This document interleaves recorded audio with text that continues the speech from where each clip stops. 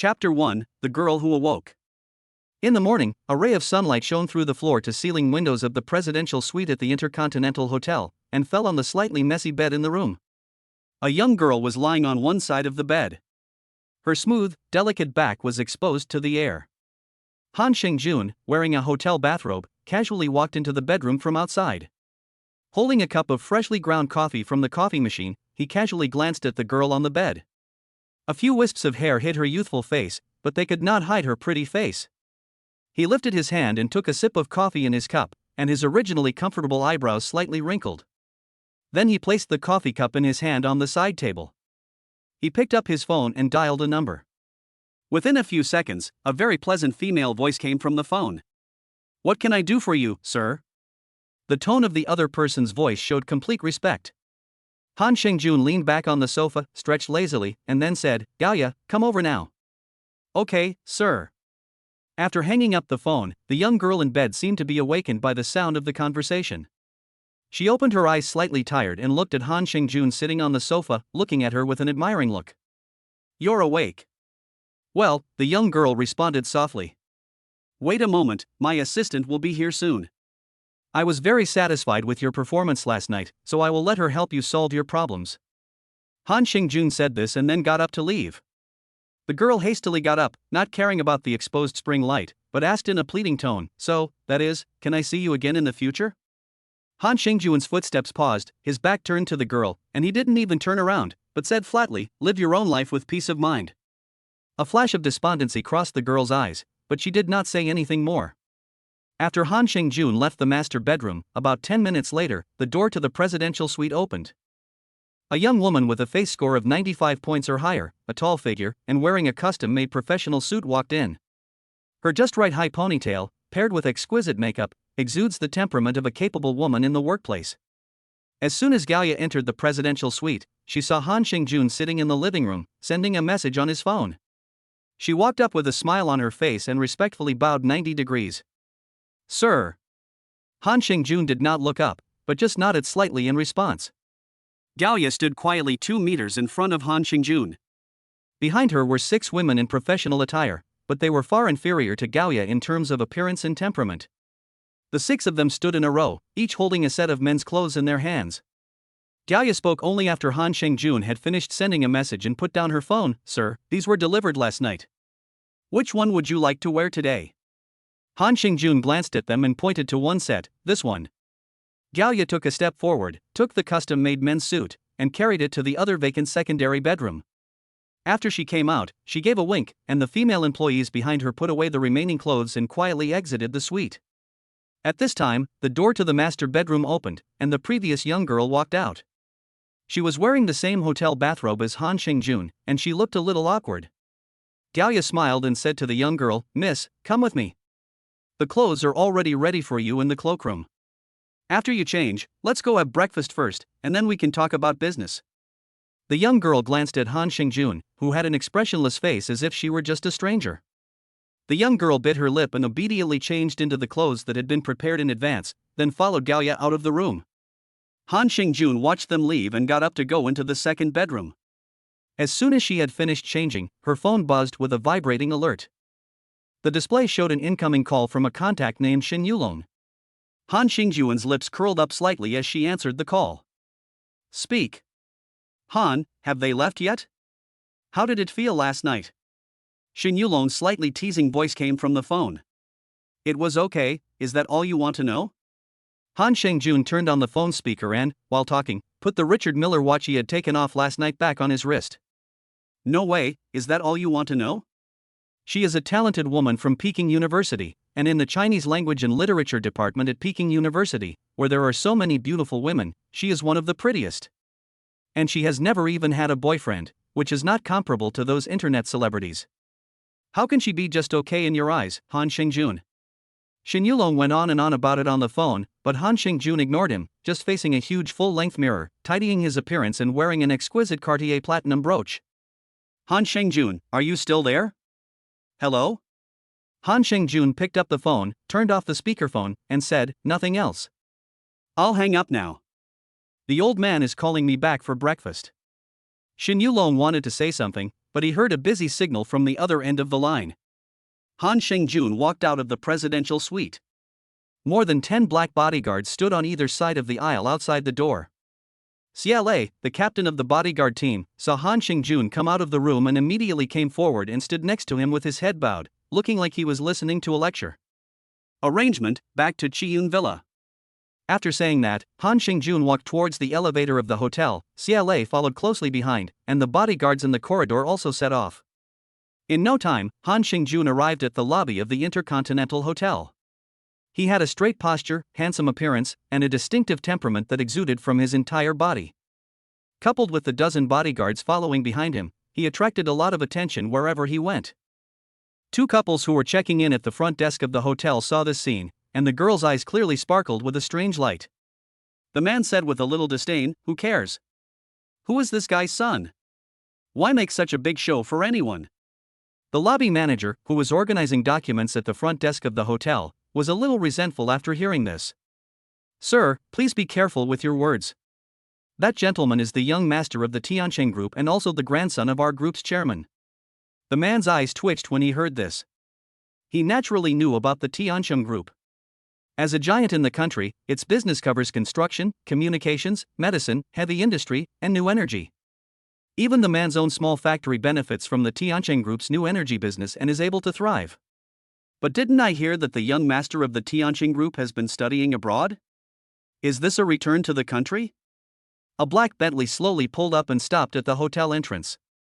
The door opened, and a suit-clad chauffeur got out and respectfully opened the door for Han Xingjun. After Han Xingjun got into the car, CLA quickly went to the driver's seat and replaced the original chauffeur. Followed by more than 10 Mercedes-Benz SUVs, it drove away from the hotel. Chapter 2: The Han family's eldest grandson. Some people are born destined to be ordinary, while others are born to be unreachable. If it had been a few days ago, Li Yutong, the pride of Peking University, would have definitely scoffed at this sentence. But at the moment, sitting in the restaurant of the Intercontinental Hotel, she truly understood the meaning of this sentence. "Miss Li, I have a basic understanding of your demands. Your father will be treated by the best medical team in Kyoto, and I will also arrange for the follow-up recuperation. All expenses during this period will be donated by Mr. Han in his personal capacity. Is there anything else you need?" Gao Ya, sitting opposite Li Yutong, said flatly. Li Yutong's heart was a little complicated at the moment. What was she? She inexplicably accepted the man's proposal and slept with a rich young man she didn't even know. But the other party never even asked her name. "Excuse me, what is his name?" Hearing the girl's timid inquiry, Gao Ya rarely smiled in front of outsiders. But to Li Yutong, it looked more like contempt. Gao Ya didn't answer Li Yutong's question, but simply handed her a check. "This is from my husband. I hope it will help improve your life in the future." Li Yutong looked at the large amount written on the check, 5 million yen. It was the first time she had ever felt such a large sum of money was so glaring. "Thank you, and please also tell him thank you for his help. I have no further business here." Gao Ya stood up and handed Li Yutong the room card key. "Then, Miss Li, you go back to your room and pack your things first, and I will take you to the airport later. Sir is already at the airport and has arranged a private jet for you to fly to Kyoto." Li Yutong's hand trembled slightly as she took the room card key, and she couldn't help feeling a little sad. Is he that heartless? After all, it was her first time, and as soon as he finished here, he couldn't wait to arrange for someone to send her away. Fine, just go. It's not like anyone wants to be with you. I hope I never see you again." Gao Ya saw that Li Yutong had wandered off in her thoughts, so she called out tentatively, "Miss Li?" "Ha? Oh, I just didn't expect that you would arrange a private jet for me." Li Yutong gave a sheepish smile. Gao Ya didn't say anything else, but just smiled back. After all, the other party was just a pastime for her husband to use to recover from jet lag after returning to the country. She was just doing the aftercare that her husband had asked her to do beforehand. On the other side, the Bentley Han Xingjun was riding in had arrived at Chiyun Villa, located in the western suburbs of Linhai City. The 5-meter-high iron gate slowly opened, and several security guards at the gate stood on both sides in an orderly manner, bowing respectfully as they welcomed the convoy into the manor, which covered an area of more than 30,000 square meters. Han Xingjun, sitting in the back seat, looked out the window and saw the single-family villas of different styles along the way, as well as the gardens created by the world's top design team. He couldn't help but sigh. Although this wasn't the first time he had returned, he still felt that it was a bit too extravagant every time. Xiaolei, who was driving, respectfully said, "Sir, after all, this represents the Han family of Daxia, so naturally the specifications need to be higher." Han Shengjun didn't say anything. When he studied abroad, although it was an aristocratic school, the accommodation was impeccable in every way, and everyone had their own independent apartment. However, Han Shengjun still liked living in his own 300-plus square meter penthouse. But compared to Chiyun Villa, there is a world of difference. After a while, his car arrived at the main villa in the center of the manor. It is also the owner of Chiyun Villa, the first generation of the Han family, the chairman of the Tiancheng Group, and the place where Han Tiancheng lives. Amidst the respectful greetings of the servants, Han Xingjun walked into the villa and went to the breakfast room on the second floor. In the breakfast room, a mentally alert old man was sitting alone at the table. A young maid respectfully placed 2 glasses of milk on the table in front of the old man, then bowed and withdrew. Upon seeing Han Shengjun, she immediately bowed her head and whispered, "Good morning, sir." Han Shengjun nodded and walked over to sit next to the old man. "Grandpa, I'm home."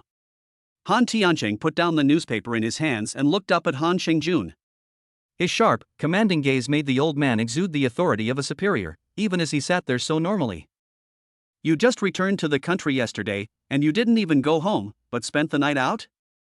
Han Shengjun felt awkward as he listened to his grandfather's reprimand and touched his nose.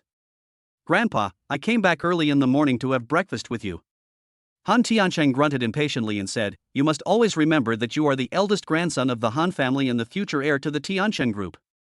Your words and deeds when you are out represent the Han family." Han Shengjun took a sip of milk and nodded, saying, "I know, Grandpa. If it weren't for the fact that I just got off the plane yesterday, that guy Shen Yulong would have insisted on treating himself to a welcome dinner, and he even found a talented girl from Peking University and forced her into his arms. It's not as if he deserved to be lectured by the old man as soon as he returned." After a brief breakfast, Han Xingjun was called into the study by the old man. Han Tiancheng, seated on the upper seat of the study, took a sip of the freshly brewed top-grade Dahongpo tea before slowly speaking. "Xiao Jun, I heard that you founded a company in the US? Why, do you not like the stage at Tiancheng big enough to display your talents?"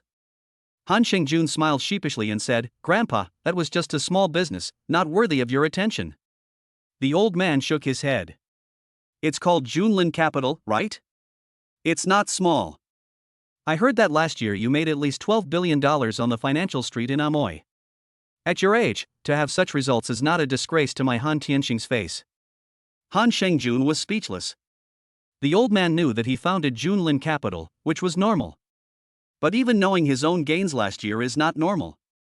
The old man seemed to be very satisfied with Han Shengjun's reaction, and he laughed with some pride. "Have you heard of Hongtu Capital? Did Lao Ming tell you about it?" Han Shengjun was a little surprised. There should be no business overlap between Tiancheng Group and Hongtu Capital. The old man frowned and said, "What Lao Meng? That's your father's brother. Even if your father is no longer here, but as the eldest grandson of the Han family, do I have to teach you even this rule?" The old man wanted to say something else, but seeing Han Shengjun's gradually cold expression, he opened his mouth but didn't continue. Sighing, Han Tiancheng returned to the topic. 3 months ago, Meng Yi, the chairman of Hongtu Capital, personally visited and talked to me about the marriage between our Han and Meng families. In theory, with his family's current status, it is not enough to look at my eldest grandson. It was just Yaozu's lifelong wish. Moreover, with the strength of my family today, there is no need to consider the so-called suitability of the families. Chapter 3, The Man Who Was About to Make a Move. Han Shengjun bid farewell to the old man, and personally, he did not have much resistance to the idea of marrying into the Meng family. The Meng family only has one daughter, named Meng Xiyu. When studying at Ami school, Han Shengjun met her once at a high-end cocktail party. Judging from her appearance and manner of speech, she could indeed be considered a goddess in the eyes of ordinary people. Moreover, Meng Hongtu's capital is also a considerable help to the financial industry, which he plans to enter, so there is no reason for him to refuse. However, as the eldest grandson of the Han family, Han Shengjun can never say that he is getting married, and getting married immediately, there are too many things involved. Leaving the main building, followed by several bodyguards and a few maids, Han Shengjun walked through the small forest in the front yard of the villa and walked on a small bridge over an artificial stream. A further 200 meters or so ahead is the second villa where he lives. None of the servants passing by along the way stopped to bow and greet Han Shengjun. At the entrance to the second villa, Gao Ya, who had already returned, walked straight up to Han Xingjun. "Sir, that young lady has already been sent to the airport." Han Xingjun looked at Gao Ya, his aggressive gaze staring straight into the other person's eyes. Gao Ya was momentarily stunned, and then lowered her head. It wasn't shyness or embarrassment. Rather, as a member of the Han family's service staff, no one was allowed to look the boss in the eye without permission. After some hesitation, Gao Ya said, "Sir, it seems that the young lady cried when she left today." Han Xingjun frowned and waved her away. If he remembered correctly, that girl came from a single-parent family, and her father had a serious cardiovascular disease. The hospital has issued multiple death notices. But a complete cure requires not only hundreds of thousands of dollars in medical expenses, but also a top medical team to ensure a cure. As for what happened between the two of them last night, in Han Xingjun's opinion, it was more of a transaction. "You please me, and I will help you escape from your suffering." In the spa room on the negative first floor of Villa 2, Han Xingjun was leaning back in a private bathtub, his arms spread out on the sides of the countertop. His eyes were slightly closed, and two young maids were kneeling to his left and right, massaging his arms for him. Behind him, Gao Ya was waiting quietly with a maid holding a towel. After 10 minutes or so, accompanied by the sound of splashing water, Han Xingjun got up from the bathtub. His strong and well-proportioned body was exposed to the air without any cover. The maid holding the towel walked forward with a slight blush on her face, wiping the water stains on her young master's body with her fair hands. Enjoying the maid's service, Han Xingjun turned to Gao Ya. "Gao Ya, contact Dong Yajun for me and ask him to finish what he is doing and bring the team back to Daxia directly. Junlin Capital will remain in Daxia for future development. For those who want to leave, just give them some money and let them go." Gao Ya nodded and said, "Understood, sir." After wiping himself clean, he casually wrapped a bath towel around his lower body and went over to the massage bed next to him and lay down. The two exclusive personal masseuses, who had already taken their positions, were waiting by the bed with sweet smiles. For them, the maids or masseuses, being able to provide such close-up service to the Han family's eldest grandson was often an opportunity that could not be easily come by. After all, if the other party got any ideas and something indecent happened, even if they can't marry into the wealthy family, they can at least receive a handsome reward. If there is even a death, then they will never have to worry about money for the rest of their lives. Therefore, while providing services to Han Xingjun, they will also flirt with him casually. Han Xingjun naturally felt the little thoughts of the two technicians. With his eyes slightly closed, he said in a flat tone, "If you don't want to be sent to the hospital after your fingers are broken, you'd better concentrate." The two female technicians paused in their movements and hurriedly said in a flustered voice, "Yes, I'm sorry, sir." Han Xingjun didn't say anything, but just changed his position and continued to enjoy the massage from the two of them. After a brief moment of relaxation, Han Xingjun, who had changed into a different set of clothes, arrived at the study on the 4th floor. A man and a woman were already sitting here, and they looked younger than Han Xingjun. They both exuded a sense of wealth, and their words and actions were also filled with a sense of relaxation. The two people saw Han Xingjun walk in with Gao Ya and got up. "Eldest brother." Han Xingjun looked at the two people indifferently and then sat down in the main seat. Behind him, Gao Ya bowed her head and said, "Good morning, second young master and third young lady." Then she stood next to Han Xingjun. The two people saw Han Xingjun sit down before they sat back down in their own seats. These two people were Han Xingjun's half-brother and sister. Second brother Han Xingyu, and third sister Han Xingxi. "Big brother, you finally returned to the country, and you're not going back to America this time, are you?" As soon as second brother Han Xingyu sat down, he said with a beaming smile. "Yes, big brother, in the past few years, except for the New Year's Eve and the Spring Festival, you were never at home. Both second brother and I really missed you." Third sister Han Xingxi also said in a similar tone. "Well, I'm not leaving this time." Han Xingjun responded indifferently. Han Xingyu said with some worry, "Grandpa's health has been significantly worse than before since the beginning of this year, and the uncles are all getting restless." Han Tianshine, the patriarch of the Han family, had 5 children in his lifetime, including Han Xingjun's father Han Yaozu, as well as 3 uncles and an aunt. As non-eldest and non-firstborn children in the family, these uncles and aunt were originally not destined to inherit the family business. At most, they could only hold senior positions in the group's many subsidiaries, and they were not even eligible to own shares. However, after the Han Yaozu couple died in an unexpected plane crash many years ago, they seemed to see hope again. Even though the old master had repeatedly made it clear that Han Xingjun, as the eldest grandson of the family, would inherit the Tianqing group in the future, it still could not stop the petty actions they took in private. Han Xingjun didn't care about any of this. There was no urgency in the affairs of the group, and with just a few of them, without power and ability, they won't be able to make a splash. But in the end, it all depends on what Grandpa thinks, so let's not talk about it now. Although these elders in the family are also the heirs of the old man, according to the Han family rules and the old man's style, at most, they can only ensure that these people will have a worry-free life, and they shouldn't even think about anything else.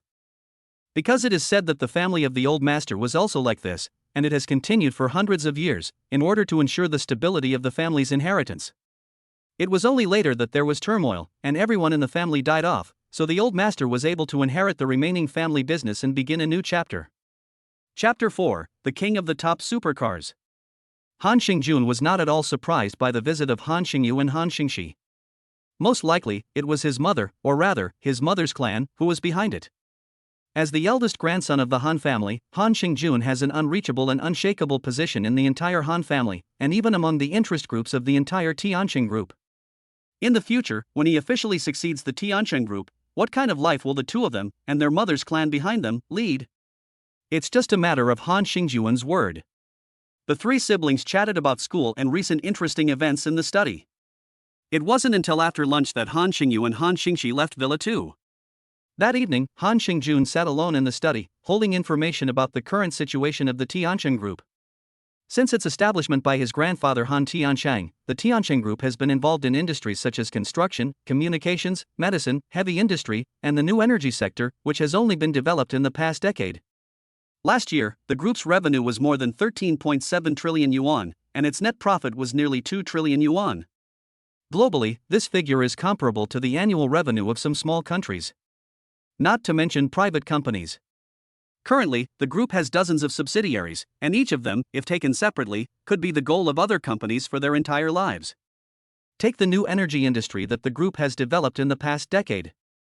As one of the group's many subsidiaries in this industry, Sky Crystal Energy has become the world's top photovoltaic manufacturer with a vertically integrated industrial chain. Last year's revenue alone reached more than 180 billion yuan, and net profit reached 20 billion yuan. Many times, Han Xingjun can't help but marvel at the old man's greatness. But thanks to the turbulent situation at the time, and the fact that the old man was born into a wealthy family, he had a strong capital base to take advantage of the changing times and soar to great heights. Han Xingjun, who had been reading for several hours, rubbed his slightly swollen eyes and leaned back in his seat. In fact, the Tianqing group has developed to its current situation, and even the old master rarely interferes with its development in day-to-day operations. This is because both the group headquarters in Linhai City and the subsidiaries in various regions are managed by the most professional managers. As the person in power, the only thing he has to do is not make rash decisions.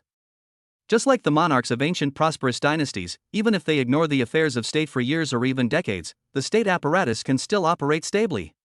At this time, the phone on the side rang. It was Xin Yulong's phone. "Speak." Xin Yulong on the other end of the line said solicitously, "Young Master Han, I wonder if you could grace us with your presence tonight?" Han Xingjun put a hand to his forehead. "Didn't we just meet last night? What are you up to?" Xin Yulong, a few months younger than Han Xingjun, was the eldest son of the third generation of the Xin family. His father, Xin Shongwen, is the younger brother of Han Xingjun's mother, Xin Shongmei, so Xin Yulong is also his cousin. Since he was a child, this cousin of his has liked to follow him around and do sneaky things. The two of them do not have direct conflicts of interest because they are from different families. In addition, his uncle Xin Shongwen has loved his own nephew very much since he was a child, so the relationship between Han Xingjun and Xin Yulong is very close. The talented young lady from Peking University last night was the result of his handiwork, without a hint of the three generations of the family. What could possibly happen to me? This is not because you have been abroad for so many years, and now that you are back, I am introducing you to a few more friends. It would be a shame for you, young Master Han, to have so few friends in Linhai, and it would bring shame to me, Xin Yulong. Han Xingjun was speechless. Do you mean to say that I have no friends, and it brings you shame? Fine, send me your location, and I will come over later. Okay, but don't make such a big deal of it as you did last night. This is in Daxia, not in Ame, so it's very safe. Last night's dinner was originally just between Han Shengjun and Shin Yulong, plus one girl. As it turned out, Han Xingjun brought more than 30 people to the dinner, and the cars alone filled the hotel entrance. Last night was purely an accident. Xia Lei and the others were going to the airport to pick me up, but who knew you would intercept them halfway? After chatting with Shin Yulong for a while, and after hanging up the phone, Han Xingjun called Gao Ya over. I need to go out later, and I may not be back tonight. Yes, sir, I'll make the arrangements right away. Gao Ya bowed slightly. By the way, has my car been shipped back? Gao Ya took out her phone and looked at it, then said, the first batch of 7 cars was shipped to Linhai by special plane 2 days ago, and is now parked in the garage of Villa number 2. The next batch is expected to arrive in Linhai tomorrow, and arrangements have been made for personnel to transfer them. Han Xingjun nodded and said, just have Xia Lei bring 2 people to follow, I'll drive myself. As for tonight, you can arrange it yourself, you don't need to follow me. Understood, sir. After a while, after finishing organizing the information at hand, Han Xingjun got up and stretched, took the keys to the car Gao Ya had prepared for him in advance, and walked towards the garage on the second basement floor. As a young man, and a super rich one at that, Han Xingjun naturally couldn't help but love supercars. A supercar that seemed to have been carved from the shadows of the night was quietly parked in the parking space. Its body, shining with a deep luster, was like the endless night sky, and it was impossible not to be captivated by it. This was the Bugatti Black Sound, the king of supercars. There was only one in the world. The original owner had once said that it would never be sold, but that was just a joke. In Han Xingjun's opinion, apart from life and death, everything in the world has its own price. After offering a condition that the other party simply could not refuse, this top-of-the-line supercar, which originally cost hundreds of millions of yuan and was only one of its kind in the world, welcomed its true owner. It was also the college graduation gift that Han Xingjun gave himself. A Mercedes-Benz GLE was parked next to the Sound of the Night, and Xia Lei was waiting there with 2 bodyguards. The 3 bowed at the same time, sir. Han Xingjun opened the car door, got into the driver's seat, and started the car. The roar of the engine instantly filled the entire garage, like the awakening of a dormant giant. The Mercedes-Benz GLE followed closely behind and drove out of the garage together. On the bustling streets of Linhai City, the dazzling body lines, low profile, and powerful engine roar of the Bugatti Black Knight instantly attracted the attention of countless passers-by. Wow, that's a Bugatti. Hey, this car looks familiar. Isn't it the night sound that everyone's been talking about online? I can't believe I'm seeing this amazing car on the streets of Linhai. It can't be real.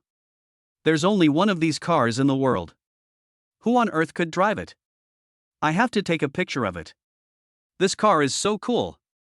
Chapter 5. Anyone else looking for a warm bed? Han Xingjun drove to the agreed location, which was a luxurious private club. Shin Yulong had received the news in advance and was already standing at the door with a few people to greet him. As soon as Han Xingjun got out of the car, Shin Yulong came up enthusiastically. Young Master Han, you finally arrived. Seeing Shin Yulong's open arms, Han Xingjun also helplessly went up to him, ready to give him a hug. But when Shin Yulong noticed the supercar behind Han Xingjun, he took an extreme position and bypassed Han Xingjun. Holy shit, is this the Bugatti Black Sound you showed me in the photos? You really bought it? Shin Yulong stroked the body of the Bugatti, his eyes full of enthusiasm, and kept muttering, the feel, the lines, it's perfect. Han Xingjun yanked him over. Hey, you're drooling all over my car. Shin Yulong laughed and said, I'm just so excited. Come, let me introduce you. This is Lu Bowen, the son of the Lu Group, and this is Zhao Changpeng from the Zhao Group. Hello, Han Xiao. This is the Bugatti Black Sound, which is said to be limited to 1 unit in the world. I never thought I'd see it in Linhai. At that moment, 2 extraordinary women entered Han Xingjun's line of sight. The reason they are special is not only because they are both very attractive, but also because they are twins. These 2 are tonight's special guests, Miss Ning Shenyu and Miss Ning Shenxuan. Shin Yulong introduced them. They are both very busy people, busy broadcasting live on Douyin every day. I had a hard time getting an appointment with them. You have just returned to the country, so I guess you haven't watched Douyin broadcasts much. You can have a good exchange later. Han Xingjun looked meaningfully at Shin Yulong, but the other party pretended not to see anything.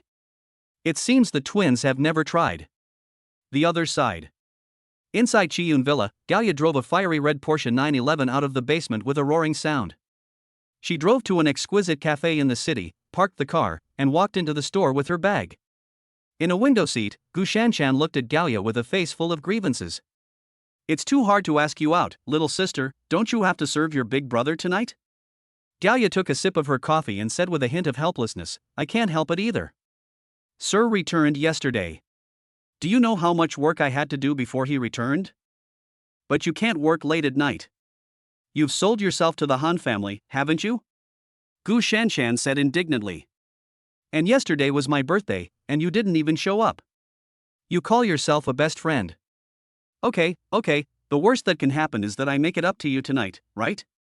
Gao Ya said reassuringly. Gu Shanshan's anger subsided slightly when she heard that Gao Ya wanted to make amends. What does your young master look like? Show me. Gao Ya shook her head seriously. No, Mr. Information is strictly prohibited from being leaked at will. Gu Shanshan pouted. What? I can't even take a peek? How am I supposed to be able to kidnap your young master? No means no. Gao Ya was very firm in her attitude. Fine, you won't, will you? Gu Shanshan decided to use her trump card. I remember that someone got drunk last time and talked in their sleep all night in the hotel. What a young master, no, please be gentle, and oh. Before Gu Shanshan could finish her sentence, she was gagged by Gao Ya. After finally breaking free, Gu Shanshan said triumphantly, I'll give you another chance to reorganize your words. Can I see it? Gao Ya hesitated for a while, and said cautiously, I can only let you take a peek, but no pictures. Gu Shanshan nodded while giving an OK sign. Gao Ya opened her phone and clicked on a photo in a hidden encrypted album. It was a sideways photo of Han Xingjun at a family banquet, and from the perspective of the photographer, it was obviously taken secretly. Gu Shanshan stared at Gao Ya with some amusement. Girl, you confess honestly, have you given yourself to your young master? Gao Ya looked a little flustered and slapped the other person angrily. What are you talking about? I'm just the young master's little assistant, and he's not short of women around him. Gu Shanshan looked at Gao Ya with obvious disbelief in her eyes. However, she did not pursue the matter further, but said, since you joined the Han family this year, you have been very busy. How much does the Han family pay you?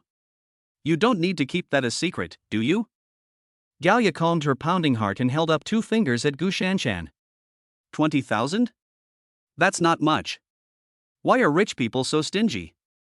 Gu Shanshan's tone was slightly disdainful. It's 200,000, and that's after tax. 200,000? Gu Shanshan stared at Gao Ya in disbelief, then, when she thought of something, she looked at Gao Ya with hopeful eyes.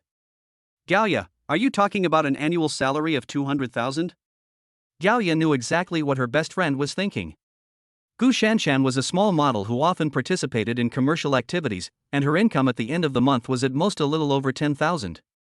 Sometimes when there is a recession and there is not much work, she might only earn 5,000 to 6,000 yuan, or even 3,000 to 4,000 yuan. She hopes that her best friend will have a better life, but it can't be too much. It's only a month's salary, Shashan. Gao Ya just wants to show off a little, otherwise what's the point of working so hard every month? Gao Ya. You're buying tonight. Gao Ya said with a smile, okay, let's go. Taking hold of Gu Shanshan's hand, the two walked out of the cafe. Gu Shanshan, who was about to go and get the car, was pulled by Gao Ya to a red Porsche 911. Gu Shanshan was furious. Gao Ya, is this your car? Gao Ya nodded with a smile. Tell me, is this actually your boss's car? Gao Ya shook her head and said, Sir wouldn't drive $1 million sports car like this. He gave it to me when he returned to China before, saying that it would be convenient to drive when going out on business. Seeing that Gu Shanshan didn't react, Gao Ya thought that she had gone too far and quickly called out, Shanshan? Are you okay? Gu Shanshan came back to her senses and stared at Gao Ya and said, Gao Ya, does your young master lack someone to keep his bed warm? Or someone to massage his legs would also be fine. Don't joke around, Shan. Gao Ya laughed and tapped Gu Shanshan on the forehead, urging her to hurry up and get in the car. The two got in the car, and all the way there, Gu Shanshan remained silent, as if she was thinking about something. Gao Ya asked with some concern, Shan, what's wrong? Are you still mad at me? Gu Shanshan shook her head and sighed, Gao Ya, I really envy you. Why don't you support me? Chapter 6, Platinum Duke Bar. Inside the Shuimu Nianhua Private Club. Han Xingjun and the others had already taken their seats. Apart from Han Xingjun, there were 6 people present, 4 men and 2 women. Shin Yulong, as the organizer of this group, spoke first. Brother, let's drink a little first, and then go to the second venue to continue? The others in the private room also cast inquiring glances, obviously waiting for Han Xingjuan's opinion. It seemed that they had all known his identity in advance. Han Xingjun said, "You're hosting today, and you're asking me?" "I'll just watch and make the arrangements," Shin Yulong said. As the dishes were served one after the other, the man sitting across from Han Xingjun stood up. He held up his wineglass and said, "Han Xiao, let me introduce myself. My name is Lu Bowen. I was in high school with Yulong and we've been friends for many years. It's my honor to get to know you today, Han Xiao. I'll drink this." Lu Bowen finished speaking and drained the glass of wine in one gulp. Han Xingjun raised his glass of white wine. "I'm very happy to meet you." "Brother, this private club is owned by Lu Bowen himself. His family is mainly in the shipping business and has several private yachts at the Linhai City dock. We should go for a ride together sometime." Shin Yulong interjected at this time. Lu Bowen hurriedly waved his hand, saying that it was all small business and that it was no comparison to the Han family. Then the other 2 men also began to propose a toast. Zhao Chengping's family was in the education industry, with private schools all over the country and a large chain of educational institutions. The last one was Zhang Juni, whose family was not wealthy, but he ran a forest store and 3 hot pot restaurants. However, in Linhai, a city where every inch of land was precious, he owned 11 buildings. These 3 were all high school classmates of Shin Yulong, and they had been friends ever since, so it was clear that their relationship was not ordinary. As for the twin sisters, their relationship with Shin Yulong is rather special. This is because he is the eldest brother of the 2 sisters. "Han Xiao, we toast you, and if you have the chance, come visit our live broadcast room sometime." Ning Qian and the 2 sisters stood up, holding their wine glasses and said, "I will. I knew when I was abroad that there were many beautiful internet celebrities on Douyin in China, and today I have seen them for myself. They really are not bad." Han Xingjun had heard that many people had rewarded tens of millions of views in Douyin live broadcast rooms, and for a time was regarded as a godly hero by many netizens. But since he's back, he doesn't mind going online to show everyone what a real godlike hero is. After 3 rounds of drinks, the atmosphere gradually became more lively. "Han Xiao, I heard that you just returned from abroad. The country has changed a lot in the past 2 years. You were abroad for a long time, so I guess you're not quite used to it yet." The younger of the twin sisters, Ning Qianshuan, said with a smile. Han Xingjun smiled slightly. "Fortunately, I pay close attention to the developments in the country. By the way, Han Xiao, are you still single?" Her sister Ning Qian interrupted, a glimmer of expectation in her eyes. Han Xingjun paused, for the time being." Hearing this answer, the sisters secretly rejoiced in their hearts. At this time, Shin Yulong stood up and said, "Everyone, we've pretty much finished eating, let's go to the bar." Because of the alcohol, Han Xingjun did not drive, but instead gave the car to CLA and sat in the passenger seat. When the Bugatti Black Knight arrived at the entrance to the Platinum Bar, it instantly attracted everyone's attention. Countless young men and women stopped to watch. The marketing manager standing at the entrance to the bar saw the Black Knight and his eyes began to sparkle. He quickly rushed over with a waiter to direct the car to park. Han Xingjun pushed open the car door and the moment he got out, the voluptuous-looking marketing manager could tell at a glance that he was no ordinary person. In contrast, the man driving was of average temperament and she guessed that he was also a chauffeur. Sure enough, the next second she saw CLA bring 2 people to Han Xingjun's side to block the crowd from getting too close. The marketing manager enthusiastically walked up to them, but CLA stopped her a meter away. She wasn't angry at all, but instead asked with a smile, "Brother, what's the plan for today?" Han Xingjun just looked at this flattering woman, but didn't say a word. The environment he grew up in made him not used to dealing with these people directly. He turned his head and glanced at Shin Yulong, who was walking over. As soon as the marketing manager saw Shin Yulong, he immediately guessed that today's VIP was brought by Master Shin. "Master Shin, long time no see, you brought a VIP today." Shin Yulong frowned, waved casually at the marketing manager, and said in a bad mood, "Do you want me to catch up with you here at the door?" The marketing manager hurriedly apologized and turned around to lead the way. As they walked, she said, "Young Master Shin, would you like to sit in your usual seat today? If not, let's try the biggest seat in the middle." "Sure, young Master Shin, I'll take you there." As a regular at the Platinum Bar, Shin Yulong is a VIP here, and an average night's spending is 200,000 to 300,000 yuan. The marketing manager naturally has to serve him carefully. And the young master behind him definitely has a more distinguished background than Shin Yulong. If he is well served, he will become another high-quality big client in the future. After all, in the territory of Daxia, who among the ordinary second-generation rich would go out and play with bodyguards? And that car just now, that was a Bugatti. Although she didn't recognize the model, it must be worth 20 to 30 million. After the few people were seated, Han Xingjun sat in the middle, and the two sisters, Chihiro and Chihiro, sat to his left and right, as if they intended to or not. Han Xingjun didn't refuse, so he simply put his arms around both sisters, one on each side. The two sisters were like frightened rabbits, and they cooperated by crawling into each other's arms. Han Xingjun looked at the two cuties in his arms and laughed wantonly. The marketing manager didn't dare to directly ask Han Xingjun, who was sitting in the main seat, but instead asked Shin Yulong, who was sitting beside him. "Young Master Shin, what arrangements have you made for tonight?"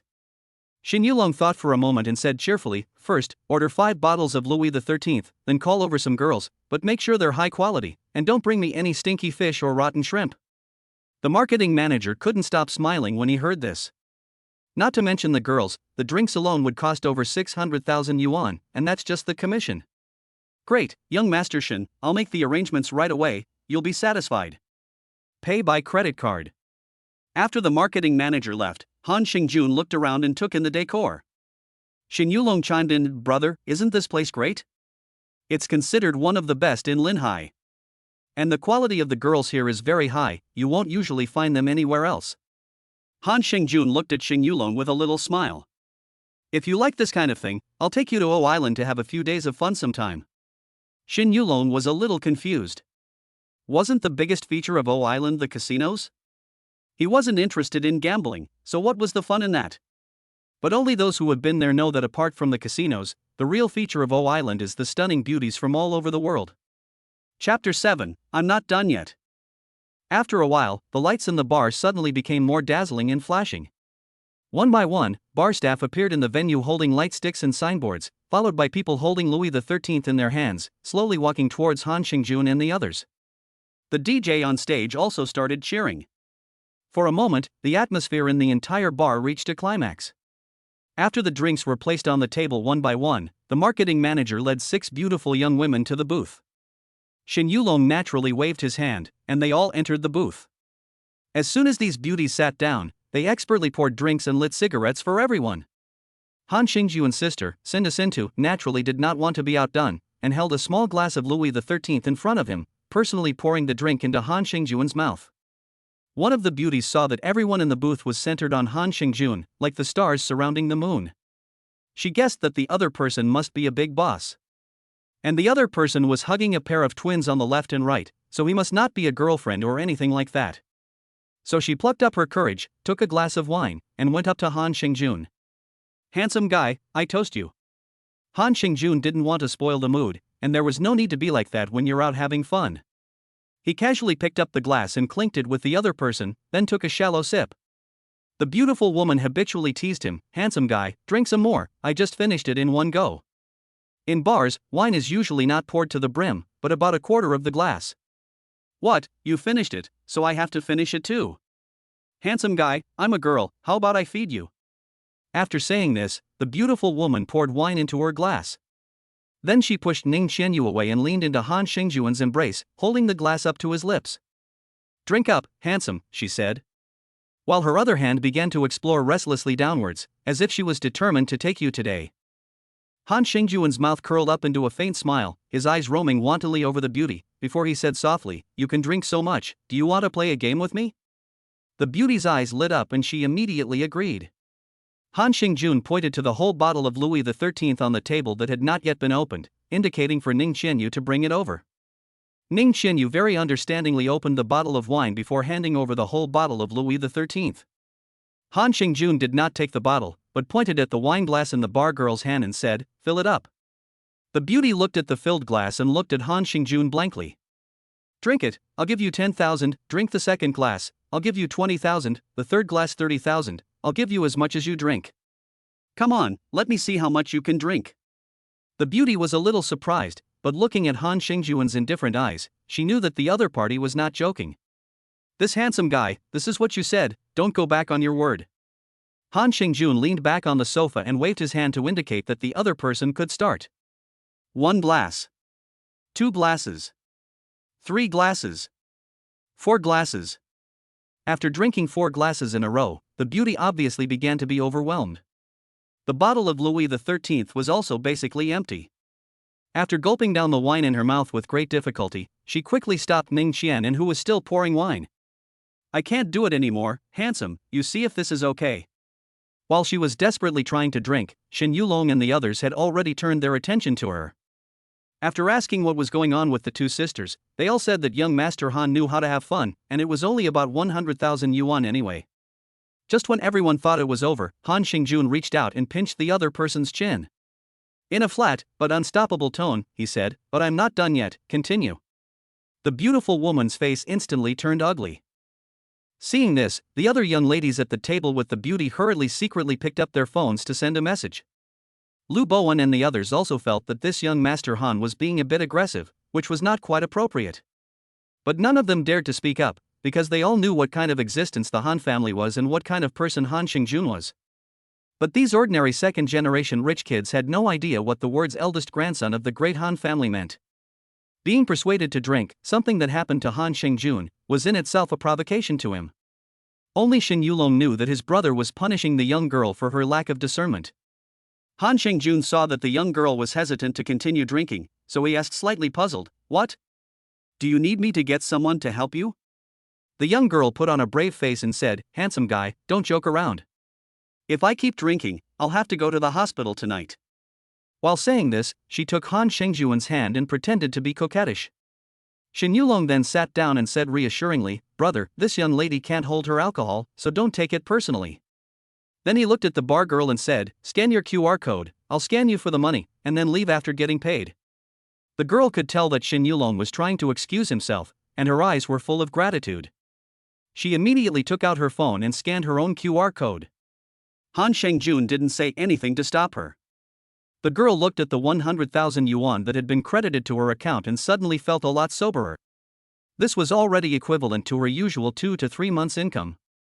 Unfortunately, what she had drunk was Louis XIII. If it had been beer, she would have been able to resign from work and go home to lie down the next day after tonight. At this time, the marketing manager outside the booth hurried over. "Young Master Shen, I'm sorry. This young girl doesn't know any better. I'll punish myself with a drink." With that, the marketing manager poured herself a full glass and gulped it down in one go. Shen Yulong saw that Han Xingjun didn't say anything either, so he waved impatiently and told her to take the little girl and leave. "Wait a minute." Han Xingjun's low voice echoed in everyone's ears. "Yulong, I remember I just said that I'm not yet satisfied." He lifted his finger and pointed at the marketing manager, who looked bitter. "This has nothing to do with you, go and get busy."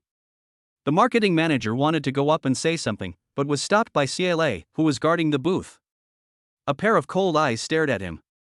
The marketing manager opened his mouth, but didn't say anything. The bar girl was now like a little girl who had done something wrong, trembling as she stood there. Han Xingjun gave her a finger, indicating that she should come closer. Then he said with a slight smile, "I don't like forcing people, so let's do this, finish this drink and we'll forget about it." Han Xingjun picked up an empty glass, filled it with Louis XIII, and held it high in front of himself. The bar girl gave a wry smile, then cautiously stepped forward, crouching down to catch the drink. But Han Xingjun casually closed his hand, then raised it over the other person's head and slowly poured the full glass down. Chapter 8, Gao Ya, always ready. The drink flowed down the top of her head through her delicate makeup and soaked her clothes, but she didn't move a muscle. Han Xingjun's actions shocked everyone in the booth. Even though the entire bar was filled with noise, the booth was eerily quiet. Putting down the empty glass, Han Xingjun pulled out his phone expressionlessly. "Now I'm done having fun. The 100,000 yuan he just transferred to you doesn't count. Give me your payment code." The bar girl, with her wet hair, didn't look up, but silently opened the payment code on her phone. A few seconds later, when she saw the 200,000 yuan transferred, her body visibly trembled. At that moment, she realized why the other party had brought his own girl along from the beginning.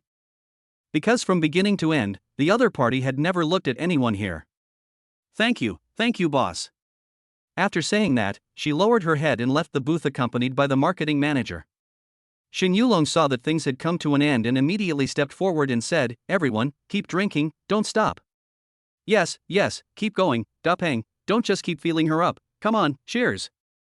Zhang Junyi shouted at Zhao Changpeng, holding a wine glass. Lu Bowen also teased, "Qianshuan, your sister is at least still busy pouring wine, you're not going to fall asleep in Mr. Han's arms, are you?" Shin Yulong handed Qianshuan a glass of wine from the side and said, "Come on, hurry up and drink with my brother. If you sisters don't drink more, how can you let loose at night?" Ning Qianshuan held the glass with a slight blush on her face and said, "Mr. Han, I toast you." Then she tilted her head and drank the wine in the glass. It seemed that everyone had forgotten what had happened a few minutes ago in the blink of an eye, and the atmosphere once again became lively. During this time, 2 more sets of spades were opened, and they continued drinking until after 1 a.m. before the party broke up. Everyone embraced their female companions and staggered to the bar's entrance. Shin Yulong also mysteriously pulled Ning Qian and the 2 sisters aside and said something, and the 2 sisters hesitated for a long time before nodding with a slight blush. "Han Xiao, then we'll leave first, and we'll get together again if we have the chance." Lu Bowen and the others all said goodbye to Han Xingjun, except for Shin Yulong, who did not hurry to go.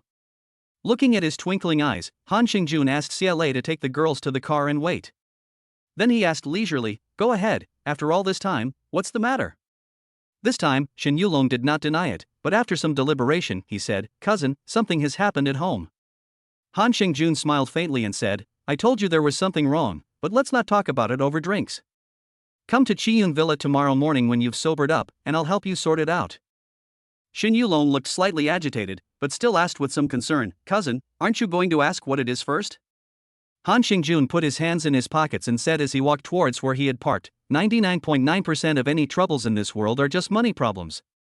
Isn't that the case with your family? Shin Yulong was a little speechless after hearing this, but still responded, "Yes." Han Xingjun turned his head and looked at him with a pretense of confusion. "So you think I need to ask?"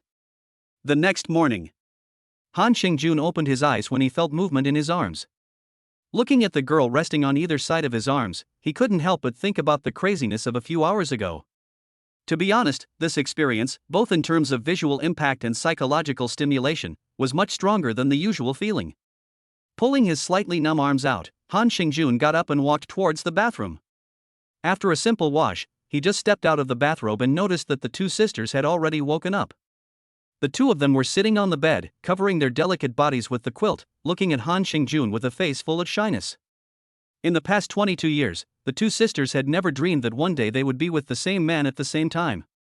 Looking at the clothes scattered on the floor, Han Xingjun said with interest, "To be honest, even now, just by looking at you, I can hardly tell which one of you is the older sister and which is the younger sister."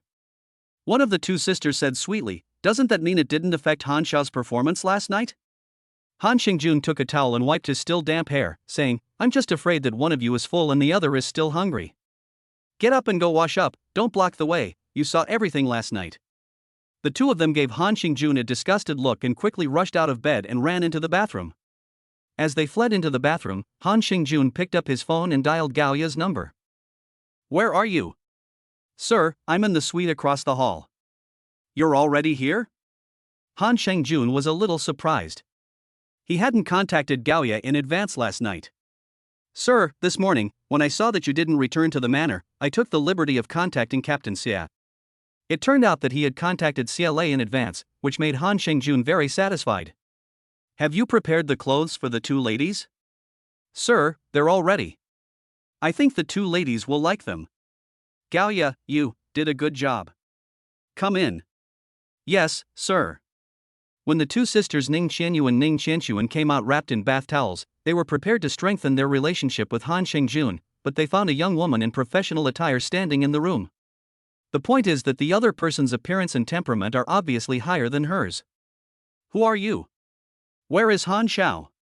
Sister Ning Qianyu asked. Gao Ya smiled and said, "Sir left 5 minutes ago. He entrusted me to stay and chat with you too." Her younger sister Ning Qianshuan couldn't believe it and kept her mouth open, while her older sister Ning Qianyu shouted directly. "He left? He slept with us last night and just woke up and left?" Gao Ya didn't care about their reactions at all. She clapped her hands and a group of female employees walked in an orderly manner through the door. Each of them was holding a set of young women's clothing for the season. These were all custom made from brands such as Louis Vuitton, Versace, and Chanel, and were unique in the market. You two can choose what you like first, and we'll talk after you've changed. I'll wait for you in the living room outside. After saying this, Gao Ya didn't wait for a response from the two and exited the bedroom. The two sisters were completely at a loss. Ning Qianxuan, the younger sister, whispered in Ning Qianyu's ear, "Sister, we're not going to sleep for nothing, are we? What are you thinking? That little bar girl last night could charge 200,000, and with both of us like this, do you think she'll give it away for free?" Ning Qianyu said. "That's true. Then why were you so angry?" Ning Qianyu looked at her silly younger sister and sighed, saying, "I don't care about those few 100,000 yuan. Forget it, go change first and go out to see what that woman has to say." Chapter 9, It's only less than 30 billion yuan. After carefully selecting their favorite styles from among the many private custom models, the two sisters hurriedly changed and walked out of the bedroom. Ning Qian, the elder sister, looked at Gao Ya, who completely outshone her in terms of charisma, and said in a fake calm voice, "Go ahead, what do you want to talk about?" Gao Ya calmly took out 2 cashier's checks, a piece of paper and a pen from her bag. She said in a calm tone, "Sir is quite satisfied with you too. Please take these 2 cashier's checks of 1 million each. Also, please leave your bank card numbers, and you will each receive 1 million every month in the future." Hearing this, the sisters couldn't help but stare with disbelief. 1 million each month. This was undoubtedly a considerable fortune for them. You have to understand that in the past, when they made money by doing live streams and other things, not much of it actually went into their own pockets. At most, they could earn 20,000 to 30,000 yuan a month, and they had to work hard, from dawn to dusk. They were afraid to take a break, because if they stopped, not only would their popularity plummet, but they wouldn't earn a single penny. But now this income is quite substantial, and more importantly, it is very stable. They can completely lie down and relax. Even if they cannot be promoted in this lifetime, the two sisters can be said to have no worries about food and clothing. What does Master Han mean? Is he planning to take care of us sisters? You can understand it that way. Gao Ya smiled and gave her affirmation. What if we refuse? Besides, isn't Master Han single? We sisters don't want money, we can just fall in love, right? Ning Qian tried with reluctance. Ha! Gao Ya shook her head in mockery. Why do girls always have such unrealistic fantasies? Mr. Han is indeed single at the moment, but at best you can be his women, not lovers, let alone going as far as you think. Gao Ya was speechless. Are you kidding? Do you know how many powerful families want to give their daughters away, but are rejected? And how many more outstanding girls than you want to get Mr. Han's attention, but are also told to be delusional? Even if we don't count the families with the same social status, at the very least, Han Xingjun, the eldest son of the Han family, will find a girl who is innocent and pure. In addition, since you two sisters are not from Linhai, your husband will also give you a property in Linhai. If you are willing to accept, leave your bank card number, if not, leave with the check. When Gao Ya said these words, there was not a trace of emotion in her tone, as if she were just doing her job. After a minute of hesitation, the two sisters, Ning Qianyu and Ning Qianxuan, saw that the opportunity was fleeting and no longer being pretentious. They gladly accepted. Before leaving, Gao Ya did not forget to remind the two of them that they were strictly forbidden to disclose anything about their relationship with Han Xingjun. Back at Qian Villa, Han Xingjun was holding a file on the Yihe Group. The Yihe Group is a large conglomerate that combines commercial housing, shopping malls, and high-end hotels. Its founder, Chairman Shin Jianhua, is Han Xingjuan's maternal grandfather, and is currently in his later years and semi-retired. The affairs of the group are now basically taken over by his son, Shin Shongwen, Han Xingjuan's own uncle. Since last year, the overall domestic market economy has been on the decline, and bank loan quotas have been tightened. Many companies have had their credit lines cut or suspended. Even top domestic companies like the Yihe Group have not been spared. Of course, a detached existence like the Tianxin Group, even if it does not need a loan, the amount of money each bank gives them is always top-notch. In addition, the Yihe Group has been deploying real estate overseas in recent years, using a large amount of capital to purchase land. As a result, the loans that are about to expire this year cannot be renewed for the time being, and there is not enough capital to repay them. Shin Jianhua, who has always valued face, naturally will not act like a deadbeat, but the Yihe Group can no longer provide enough collateral to apply for a new loan. This has undoubtedly made the One Grain Group, which was already suffering from a tight cash flow, even worse off. The information in Han Xingjuan's hands details the One Grain Group's recent cash flow problems. The overall shortfall is about 27 billion yuan. There are only two ways to quickly and effectively solve this series of problems: either sell assets or introduce other funds from outside. No wonder the kid Yulong is so attentive, welcoming guests with a feast and arranging women. If I hadn't pointed it out last night, I guess it would have continued today. Han Xingjun smiled and threw the stack of information on the table. The sound of knocking interrupted Han Xingjuan's train of thought. "Come in," Han Xingjun said without looking up. Gao Ya stepped into the study in an elegant manner, wearing high heels. She came to the desk and respectfully said to Han Xingjun, "Sir, the two ladies have accepted your conditions. They said they are willing to follow your arrangements." Han Xingjun gave a slight smile and nodded, saying, "Well, they know their own limitations." Gao Ya continued to report, "In addition, I just happened to run into Master Shin Yulong downstairs, and it seems that he needs to find you for something." Han Xingjun looked up at Gao Ya and asked, "He came pretty quickly, why didn't he come up with you?" Gao Ya shook her head and replied, "No, he just asked if my husband was free right now." Han Xingjun thought for a moment, then said, "Okay, you go tell him to come and see me in the tea room." After saying this, Han Xingjun got up and left the study. 20 minutes later, in the quiet tea room, a maid dressed in ancient costume poured tea for Han Xingjun and Shin Yulong with light movements. Han Xingjun lifted his teacup and took a sip, then waved his hand to indicate that the maid should leave. The maid carefully stood up, bowed to Han Xingjun and Shin Yulong, and then left the tea room. Seeing that only he and Han Xingjun were left in the tea room, Shin Yulong was a little hesitant to speak. After all, what he needed was not a small amount of money. 270 billion yuan in cash. I will arrange for someone to transfer it to your account within 3 days. Before Shin Yulong could speak, Han Xingjun said bluntly, "If you need anything else in the future, you can contact me again." Shin Yulong, who was trying to gather his emotions, stared at his cousin with wide eyes after hearing this.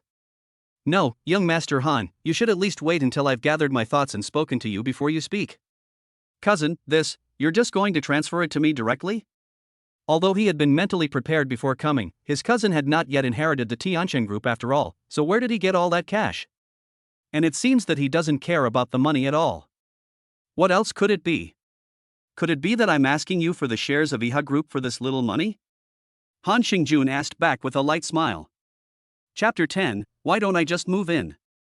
Growing up together since childhood, his cousin, Shin Yulong, naturally knew that the other person was joking. Of course not. It's just that, cousin, can you really come up with this much money right now? Shin Yulong couldn't help but ask out his doubts. Don't worry, although I haven't officially inherited the Tianchen Group yet, I still have some money in Ame, and there's no problem mobilizing tens of billions of funds, Han Xingjun replied confidently. Shin Yulong's body went numb. After all this time, Han Xingjun was not drawing funds from the Tianchen Group, but from his own personal stash in Ome. But I still want to ask, if it's less than 30 billion in cash, why doesn't Grandpa just ask Grandpa? Han Xingjun said. The wealth and status of the Han and Shin families are now seriously unequal, but after all, the two families are in-laws, and they still get along quite well, as they meet during the Chinese New Year and other holidays. A few 100 billion yuan in cash is nothing for a group with annual revenue of over 10 trillion yuan. Grandpa Shin Jiangwo only needs to make a simple phone call, and even if it's not a few 100 billion, but hundreds of billions, Grandpa Han Tianshang will directly transfer it to the other party without saying a word. Shin Yulong refilled Han Xingjuan's cup with tea and then said, "You know how stubborn my grandfather is. He would never go to Mr. Han unless he absolutely had to. I also heard that you had returned to China, so I decided to give it a try, hoping that I could help in some way."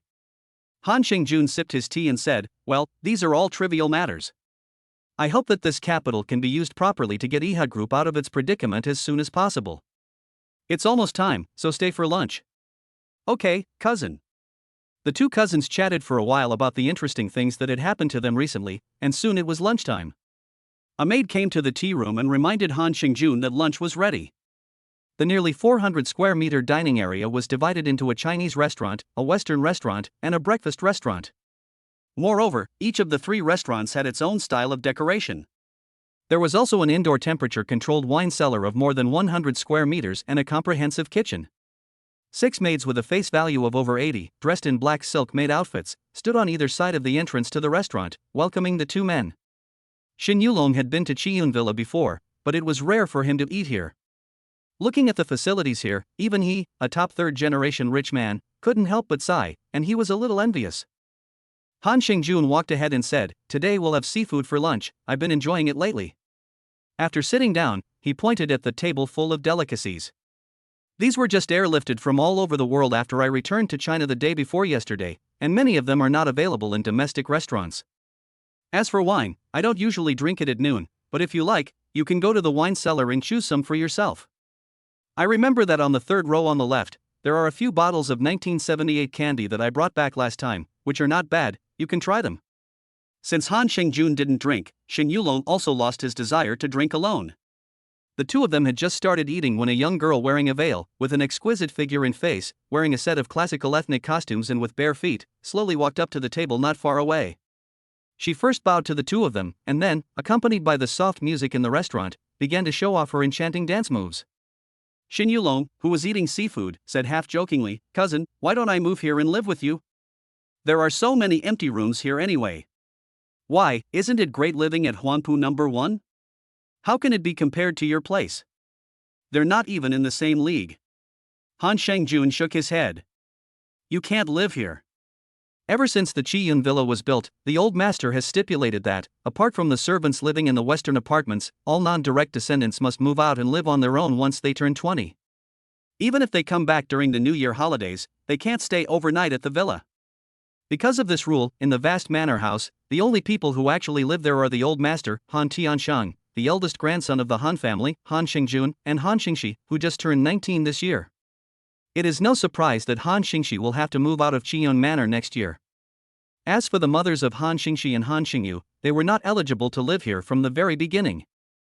Forget it, it seems I will never be able to live here in my life," Shen Yulong said with a pretense of disappointment. Han Xingjun smiled and put a piece of king crab meat, which had just been peeled by a maid, into his mouth. When the dance was over, the dancing maid came to Han Xingjun's side and asked softly, "Sir, do you need me to accompany you to dinner?" Han Xingjun glanced at her and saw that her eyes were lowered, in a posture that made him feel pity for her. "No, you can go."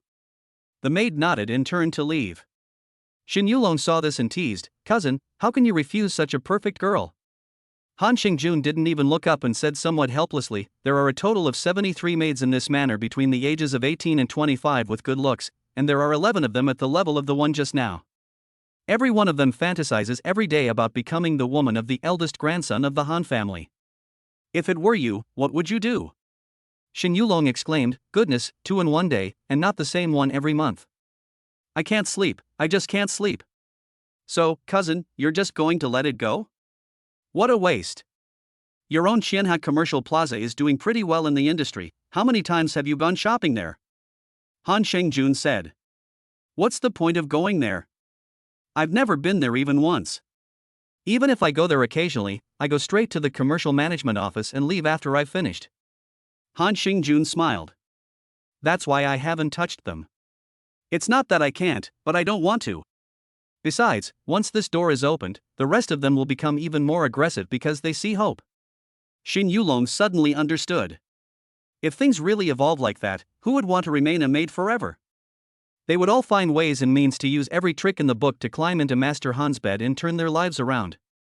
After all, apart from those in the upper echelons of society, the servants knew best the value of the title of Han's eldest grandson and future heir to the Tianqing group. After lunch, just as Shen Yulong had left, Han Xingjun received an unfamiliar phone call. Seeing that the number was from Kyoto, he hesitated for a moment before answering.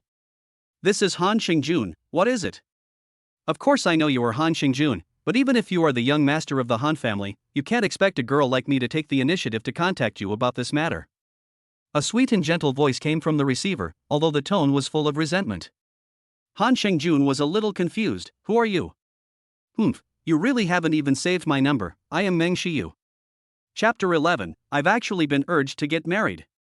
This woman, who was so aggressive as soon as she got on the phone, turned out to be Meng Shiyu, the daughter of Meng Yi, the chairman of Hongtu Capital. The day before, after Han Xingjun had talked to the old man about the engagement, he didn't really take it to heart.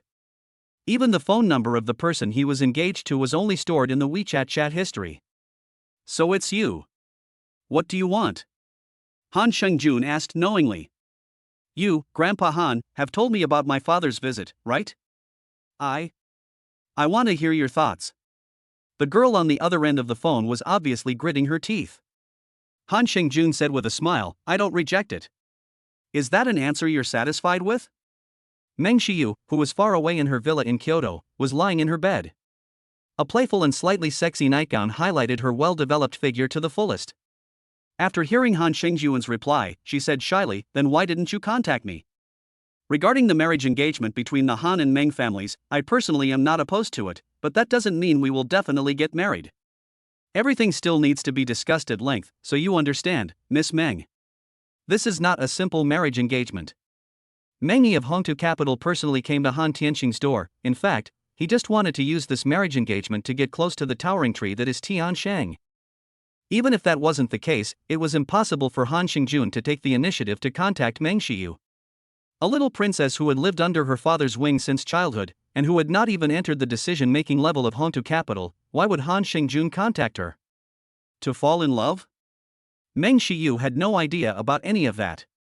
She simply believed that she was engaged to the other party, even if it was only a verbal agreement between the parents. And now the man didn't reject the idea. Then wouldn't he be her other half in the future? However, from Han Xingjun's words, whether it was the flat tone of his voice or the cold content, she felt that her fiancé had been replaced. "You are Han Xingjun, right?" Meng Xiyu confirmed again. "Yes, that's right. "Can we meet?" "I'm in Kyoto." Han Xingjun rubbed his forehead. This woman is really troublesome. If it weren't for the fact that the other party might become his wife in the future, Han Xingjun would have hung up the phone right now. "Next week is fine, I'm planning to visit the subsidiary in Kyoto." Han Xingjun, who was going to refuse, thought of his second uncle, who was an executive at Tianhong Construction in Kyoto. This would be a good opportunity to visit Tianhong Construction and see what kind of shenanigans he was up to.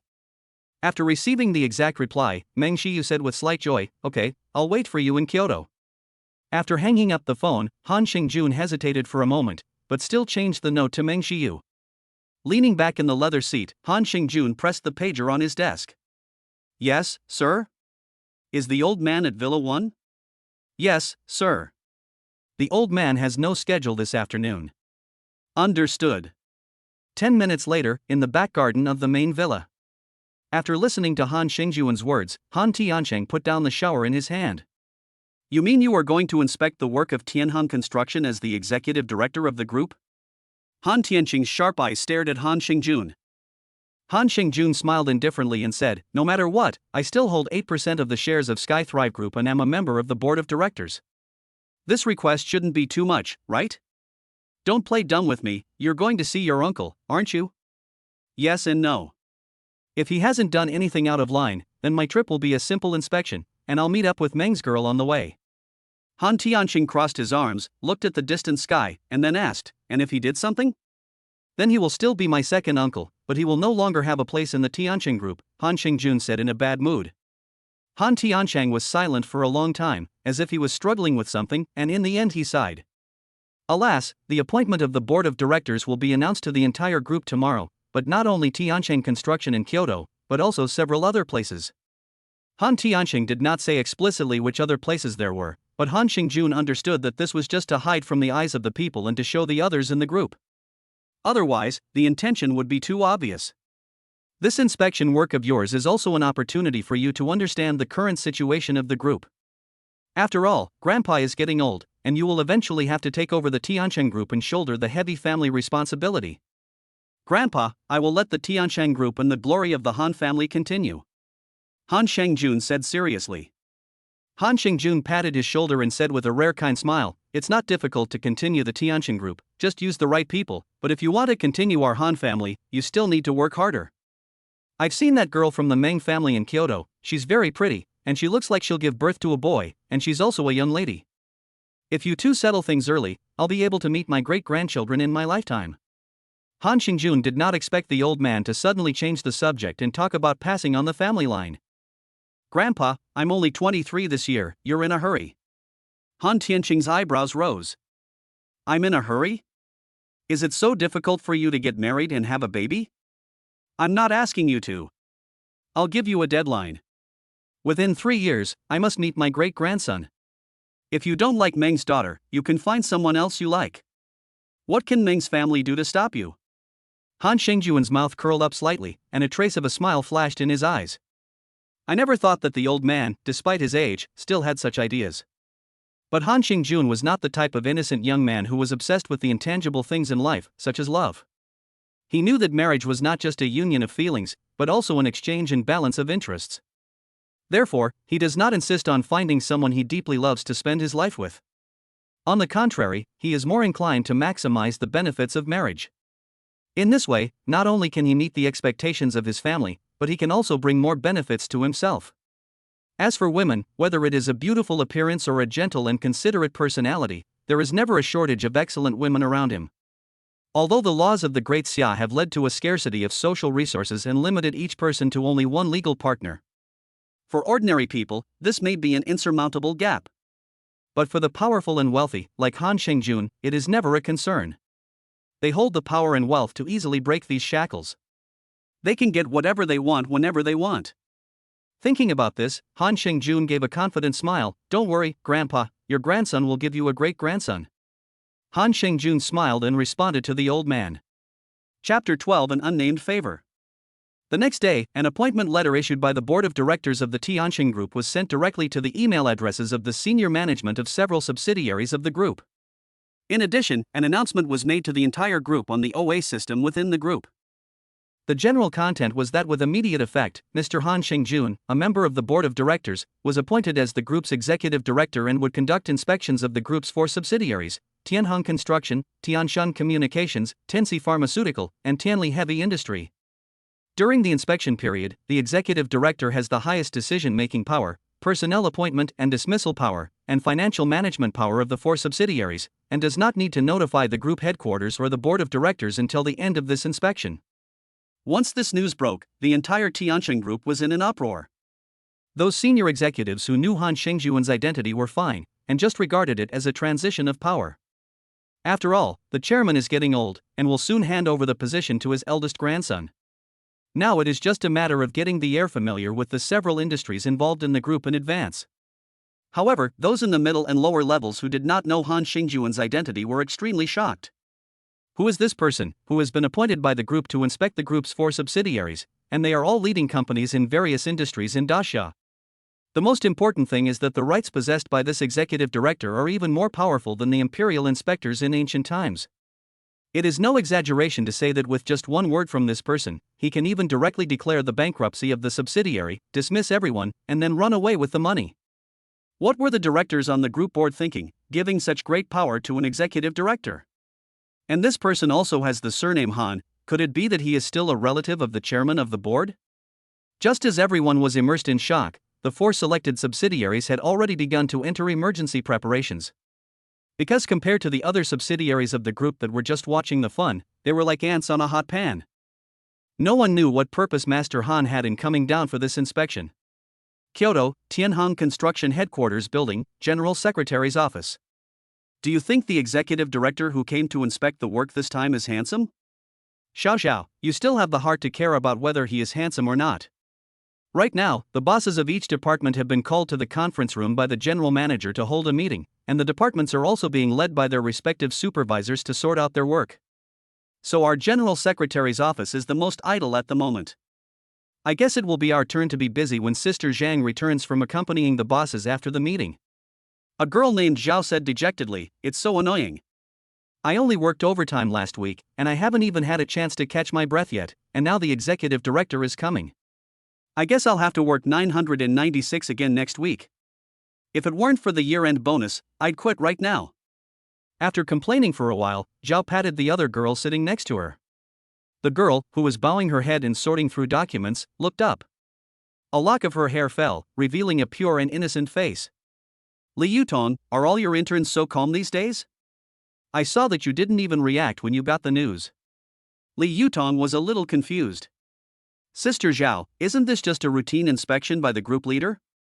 And besides, I'm just a small university intern, so even if the big group leader comes over, I don't think he'll pay any attention to me." Zhao Xiao thought the same thing. Li Yutong is just an intern, and she is quite capable. Even if the executive director wants to make any adjustments to the subsidiary, it's not her intern's business. But that's not the point. This is the first time in many years that the Tianjin Group has sent an executive director down here, and he is still an executive director with so much power. Aren't you curious about who the other person is?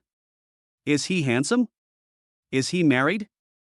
If it's like what they show on TV dramas, a boss and a female employee have an accidental encounter, and Xiao Zhao becomes more and more excited as she thinks about it. Then she glanced at Li Yutong's delicate little face, her delicate white skin, and her well-proportioned figure. It really is good to be young. Yutong, you say you're so beautiful, even I get excited when I look at you. How come you don't have a boyfriend? You're not still a virgin, are you? Li Yutong's face flushed slightly. There were 4 people in the General Secretary's office. Sister Zhang was the Secretary General and was responsible for coordinating all the work of the General Secretary's office. There was also Secretary Hu. Li Yutong did not have much contact with her, and the other party was usually quite serious. The one sitting next to her was Sister Zhao, named Zhao Rui, a few years older than her, and also a senior sister from Peking University. After graduation, she joined Tianheng Construction. So the two of them are naturally close, and the other person has teased her a lot in their daily lives. Zhao Jia, I have organized the documents that Vice President Han asked for, and I am delivering them to his office now. Li Yutong, who was already used to Zhao Rui's teasing, did not respond, but used the work at hand to change the subject. Zhao Rui revealed a successful smile and said, go ahead, look at you blushing. Li Yutong, who walked out of the office with a stack of documents, let out a long breath. When Zhao Rui mentioned her boyfriend just now, she couldn't help thinking about the rich playboy in that ridiculous night. He was probably gallivanting somewhere right now, or maybe he had another woman in his arms? Although they didn't have any feelings for each other, after what had happened, it made her feel a little complicated. However, none of that mattered anymore. What mattered was that she must be strong now and not be haunted by the past. At the same time, she also wanted to thank the rich playboy. If it wasn't for him, her father might have already passed away. Her father was treated by a top medical team in Kyoto yesterday and just passed the danger period last night. He is now in the intensive care unit of a high-end private hospital. She has also saved the money the other party gave her. She plans to buy a cheaper house in the suburbs of Kyoto after her father is discharged from the hospital and settle down in Kyoto with her father. As for her hometown, she has no intention of going back in her life, because she has seen enough of the faces of her relatives. When she was at her lowest and most helpless, no one offered a helping hand, but a stranger was willing to lend a hand. Perhaps this was fate's arrangement, allowing her to meet such a person at the most difficult time. In any case, she will cherish this gift and work hard to become a better person. It's just a pity that until the end, she still doesn't know the boy's name. Putting aside her distracting thoughts, Li Yutong adjusted her state of mind and continued to devote herself to her work today. Chapter 13, a high-profile trip. Since the announcement from the group headquarters yesterday, everyone has been speculating about which subsidiary the mysterious director Han will visit first. The general managers of the 4 subsidiaries are even more anxious before the result is announced. If others don't know Han Shengjuan's identity, how can they not know it? This is the eldest grandson of the Han family, the future heir of the Tianjin Group, and also their future boss. As for the purpose of this ancestor's inspection, none of the senior managers knew. If it had been any other group leader, they might have used their connections to ask the group for information. But with this person, they both wanted to ask but were afraid to. They could only hope that they weren't the first. In that case, with someone else doing the groundwork, they would have some idea what to expect. Early that morning, an itinerary notice came from the group headquarters. The first stop was selected as Jinjiang Tianxi Pharmaceutical, the second stop was Jiangcheng Tianshuan Communications, and the third stop was Nanling Tianli Heavy Industry. The final stop was the construction of Tianheng in Kyoto. The main personnel of this inspection team included Han Xingjun, the group's executive director, 3 senior presidents in charge of the group's marketing, human resources, and financial work, and 6 senior vice presidents. When Sun Xingye, the general manager of Jinling Tianxi Pharmaceutical, saw this notice, his first thought was whether he should run. No one who sits in this position has a clean bottom. This time, the group specially selected their 4 subsidiaries and brought such a large team with them. Who wouldn't be panicked? This is obviously a big move, and it is aimed at the senior management of subsidiaries like him. Otherwise, those big shots in the group would have no time to collectively rush to their small subsidiaries. In fact, according to Han Shengjuan's original intention, he was not prepared to bring so many people, and at most, he would bring a few assistants from the group's CEO office. But the old man Han believed that this was the first time he had officially appeared as a company director. The employees below were fine, because they didn't know who Han Xingjun was anyway. Whether 1 or 10 of the group's big leaders came, it was more or less the same to them. But the senior management of those subsidiaries were different. They basically knew Han Xingjun's identity. As the future successor of the Tianqing Group, the standard of his travel must not be ambiguous. If it weren't for the fact that the group CEO really couldn't go away, Grandpa Han was going to arrange for them to accompany him directly. A rare scene appeared today at Linhai International Airport.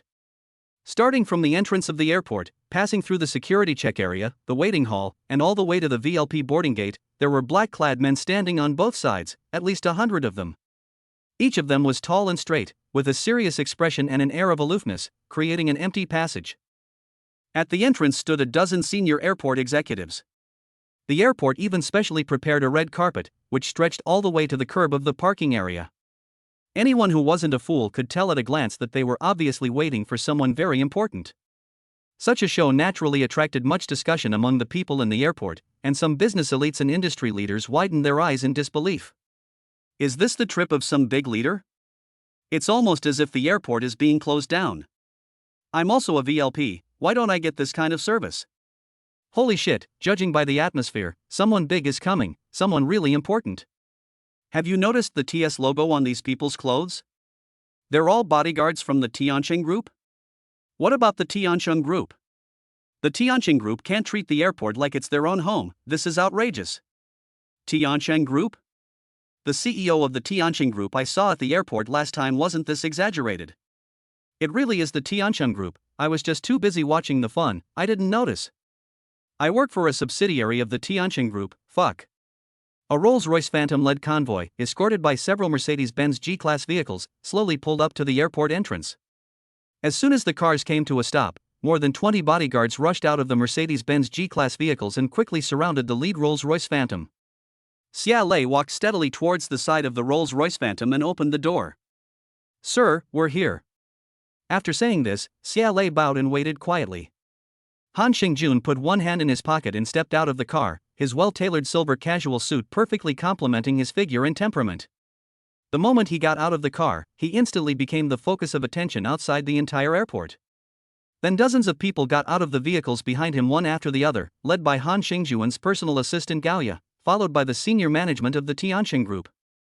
As Han Xingjun strode towards the airport, everyone else followed behind him in an orderly manner. The bodyguards guarding the sides of the red carpet faced the outside, and with fierce looks they warned the eager crowd not to cross the line lightly. Watching this scene, which is extremely difficult to see even in TV dramas, the passers-by on the side held back the urge to go up to them, but none of them did not take out their phones to film the scene. When the airport executives saw the main character coming, they were also fawning and ready to go up and shake hands and say hello to Han Xingjun. However, when they walked up to Han Xingjun, they were stopped by 4 or 5 black bodyguards. They could only stand there awkwardly and greet Han Xingjun. Han Xingjun nodded in response and walked straight into the airport hall. The density of people in the airport terminal was obviously greater than outside. When 2 people in the crowd saw Han Xingjun's face, they were first surprised, and the next second they became relieved. These 2 people were Xin Yulong's high school friends, Lu Bowen and Zhao Changpeng. I wondered who it was, and it turned out to be Han Xingjun, so that's normal. Lu Bowen said indifferently. Zhao Changpeng on the side also agreed wholeheartedly. After all, he was the Han family's undisputed heir and the undisputed #1 young master of the entire country.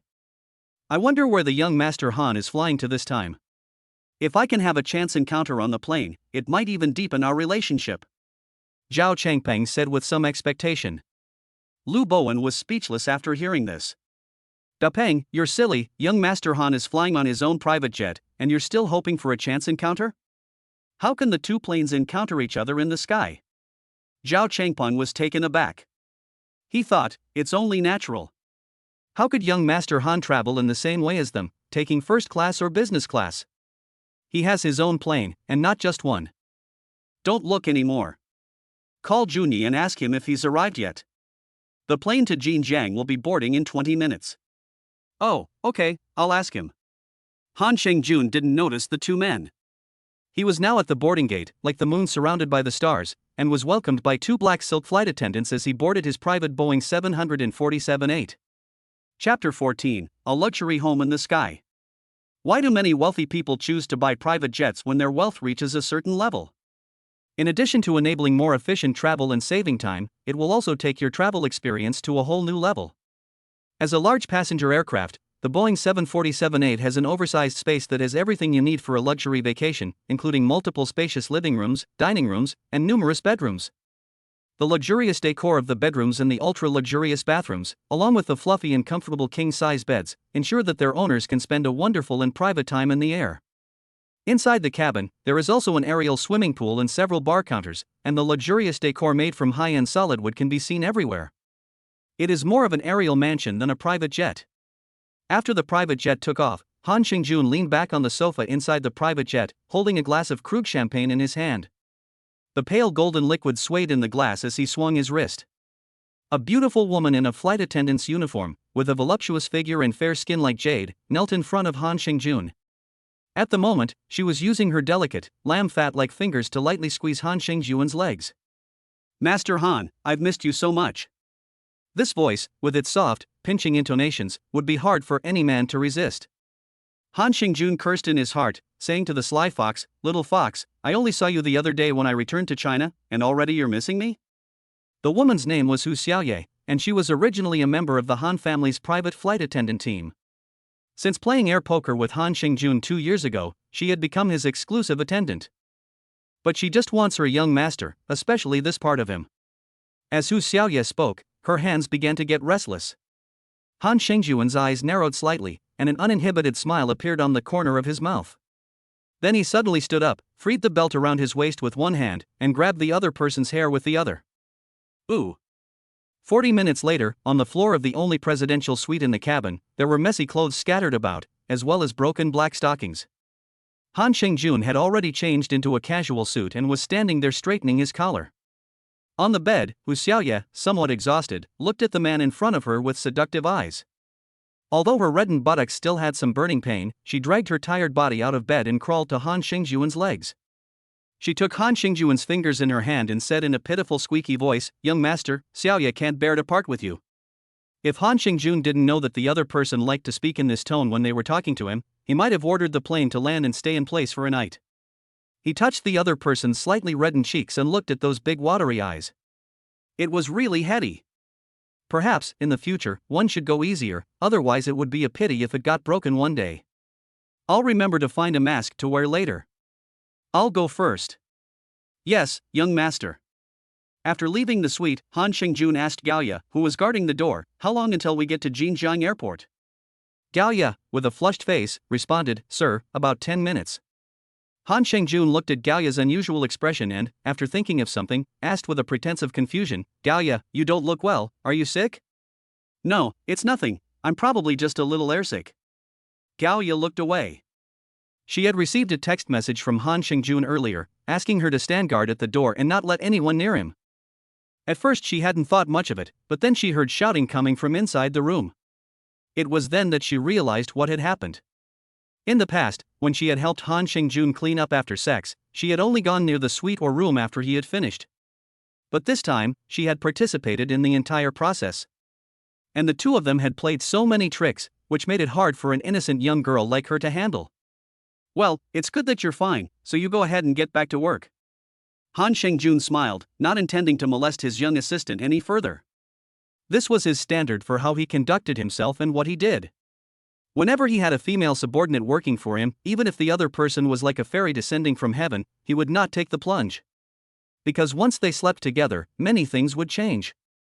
Unless he had no intention of having the other person continue working for him. Gao Ya nodded and watched Han Xingjun leave.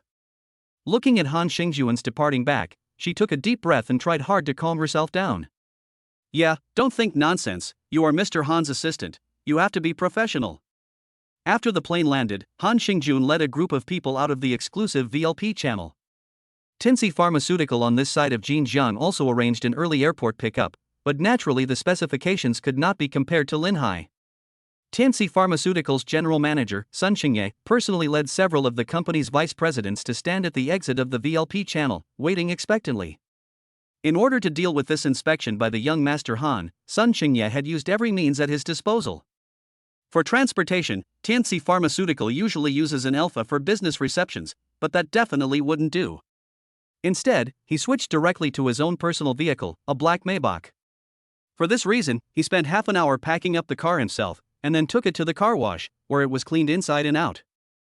As for food and accommodation, needless to say, it was arranged directly at the Intercontinental Hotel, the home of the young master's grandfather. This was also the part that gave Sun Xingye the least trouble. What really gave him a headache was the entertainment.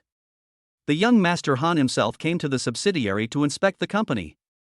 No matter what the actual purpose was, he couldn't really behave like the social cattle and horses under him, working from morning till night. Necessary entertainment and pastimes were absolutely unavoidable. It was just that he really didn't know how much entertainment and pastimes were appropriate. Should he arrange a business dinner, or a bath? Should it be meat-based, or vegetarian? After so many years in the workplace, Sun Xingye felt for the first time that this reception was exceptionally tricky.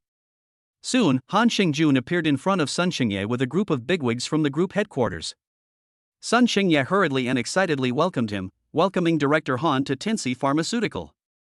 At the same time, he held out his hands, wanting to shake hands with Han Xingjun. Han Xingjun, who was walking in front, stopped, and everyone behind him also stopped. He glanced at the man in his 40s and had no intention of taking his hand out of his pocket. Chapter 15, Pool Flirting. The atmosphere between the two sides became a bit tense instantly. The group of executives behind Han Xingjun intended to go up and say a few words, but after some hesitation, none of them dared to go forward. Gao Ya, standing behind Han Xingjun, immediately understood. She walked up and extended her hand, and the fingertips touched Sun Xingye's hand lightly, which eased the atmosphere a bit. "Mr. Sun, have the arrangements for the car to pick you up been made?"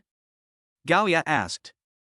Sun Xingye immediately said, of course, please follow me." As if nothing had happened, Sun Xingye led the way with a face full of attentiveness. Tianxi Pharmaceutical's car fleet had been waiting in the VLP parking lot for a long time. After picking up Han Xingjun, Sun Xingye had originally planned to accompany the future big boss to dinner and get acquainted with him. Unfortunately, he was directly rejected. After being rejected twice in a row, Sun Xingye clearly sensed that this young Master Han was deliberately distancing himself from him. But he was not discouraged. To get to his current position, he had long since become accustomed to reading the moods of his superiors. So in private, he secretly found a senior vice president with whom he had some friendship to ask what was going on. Unexpectedly, the other person bluntly told him, "At your current level, you are not yet qualified to accompany Director Han to dinner." Sun Xingye could only nod helplessly after hearing this. In the Tianqing Group, the general manager of a subsidiary company may seem like a high-ranking position, but in reality, it is equivalent to the director of the group headquarters. After arriving at the hotel, Han Xingjun first took Gao Ya to the hotel restaurant for lunch. Then he met up with a few senior group presidents and went to the heated swimming pool together to prepare for a swim, before going to Tianxi Pharmaceuticals in the afternoon. After swimming a few laps, Han Xingjun lay on a deck chair by the pool wrapped in a towel. A few group CEOs were chatting with him. "Young Master Han, a friend of mine has opened a high-end hot spring on this side of Jinjiang. The environment and service are second to none. Why don't we go and have a look later?" Han Xingjun looked at the usually condescending senior group president with a smile, and at this moment he looked like a junior salesperson who had come out to entertain the boss, even though he was already in his 50s. "Mr. Zhang, let's talk about the hot springs later, but outside, just call me Director Han." After saying this, he looked around at the other two executives and said, "You too." "I don't really like the term young master. It's okay if a woman calls you that, but you guys are men, so forget it." The three bosses nodded repeatedly in agreement. Just as Han Xingjun was about to get up and leave, a white figure flashed past in front of him, instantly capturing his attention. He looked up, and a fresh and refined face appeared in his field of vision. She was wearing a tight-fitting white swimsuit, which showed off her tall and curvy figure to the fullest. Very beautiful, and very white. Han Xingjun couldn't help but exclaim. The pool is really a test of a woman's figure. You can tell at a glance if someone has a good figure, and there's no point in saying anything if they don't. After watching the young girl get into the water and swim around recklessly, Han Xingjun didn't feel rushed. He just lay there recklessly, staring at the other person. Anyone who can get into the hotel's heated swimming pool must have booked an executive suite. It seems that the other person is either a young woman with a small fortune or the daughter of someone important. After a moment, the girl got out of the pool, took a towel, and wiped off the water stains on her body. Han Shengjun did not hesitate for a second, and picked up an unopened bottle of mineral water and walked towards her. Let me introduce myself, my name is Han Shengjun. While speaking, Han Shengjun also handed over the mineral water in his hand. Xia Wanyu looked at the boy in front of her in surprise. Although it was a bit sudden, out of courtesy, she did not flinch and smiled, taking the mineral water in the other person's hand. Hello, my name is Xia Wanyu. Han Shengjun looked at the other person with undisguised eyes and said with a smile, I just noticed Miss Xia unintentionally and I think your temperament is very unique, so I would like to invite Miss Xia to dinner. Born with an extraordinary temperament and outstanding appearance, she has never lacked people hitting on her since she started school. But without exception, the impression she got was that the other person was either cautious, lecherous, or too reserved. Never before had she met someone like the boy in front of her, with his firm gaze, his calm demeanor, and his confidence. But after all, the other person was just a stranger, and Xia Wanyu had no intention of getting to know him. Even though the boy was quite handsome. Sorry, I have something to do, I'll be going now. After saying this, Xia Wanyu gave the other person an apologetic look and hurriedly left. Han Shengjun stood in place, looking at the departing back, and silently wrote down the name Xia Wanyu in his heart. That afternoon, the entire Tinsy Pharmaceutical headquarters was in an unusually serious mood, and everyone was on their toes. The originally noisy lobby was now only filled with the front desk on full alert and a few bodyguards wearing uniforms with the TSC logo. In the plaza outside the main entrance of the building, in addition to the bodyguards standing solemnly in the outer perimeter, there were also more than 20 people standing, led by Sun Xingye. They were all the top management of Tinsy Pharmaceutical headquarters and the first person in charge of each department. A delivery boy on an electric tricycle, preparing to deliver a package to the building, saw the situation and immediately turned around. Then he took out his mobile phone and called each person to come downstairs to sign for the package. Naturally, the response was that it would be delivered tomorrow. Upstairs in the building, many employees looked down through the floor-to-ceiling windows, and there was a lot of whispering in the offices. The executive director of the group really has a big head, and before anyone even arrives, President Sun has already led all the leaders down to greet him. Who's to say? We've been waiting for at least 20 minutes. Do you think Director Han of the group will come to our floor? Who knows, it doesn't matter if he comes or not, he's still going to treat us to dinner. I just heard, that Director Han is from the Han family. You don't need to tell me that. The other person's surname is Han, and he's a group director, so he's not from the Han family. I'd eat my computer. Amidst the murmuring of the employees, Han Shengjun's convoy finally arrived at the entrance of the Tinsy Pharmaceutical headquarters building. Han Shengjun got out of the car, and all the people waiting at the entrance bowed to greet him. Without pausing, he walked with one hand in his pocket towards the main entrance of the building. The afternoon sun shone on his silver-gray casual suit, and the indescribable air of arrogance and indifference in his expression made him seem imposing and wealthy. A group of people behind him followed closely behind Han Shengjun's footsteps and entered the gate together. Sun Xingye hurriedly greeted a few deputy general managers to join him, and he jogged along the front to guide the way. No one noticed that a young girl who had originally been standing with her head down behind Sun Xingye was now staring with wide eyes at Han Shengjun's receding back. Chapter 16 As long as you are with me. Han Shengjun, accompanied by Gao Ya and 3 senior group CEOs, entered the elevator to the sound of Sun Xingye's respectful greetings. The elevator went all the way to the top floor, the 28th floor. This floor is where the general manager's office and the first conference room are located. Han Shengjun sat in the main seat of the first conference room, while the others sat on the sides below. Sun Xingye took turns with several senior executives to report on the current business situation of Tianxi Pharmaceutical to Han Shengjun and the other group leaders. Tianxi Pharmaceutical is mainly engaged in the manufacturing, distribution, and retail of pharmaceutical and healthcare products. Currently, it ranks among the top 3 in the industry in the entire Daxia territory. The chemical drugs, traditional Chinese medicines, biological agents, and health products manufactured by it are not only sold in the Daxia territory, but also exported to more than 30 regions and countries.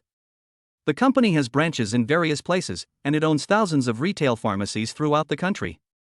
At the same time, nearly 300 logistics and distribution centers perfectly ensure efficient supply chain services for upstream and downstream channels.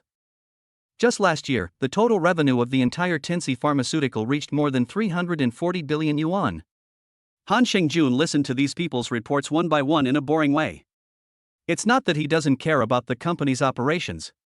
It's just that the Tianqing Group is such a huge enterprise, so big that it's like an oversized nuclear-powered aircraft carrier, and it's no longer possible to control it with just one person. As long as those in power don't keep making fatal mistakes, there's hardly anything in the world that can stop it from moving forward. The debriefing meeting lasted for more than 2 hours before it ended. In theory, it was Han Xingjuan's turn to speak next, and it was also an important part of the inspection tour. Just as everyone was waiting for instructions, Han Xingjun said, "Well, I have a clear understanding of the basic situation of Tianxi Pharmaceutical, so this meeting will be adjourned for now." After saying this, he got up and left. Are you kidding me? The thing he hates most in life is meetings. Even after he founded Junlin Capital in the US, meetings never lasted more than 20 minutes. Leave the professional stuff to the professionals. You just need to discuss what to do and then tell me. I think there is nothing wrong with the process, so just do it. Everything is judged by the result, and the process doesn't concern him. After sitting here for more than 2 hours and listening to a bunch of process, Han Xingjun didn't want to stay here for another second. "Chairman Han, please stay. How about I show you around the office area?" Sun Xingye came up with a flattering face. His tone was a little hurried and uneasy. "Our employees are all looking forward to Chairman Han's arrival." Han Xingjun was about to say that it wasn't very good, but was interrupted by a voice. "Mr. Sun, there is a document here for you to sign." What a coincidence, Miss Xia. The person who suddenly appeared was none other than the young girl he met at the hotel pool at noon, which was a bit unexpected for Han Xingjun. Director Han, hello." Xia Wanyu's eyes widened. Sun Xingye looked at the two of them with some confusion, and then his eyes lit up. He said, "Give me the documents. I'll sign them later, and you can come back to my office to get them. For now, you can show Director Han and the other executives around the company." Han Xingjun gazed into Xia Wanyu's bright eyes. He waved his hand and said without taking his eyes off her, "No, Gao Ya, you stay with the others. Just Miss Xia will accompany me on the tour." Gao Ya, standing next to him, looked at Han Xingjun with some resentment, thinking to herself, "This guy is going to start again." But she said very firmly, "Yes, sir." Xia Wanyu also hesitated slightly before nodding, as if agreeing. She led the way, and Han Xingjun followed leisurely behind. Along the way, the two did not have much interaction, except that Xia Wanyu occasionally gave a brief introduction of each department. The staff on each floor also received the notice that the group director was touring the office area through the chat group. Even though they had previously said that it didn't matter, when Han Xingjun actually came over, even the usually most idle full-time driver took the initiative to help print documents, organize the green plants, and clean. Everyone did their best to look busy, rather than sitting around and waiting for work to finish. Everyone let out a sigh of relief only when Han Xingjun and Xia Wanyu left the floor. Is that Director Han from the group? He has a strong aura. Phew, he's finally gone. If he doesn't leave soon, I'm going to consider getting a mop and mopping the floor. You were right. He just stopped in front of my desk and glanced at me. I was so distracted that I deleted a paragraph from the proposal I finished yesterday and had to retype it. At least you guys have something to do. I just opened all the folders on my computer and went through them one by one. But Director Han looks so young, in his 20s at most, and so handsome. What's the use of being handsome? It's not like he's going to fancy you. You never know, what if Director Han likes plump girls? Said a girl who looked to be over 150 pounds. Han Xingjun and Xia Wanyu walked and stopped, and soon they arrived at the staff leisure area on the 5th floor. Director Han, this is the staff leisure area, with a gym, billiards room, and a water bar and the like. It's just that it's working hours now, so there's no one here. Han Xingjun casually looked at the layout of the floor, and then found a sofa and sat down. He patted the seat next to him and said to Xia Wanyu, "Come sit." Xia Wanyu hesitated for a moment, but she sat down next to Han Xingjun, still maintaining a certain distance. Han Xingjun turned his head and looked at the beautiful woman close at hand. He smiled and said, "How long have you worked at Tianxi Pharmaceutical?" "I've been here since I graduated from school, almost 2 years now." Xia Wanyu answered truthfully. 2 years? Han Xingjun thoughtfully replied, "That's not a short time." Suddenly, he changed the subject and said with a slight air of authority, "As an employee of a subsidiary of the group director came here in person to inspect, and even the general manager didn't dare leave the company at noon, but you were actually swimming at the Intercontinental Hotel at noon. Tell me, are you planning to leave on your own, or do I need to personally send you a letter?" Xia Wanyu stared at Han Xingjun in shock, her face pale as she opened her mouth. Chairman Han, I. Han Xingjun couldn't help but laugh when she looked so shocked. Ha, I was just joking with you. Xia Wanyu let out a sigh of relief, but the look in her eyes turned wistful as she looked at Han Xingjun. I went over there on my own, but it was all to help you group bosses arrange accommodation and meals. I just took the opportunity to experience the lunch and other services over there, and who knew that you would just happen to run into me. Han Xingjun didn't care about any of this, he just continued, so, Miss Xia, will you accept my invitation now? Chapter 17, I have a boyfriend now. What invitation? Xia Wanyu was momentarily at a loss for words. It was naturally an invitation to have dinner together. Would Miss Xia be willing? Xia Wanyu looked into Han Xingjun's eyes, which were full of aggression and an irresistible meaning. Sorry, Chairman Han, recently I have needed to work overtime to process some documents, which I need to submit to President Sun next week. Han Xingjun stood up and looked down at the somewhat flustered Xia Wanyu in front of him. Just hand over all the work to someone else. Is there no one at Tianxi Pharmaceutical? I will tell Sun Xingye that from now on, you are my exclusive receptionist here in Jinjiang, and all arrangements will be based on my schedule. What the hell is he up to? Xia Wanyu was overwhelmed by his scorching gaze, and she lowered her head with a slight blush. Then in a barely audible voice, she said, I'm sorry, Chairman Han, I have a boyfriend, so I'm sorry, I cannot accept your kindness. Boyfriend? Did she really have a boyfriend, or was she just trying to get out of it? At that moment, Han Xingjun's phone rang, breaking the short silence. He walked over to the side and answered the phone. After a few brief words, he said to Xia Wanyu, I have other things to take care of, so I'll be going now. After saying that, he left without looking back. Looking at Han Xingjun's departing back, Xia Wanyu couldn't help but feel a strange emotion well up in her heart. She knew that this man definitely would not let go so easily. She also didn't know how long her boyfriend could hold him off. Xia Wanyu sighed and picked up a cup of coffee, feeling very depressed. After about half an hour, she calmed her thoughts and prepared to return to the office to continue her work. But as soon as she got in the elevator, after much hesitation, she decided to go to see Sun Zong to explain the situation and see if she could find someone else to take charge of receiving Han Xingjun. With a nervous heart, Xia Wanyu pressed the button for the 28th floor. When she arrived at Sun Xingye's office, she found Han Xingjun there as well. Sun Xingye saw Xia Wanyu arrive and said with a smile, Wanyu, you're just in time. Chairman Han just proposed to me that you be his exclusive receptionist in Jinjiang. I think it's a good idea. Xia Wanyu wanted to speak up to fight for herself, but Sun Xingye simply didn't give her the chance. It's settled then. Before you go off duty, hand over the work you're currently working on to Sue, and then get ready. Xia Wanyu was stunned. She looked at Han Xingjun and saw him looking at her with a slight smile on the corner of his mouth. She understood. This was all part of Han Xingjun's plan. He had expected that she would come to see Sun, so he had come here first to make the arrangements. Since Sun had already said it, I can only obey the arrangements. Xia Wanyu said helplessly. Very good. Han Xingjun nodded with satisfaction. Then I look forward to your next performance. After saying this, he turned around and left the office, leaving Xia Wanyu and Sun Xingye looking at each other. In the evening, countless people who were running around the city for survival and their ideals finished their day's work. The major arterial roads in Jinjiang City were packed with all kinds of private cars and electric cars. There was a constant roar and honking of horns, as everyone wanted to get out of the congestion as soon as possible. In the subway station, the crowds came in succession, rushing into the entrance, just to catch the nearest train. Xia Wanyu walked out of the Tianxi Pharmaceutical building with her bag, chatting with her colleague. Wanyu, I really envy you.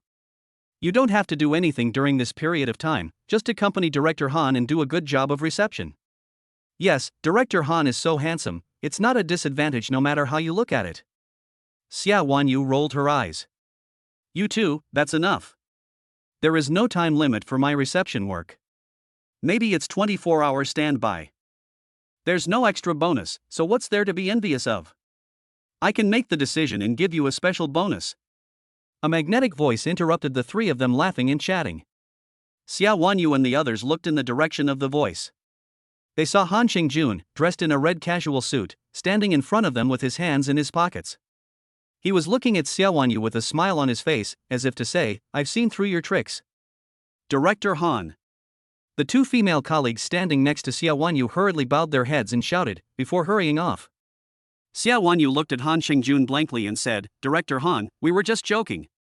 Han Xingjun shook his head and said, "But I wasn't joking. We'll talk about the bonus later, but first, come have dinner with me." Xia Wanyu pursed her lips and said with difficulty, "Director Han, it's after hours. And my boyfriend will be here to pick me up soon, so I'm sorry." Han Xingjun took 2 steps forward and came to Xia Wanyu's face. His slightly scrutinizing gaze made the other person feel a little guilty. "You may not be aware that as long as I make a phone call, the detailed information of anyone in this city will be in front of me within an hour. This includes where this person went to school, what jobs they have held, and whether they have been in a relationship." Seeing her lie exposed, Xia Wanyu was not angry. She just said helplessly, "Han Dong, I don't mean to offend you, it's just that I don't know you well. I didn't even know your full name until a few hours ago." Han Xingjun said with a playful face, "Don't worry about it, this is considered part of the reception work, and you will be paid overtime." "Okay, since you are the big boss, where should we eat?" Xia Wanyu said resignedly. "You'll know when we get there." Han Xingjun said mysteriously. "How are we going to get there? Do I need to arrange a car?" Xia Wanyu said, taking out her phone to contact the company's on-duty driver. "No need. It's rush hour. I hate traffic jams the most when I go out." "Then shall we take the subway?" Xia Wanyu asked uncertainly. After all, the executive director of the Tiancheng Group, it's a bit inappropriate to take the subway when going out, isn't it? If we don't take the subway, do we have to walk or ride a shared bicycle? Han Xingjun said impatiently, "What are you thinking, taking the subway? Why don't you say ride a shared bicycle?" After saying that, he waved his hand. Xia Lei immediately ran up from behind with a team of bodyguards, and then everyone scattered, forming a circle and dispersing all the surrounding pedestrians. Xia Wanyu looked at Han Xingjun with some confusion. Han Xingjun didn't say anything, just turned around and looked up at the sky. Xia Wanyu looked in the direction he was looking. The next second, Xia Wanyu's eyes widened. She never would have imagined that this man in front of her would do such a thing just to avoid traffic on the way to dinner. Chapter 18, We'll Fly Over. There was nothing but the sky above the city. 2 red and white helicopters, accompanied by the whir of the propellers, were flying rapidly towards them. Many people who had just finished work stopped in shock and looked at the scene before them. Helicopters themselves are not expensive, and you can buy one for a few $100,000 to a few million. Their value is not as good as the Cullinan that Han Xingjun was sitting in when he got off the plane. However, it is still quite rare to witness a helicopter in a city. Not to mention 2 at the same time, and one about to land right in front of you. "Han, Chairman Han, are we going by helicopter?" Xia Wanyu asked in a slightly trembling voice. She was just thinking that if they weren't going by car, they would either take the subway or ride a shared bicycle. It turns out that Chairman Han never intended to go over the ground. "What else? Take the subway? I've never taken that thing in my life." Xia Wanyu felt a wave of speechlessness in her heart. "You really don't know the hardships of the world, Your Honor." Soon, the helicopter, guided by CLA, landed on the outer square of the Tinsy Pharmaceutical Building. Han Xingjun took Xia Wanyu's hand and walked towards the helicopter. Xia Wanyu, who had received a considerable shock, didn't even notice his actions, and just let the other party pull her onto the helicopter. Xia Lei led a few people and boarded another helicopter.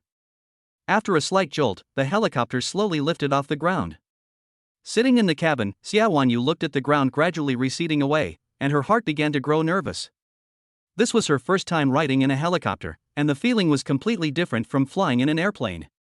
Xia Wanyu gripped the armrest tightly and her face turned pale. Han Xingjun sensed her nervousness and gently reassured her, "Don't be afraid, it's very safe." Xia Wanyu nodded slightly and tried to relax. As the helicopter flew, the beautiful view of the city was panoramic, and her mood gradually calmed. Taking advantage of the flight's lulls, Xia Wanyu asked again, "Han Dong, can you tell me where we're going now?" To be honest, after the initial shock, Xia Wanyu was actually a little worried that he would just fly her directly to another city. Or fly to some remote place and do something weird to her. This isn't driving a car, and she can't even scream for help. If all else fails, she can try jumping out of the car like in the movies. But this is thousands of meters in the air, and even if she were given a parachute, she wouldn't dare jump. Compared to Xiao Wanyu's nervous and terrified expression, Han Xingjun looked unusually at ease. After all, he has a pilot's license and over 200 hours of flight time. Driving this small helicopter is no different for him than driving a car. It's even easier, because there's no need to worry about hitting other cars or getting stuck in traffic. What, are you worried that I'll sell you out? Don't worry, I don't need that kind of money. Seeing that Han Xingjun still had no intention of talking, Xiao Wanyu simply stopped asking, quietly sitting there, admiring the sunset in the distance.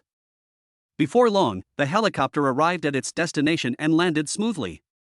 Xiao Wanyu let out a long sigh of relief, finally arriving at the place, and thankfully not having to go to Jinjiang City. After getting off the helicopter, Xiao Wanyu noticed that the helicopter had landed on the lawn of a backyard. Several people in professional attire were already waiting there, led by a young woman with an excellent appearance and temperament. Xiao Wanyu had a vague impression of this person. She had seen her at the company during the day. It seemed that she was Han Dong's assistant, and her name was Gao Ya. Hello. Xiao Wanyu politely said hello. Gao Ya smiled and walked up to her, nodded to Xiao Wanyu, and then bowed to Han Xingjun, who was coming down from the cabin. Sir, the restaurant is ready. Han Xingjun nodded, then took Xiao Wanyu's hand and walked towards the main entrance of the restaurant. The two of them turned a corner and arrived at the main entrance of the restaurant. Looking at the huge and gorgeous water system in front of the door, and the European-style architectural decorations all around, Xiao Wanyu realized where she was. This is the Vienna Imperial Restaurant. As a native of Jinjiang, Xiao Wanyu knew better than anyone what kind of restaurant this was. It was the only European-style palace-style membership restaurant in the entire Jinjiang. It only accepted reservations for 10 tables of guests a day, and at least 1 month in advance. In addition, the restaurant refused all unauthorized visits, and after confirming the dining time, the restaurant would arrange a special car to pick up the members for the meal. In the past, she had only seen a few internet celebrity bloggers come to check in on Douyin. While admiring their high-end luxury, she had also fantasized about when she would be lucky enough to come and have a meal. But with a minimum per capita consumption of 7,000 plus, and an entry threshold starting at 50,000, this idea could only ever remain in fantasy. But today she was here. Following in the footsteps of Han Xingjun, they bypassed the magnificent fountain and arrived at the main entrance of the restaurant. It was the gate of an ancient European royal palace, and the opulence and extravagance were overwhelming. On either side of the gate, several waiters from the restaurant bowed and greeted their arrival. The restaurant manager, with a smile on his face, quickly walked down the steps and came to Han Xingjun. Mr. Han, all the staff at the Vienna Royal Restaurant welcome you, please follow me. Han Xingjun nodded, indicating that he should lead the way. Xiao Wanyu was so foolishly led by Han Xingjun, stepping onto the steps and entering this restaurant that never accepted walk-ins and required reservations 1 month in advance. Upon entering the restaurant, Xiao Wanyu was once again struck by its luxury. The crystal chandeliers radiated a bright light, and the walls were covered with valuable paintings. Along the way, she saw with her own eyes the place she had longed for. The feeling was completely different from what she had seen on Douyin through the screen of her phone. Feeling all of this in front of her was like opening a Pandora's box in her heart, causing her to fall deeply into this dreamlike situation. Han Xingjun took Xiao Wanyu and sat down by the window, which had a beautiful view of the garden. A foreign waiter respectfully handed the two the menu for the day, and Xiao Wanyu couldn't help but gasp at the expensive prices on it. This really wasn't something she could afford. Han Xingjun glanced at it casually and handed the menu to the waiter. Well, that's it, let's start with a bottle of Krug champagne. Also, tell your chef to replace the black truffle lamb chops with M9 Wagyu. Xiao Wanyu, who was sitting nearby, was about to remind Han Xingjun that the dishes on the daily menu at this restaurant could not be changed. Unless there were force majeure factors, such as accidental damage to the ingredients. But she heard the waiter next to her say with full respect, "Yes, Mr. Han." After the waiter left, Xiao Wanyu, who was sitting across from Han Xingjun, looked at the other person, and she had so many questions in her mind. Why had the Vienna Royal Restaurant, which had strictly enforced its own standards since its opening, been breaking its own standards so frequently today? Why was it clearly dinner time? But in the entire restaurant, except for them and the waiter not far away, there were no other guests to be seen? Chapter 19, Because I am Han Xingjun. Xiao Wanyu stared at Han Xingjun like a curious child. She was now full of curiosity about the man in front of her. Han Xingjun said with a smile, "Your eyes tell me that you can't wait to dissect me right now." That's a bit of an exaggeration. I'm just curious about how you did it. Is the group's executive director really so omnipotent? First, he easily figured out that I was lying to you, and then he casually dispatched a helicopter just to avoid traffic jams. And now you've broken the rules that have always been in place here, and even booked the whole restaurant. Moreover, Han Shingjun pressed his index finger against Xia Wanyu's rosy lips to stop her from continuing to ask questions. There's no need to rush, just wait a moment, and you'll find out what you want to know. Xia Wanyu stopped then. At the same time, she felt a little embarrassed about her rudeness just now, and sat there quietly holding her water glass, pretending to drink. In a short while, the cooked delicacies were served one after the other. The waiter also filled the 2 glasses with pale golden Krug champagne and then stepped aside. Surrounded by the classical and elegant piano music in the restaurant, Han Shingjun raised his glass of champagne. To Aphrodite note, the ancient Greek goddess of love and beauty, let you and I meet. Xia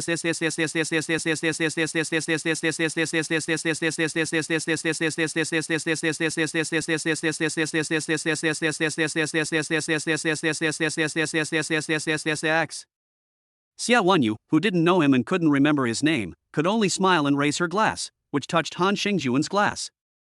After taking a sip of champagne, Han Shingjun said slowly, "Now I'll answer your question.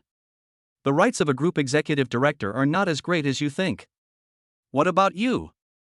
Because I'm Han Shingjun. Xia Wanyu was stunned at first, and then muttered, "What? I'm still Xia Wanyu." Han Shingjun gave a slight smile and continued, "And the eldest son of the 3rd generation of the Han family of Dasha." Such a light remark sounded like thunderclaps in Xia Wanyu's ears. The Han family had never taken the initiative to disclose information about their children. Especially after the accident involving Han Shingjun's parents, they had issued an order strictly forbidding anyone with knowledge of the situation from casually disclosing any information about Han Shingjun. Xia Wanyu, who had worked for a subsidiary of the Tiancheng Group for nearly 2 years, knew more than the average person about the power of the Tiancheng Group and the Han family. And the young and handsome man in front of her was the future head of the Han family and the heir to the Tiancheng Group? She was sure she wasn't dreaming. No wonder he could easily find out her true situation, and even arranged for 2 helicopters to be transferred just for a meal. He could also come directly to the Vienna Royal Restaurant without a reservation. And he can change the menu of the restaurant chef at will. Seeing Xia Wanyu's expression of direct shock, Han Shingjun said, "Does this answer your question?" Xia Wanyu clenched her lips and nodded vigorously. "That's perfect." However, Xia Wanyu then thought of something and lowered her head bashfully. Han Shingjun didn't say anything more, and the two had dinner in this wonderful atmosphere. When dinner was coming to an end, Han Shingjun lightly clapped his hands. At that moment, Gao Ya came out from nowhere, holding an exquisite red gift box in her hands. At the same time, a beautiful woman holding a violin followed her, playing a tune full of romantic melodies. For a moment, the atmosphere in the entire restaurant became warm and romantic. Xia Wanyu seemed to sense something, and her heart began to beat rapidly out of control, as if she sensed an upcoming surprise. As the music played, Gao Ya carefully opened the gift box, and inside was a diamond necklace that sparkled with a brilliant radiance. The necklace was exquisitely designed, and each diamond dazzled with its radiant light, captivating the beholder. What was even more amazing was that at the end of the necklace was a high ice cabochon jade the size of a pigeon's egg, its warmth and translucence enchanting. Han Shingjun slowly stood up, took the necklace out of the box, and walked towards Xia Wanyu. At this time, Xia Wanyu's body was already trembling uncontrollably from her excitement. Han Shingjun gently held the necklace out in front of Xia Wanyu and said softly, "This is a gift I specially prepared for you. I hope you like it." Xia Wanyu looked up and looked at the dazzling necklace in front of her. Her eyes gradually became unfocused, and her mind was already blank. This was the most precious gift she had ever received in her life, and the one she liked the most. "Thank you." Han Shingjun listened to the barely audible response, which meant that the other person had accepted his gift. He put the necklace around Xia Wanyu's fair neck, put his arm around her shoulders, and turned her around. At this time, the music from the violin gradually slowed down. Han Shingjun looked at the shy girl in front of him with satisfaction, and a gentle light shone in his eyes. "Not bad, quite beautiful." Xia Wanyu heard this and a light blush spread across her cheeks, her face beaming with a happy smile. Han Shingjun took her hand and said softly, "Let's go, I'll take you somewhere." Xia Wanyu hesitated a little, and countless thoughts flashed through her mind. "Xiaoyu, you must hold back, you've only known him for less than a day." Xiao Yu, he is Han Xingjun. If you miss this opportunity, you will definitely regret it in the future. Xiao Yu, where is your restraint? Where are your principles? Xiao Yu, think about tonight's experience. Don't you want to live like this in the future? Xiao Yu, don't agree to him. She gently stroked the necklace around her neck, feeling its cold touch. But it really is beautiful, isn't it? In the end, under Han Shengjuan's scorching gaze, Xia Wanyu nodded. An hour later, in the presidential suite of the Intercontinental Hotel, Han Xingjun, lying on the bed, looked at Xia Wanyu, who had just finished showering and was walking out of the bathroom wrapped in a bath towel, and patted the spot next to him. Come here. Xia Wanyu bit her lower lip lightly, gripped the bath towel on her body tightly, and came to the bed. She avoided eye contact, afraid to look directly at the other person. Han Xingjun reached out and parted the hair on her forehead. Don't be afraid, I won't hurt you. Then he embraced her in his arms and pretended to lower his head to kiss her lips. Wait a minute. Somehow, Xia Wanyu, who was experiencing this for the first time, was very flustered, and she gently pushed Han Xingjun away. Looking at the beautiful woman who was about to speak, Han Xingjun asked, "What's wrong?" Well, this shouldn't really be considered part of the reception duties. Xia Wanyu felt her heart about to jump out of her chest. What do you think? After saying that, Han Xingjun directly and forcefully kissed her. Chapter 20, Twin Sisters Go Live. A ray of morning sunshine gently shone into the room through the window. Han Xingjun slowly opened his eyes, stretched his arms, and then sat up. He turned his head and looked at Xia Wanyu, who was sleeping next to him. There were still tear stains around the corners of her tightly closed eyes from last night. Han Xingjun gently reached out his hand and stroked the back of Xia Wanyu's cheek. At that moment, Xia Wanyu muttered in a daze, Young Master Han, I don't want it anymore. Then she rolled over and continued to sleep soundly. Seeing this, Han Xingjun couldn't help but smile, thinking to himself that this woman was really cute.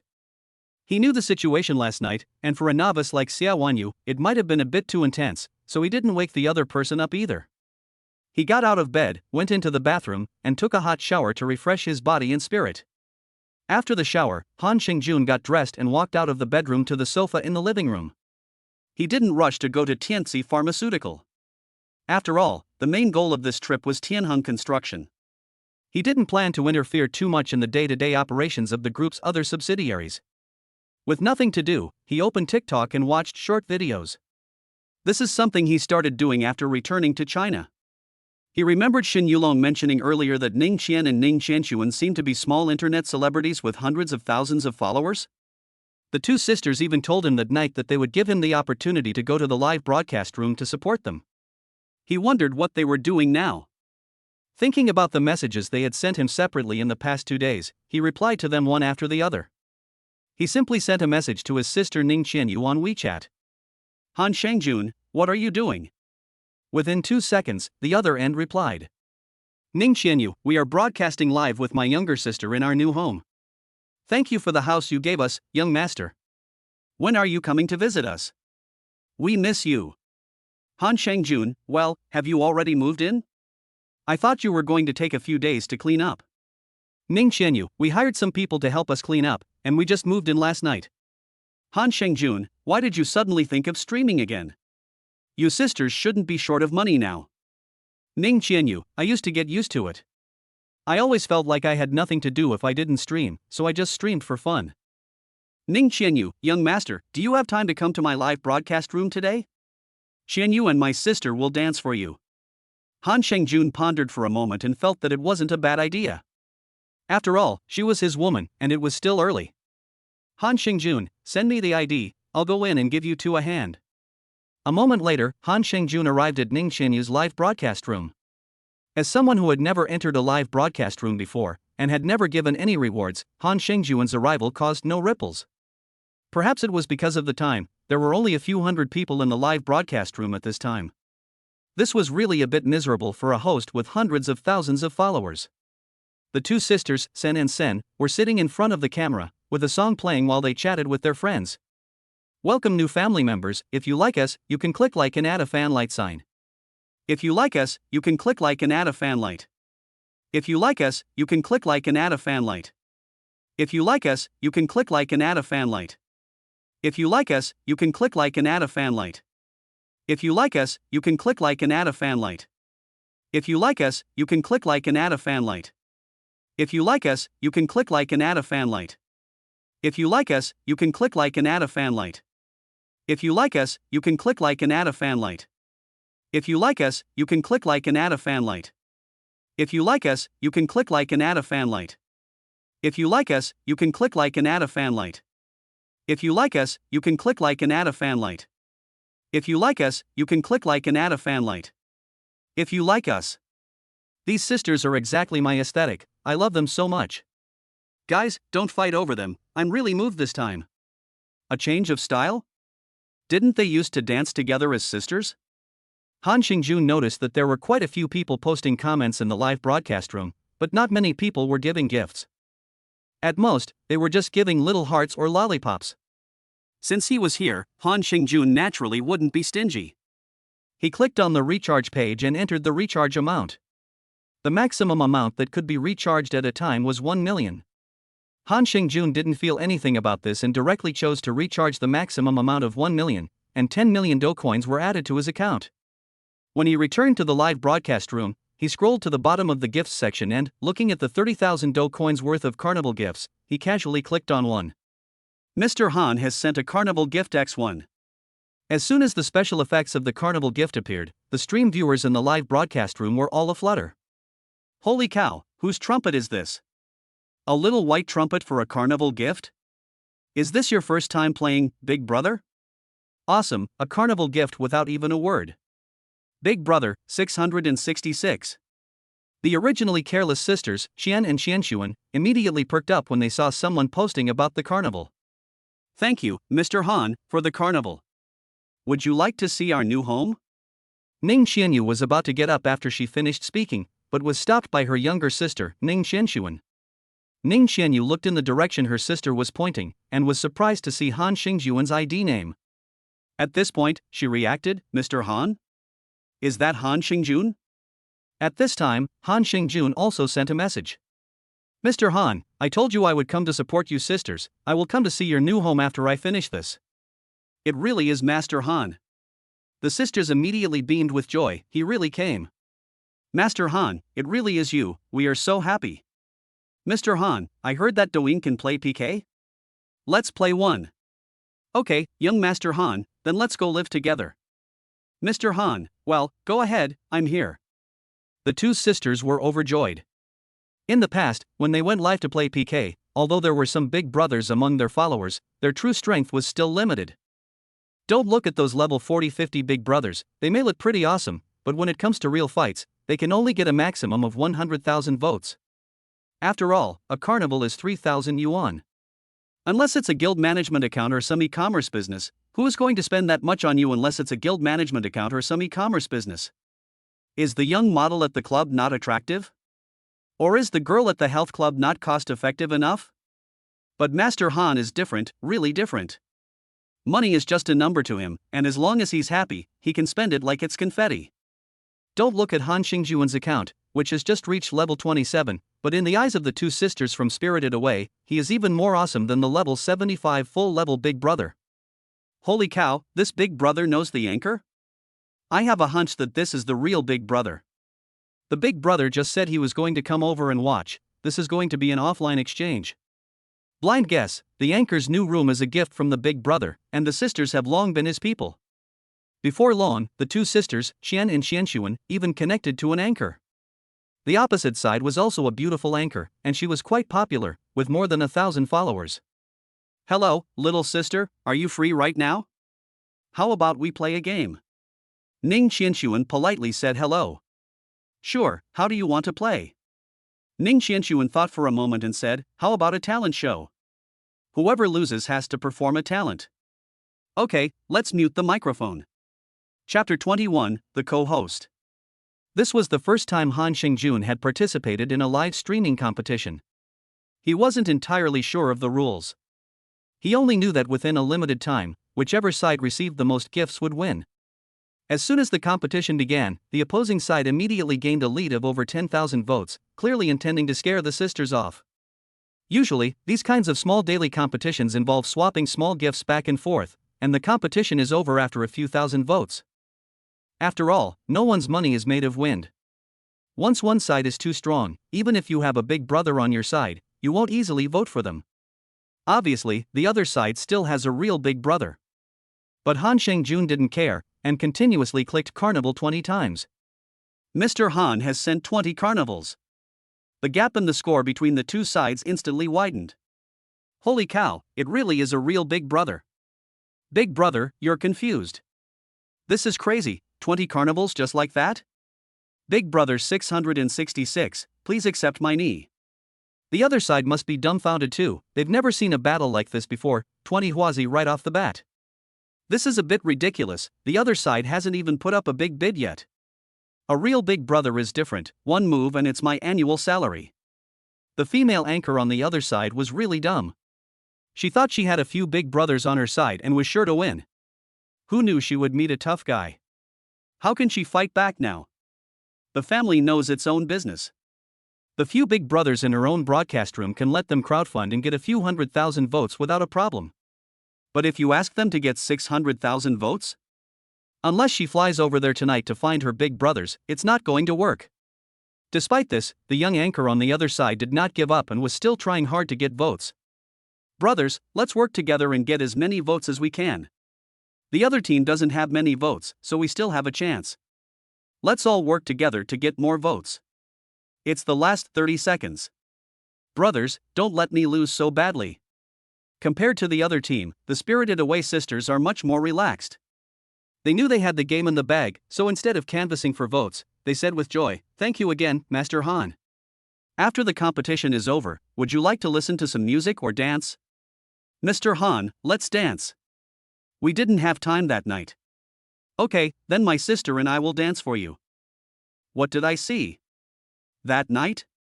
Host, have you already been won over by the eldest brother? Do you really need to ask? It's obvious that it's a yes. These two sisters are twins, my goodness, isn't this double the happiness? Big brother's life, my dream. Until the end of the competition, the other side only managed to get less than 20,000 votes. In the end, the Spirited Away sisters won the competition, and the host on the other side also danced for a while as promised, before disconnecting the microphone. Boring. This was Han Shengjuan's most direct impression. 20 carnivals is only 60,000 yuan, which is roughly equivalent to the cost of one night in the presidential suite of the Intercontinental Hotel. This made Han Shengjun, who was experiencing live streaming rewards for the first time, feel a little bored. "Young Master Han, then let us dance for you now," Ning Qianyu said. "Mr. Han, go ahead." The two sisters stood up and took 2 steps back. As the music started, a sexy dance was perfectly performed by the two. In particular, the seductive looks they gave made many streamers in the broadcast room gasp. After a simple dance, Ning Qianyu came to the camera. Regardless of whether it would affect the broadcast, she said shyly, "My sister and I can't perform here, so when the young master comes back, we'll dance for you at home." "Mr. Han, that's thoughtful." This conversation was even more difficult to bear than killing the other people in the broadcast room directly. "I can't take it anymore. I'm going to report it. Unless the host dances that dance again. Everyone, I'm leaving, this is making me want to kill someone." "Brother, do you mind if there's one more person when you watch?" "Brother, I want to watch too. +1 inch." Han Xingjun looked at the various barrage comments posted by hundreds of people in the live broadcast room, and found it a little funny. He didn't reply to any of them, but instead used the most direct way to make everyone shut up. "Mr. Han is giving away 10,000 lucky bags with 10,000 shaking coins x 10. Mr. Han is giving away 10,000 lucky bags with 10,000 shaking coins x 10. Mr. Han is giving away 10,000 lucky bags with 10,000 shaking coins x 10. He sent out 30 lucky bags in a row that could be grabbed in just 1 minute, with a total value of 300,000 shaking coins. The original miscellaneous comments in the live broadcast room were all unified at this moment. "Big brother, 666. Mr. Han, continue, find a capable one, I'll be off in a bit." "Find a capable one?" The two sisters glanced at each other. It seemed that young Master Han wanted to play big today.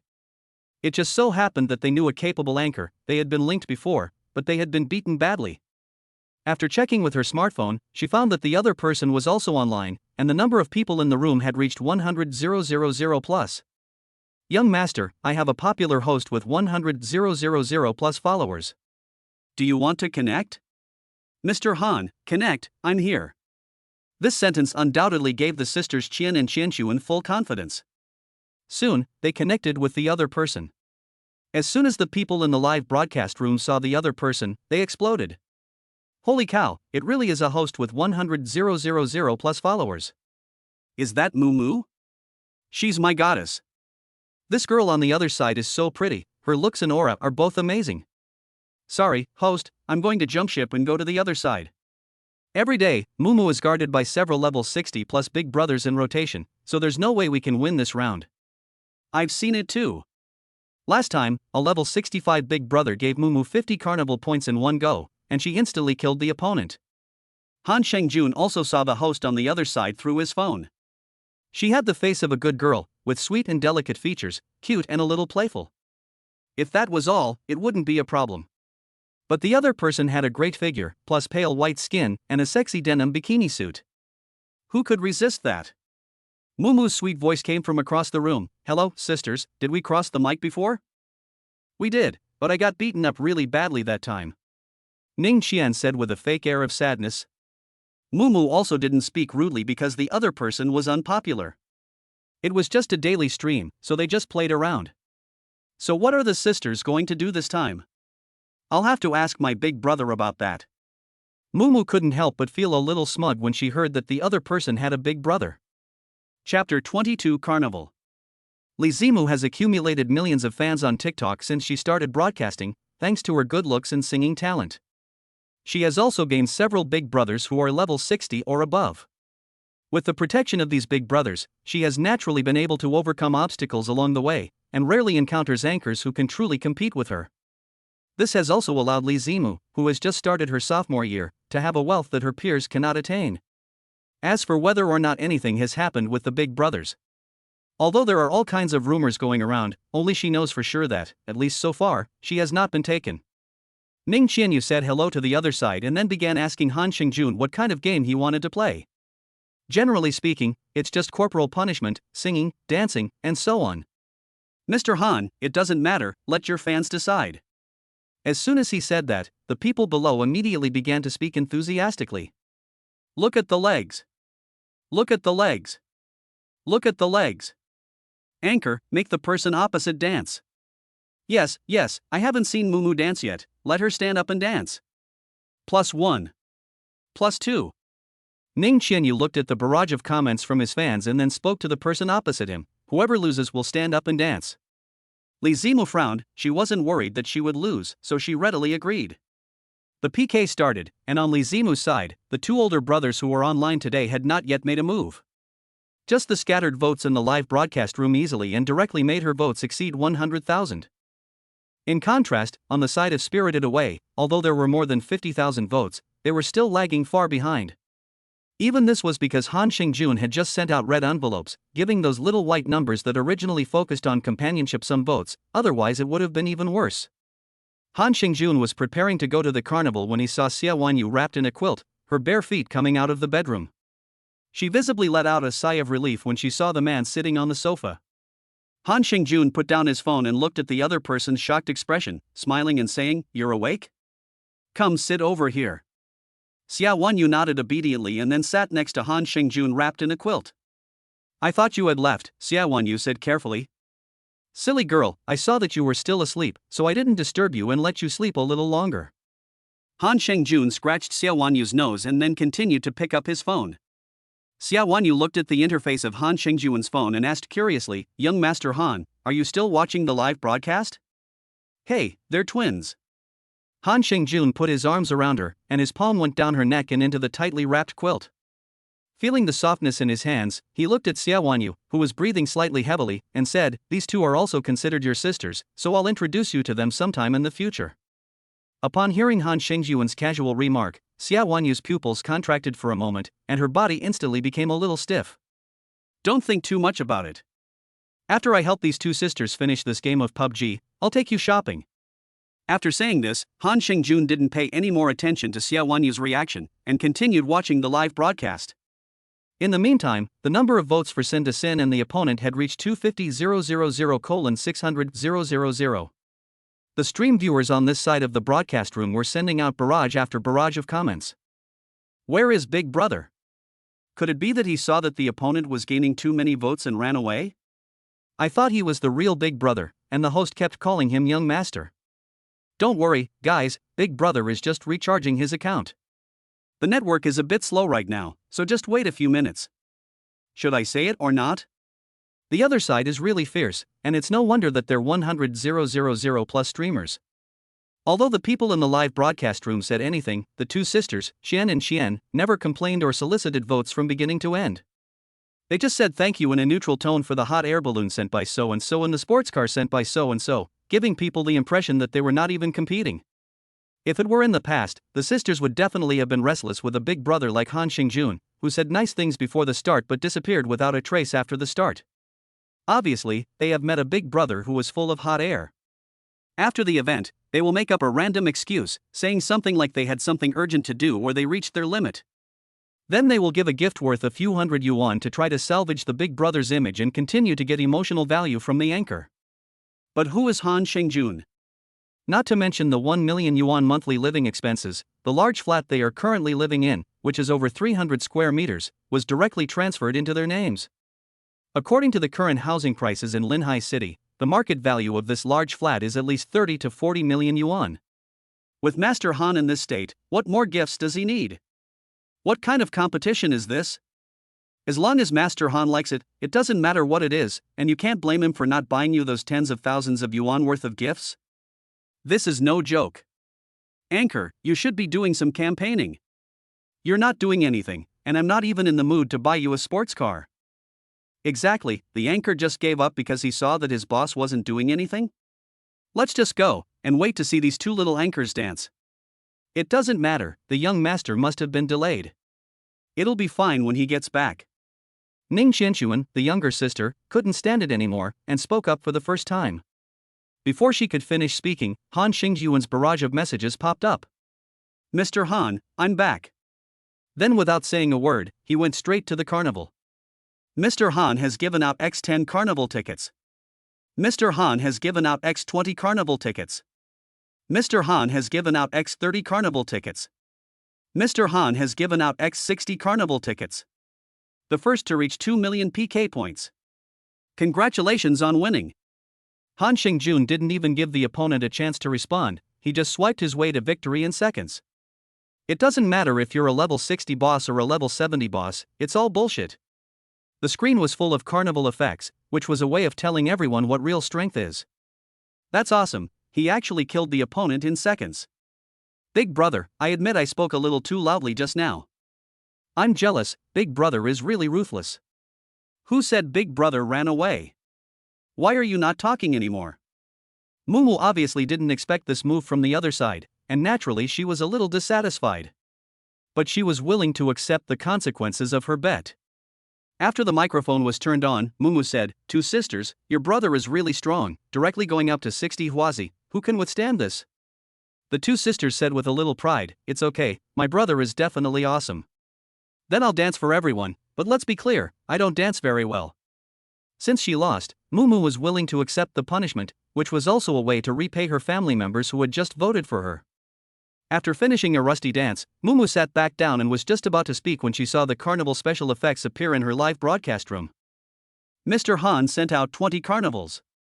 Mr. Han, nice dance, here's a reward for you. Chapter 23, you will be the most special one among them. Xiaozimu looked at Han Xingjuan's reward and was a little overwhelmed for a moment. He had seen his brother pay for medicine before, but he had never said that he would give 20 carnivals at once. However, Xiaozimu was still very happy and said, "Thank you for the 20 carnivals from my brother Han. This is a really capable brother, although he is only level 50, but obviously this level was also just reached today. It is estimated that the other party either just started playing live streaming, or is the big brother's little brother. But no matter which one, Xiaozimu plans to pull the other party over to his side. Brother Han, take a look at the private message." Han Xingjun opened the message and sure enough, the other anchor sent a text message. Brother, Adni V, thank you again for the gift. To be honest, Han Xingjun did have some thoughts about this broadcaster called Mumu, so he simply added the other person as a WeChat friend. After taking care of these matters, he said goodbye to his citizen sister and exited the live broadcast room. Han Xingjun didn't feel much about the live broadcast rewards. It wasn't about the amount spent, but rather the fact that, even if the other broadcaster was charming, the emotional value they could bring to him was still very limited, separated as they were by a screen. He remembered a summer 4 years ago. Han Xingjun, who had just turned 19, had not seen much of the outside world. He took 2 million in cash to a high-end club. The 2 million in cash was neatly arranged on the table in the private room, and the visual impact was far greater than hundreds of carnival special effects. Many people had never seen so much cash in their lives. When the club's beauties entered the private room, none of them could take their eyes off the pile of cash. Han Xingjun said to all the beauties, "Tonight, as long as you satisfy me, all this money is yours." Upon hearing this, the dozen or so young women, each with a very different style, that night became the most enchanting creatures in the world. Dignity, character, and a sense of shame were all things they left behind that night. This kind of extreme experience, both physical and mental, can only be understood by those who have experienced it, and it is indescribable. Putting his phone aside, Han Xingjun picked up Xia Wanyu, who was still leaning against him, and walked directly towards the room. This action startled Xia Wanyu, and she couldn't help but let out an ah. She looked at the man who had picked her up, and her heart was filled with mixed emotions. She had also watched the live broadcast just now. Both the twin sisters and the girl called Mumu on the other side were the types of girls that guys really liked. The twin sisters were a given, and Han Xingjun probably didn't intend to let the other beautiful anchor go either. Xia Wanyu really wanted to ask Han Xingjun, how could he do this to her, and yet still manage to hug her and flirt with other girls online at the same time? What was she? One of them? Even if he was rich and powerful and surrounded by women, could he at least not let her know? But due to the huge disparity in status, she couldn't question his actions like an ordinary boyfriend and girlfriend. Not to mention that the two of them weren't even necessarily boyfriend and girlfriend. After Han Xingjun led her into his room, Xia Wanyu, who felt aggrieved, could not help but shed tears.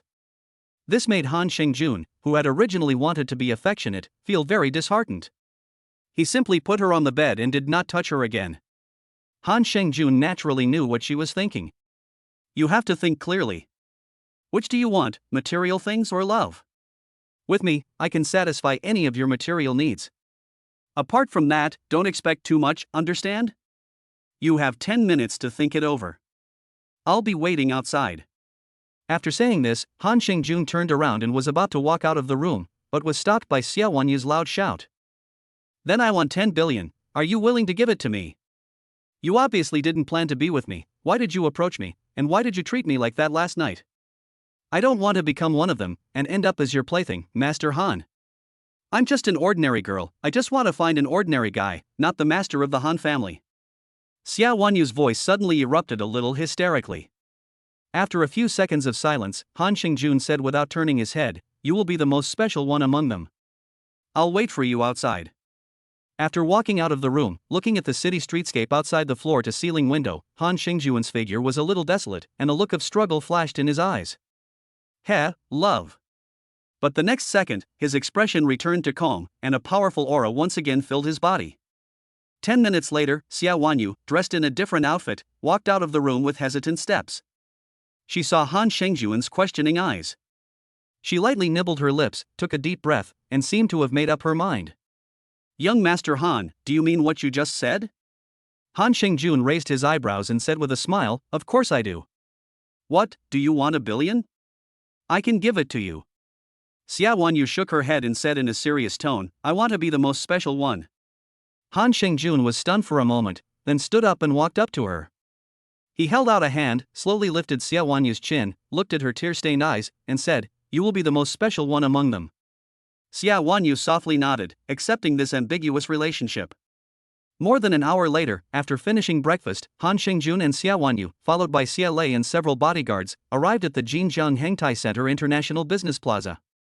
After getting out of the car, Xia Wanyu looked at the words Hengtai Center and asked with some confusion, "Aren't we going to the company?" What, are you afraid of being docked pay for absenteeism? From today onwards, even Sun Xingye will have to treat you politely. Xia Wanyu rolled her eyes at Han Xingjun. I just don't think it's a good idea. Yesterday, several familiar colleagues saw me fly away with you in the helicopter with their own eyes. They're probably all talking about it like crazy behind our backs, wondering why we're not going to the office so late today. Han Shengjun put his arm around Xiao Wanyu and said imperiously, I'll have the company issue a notice right away.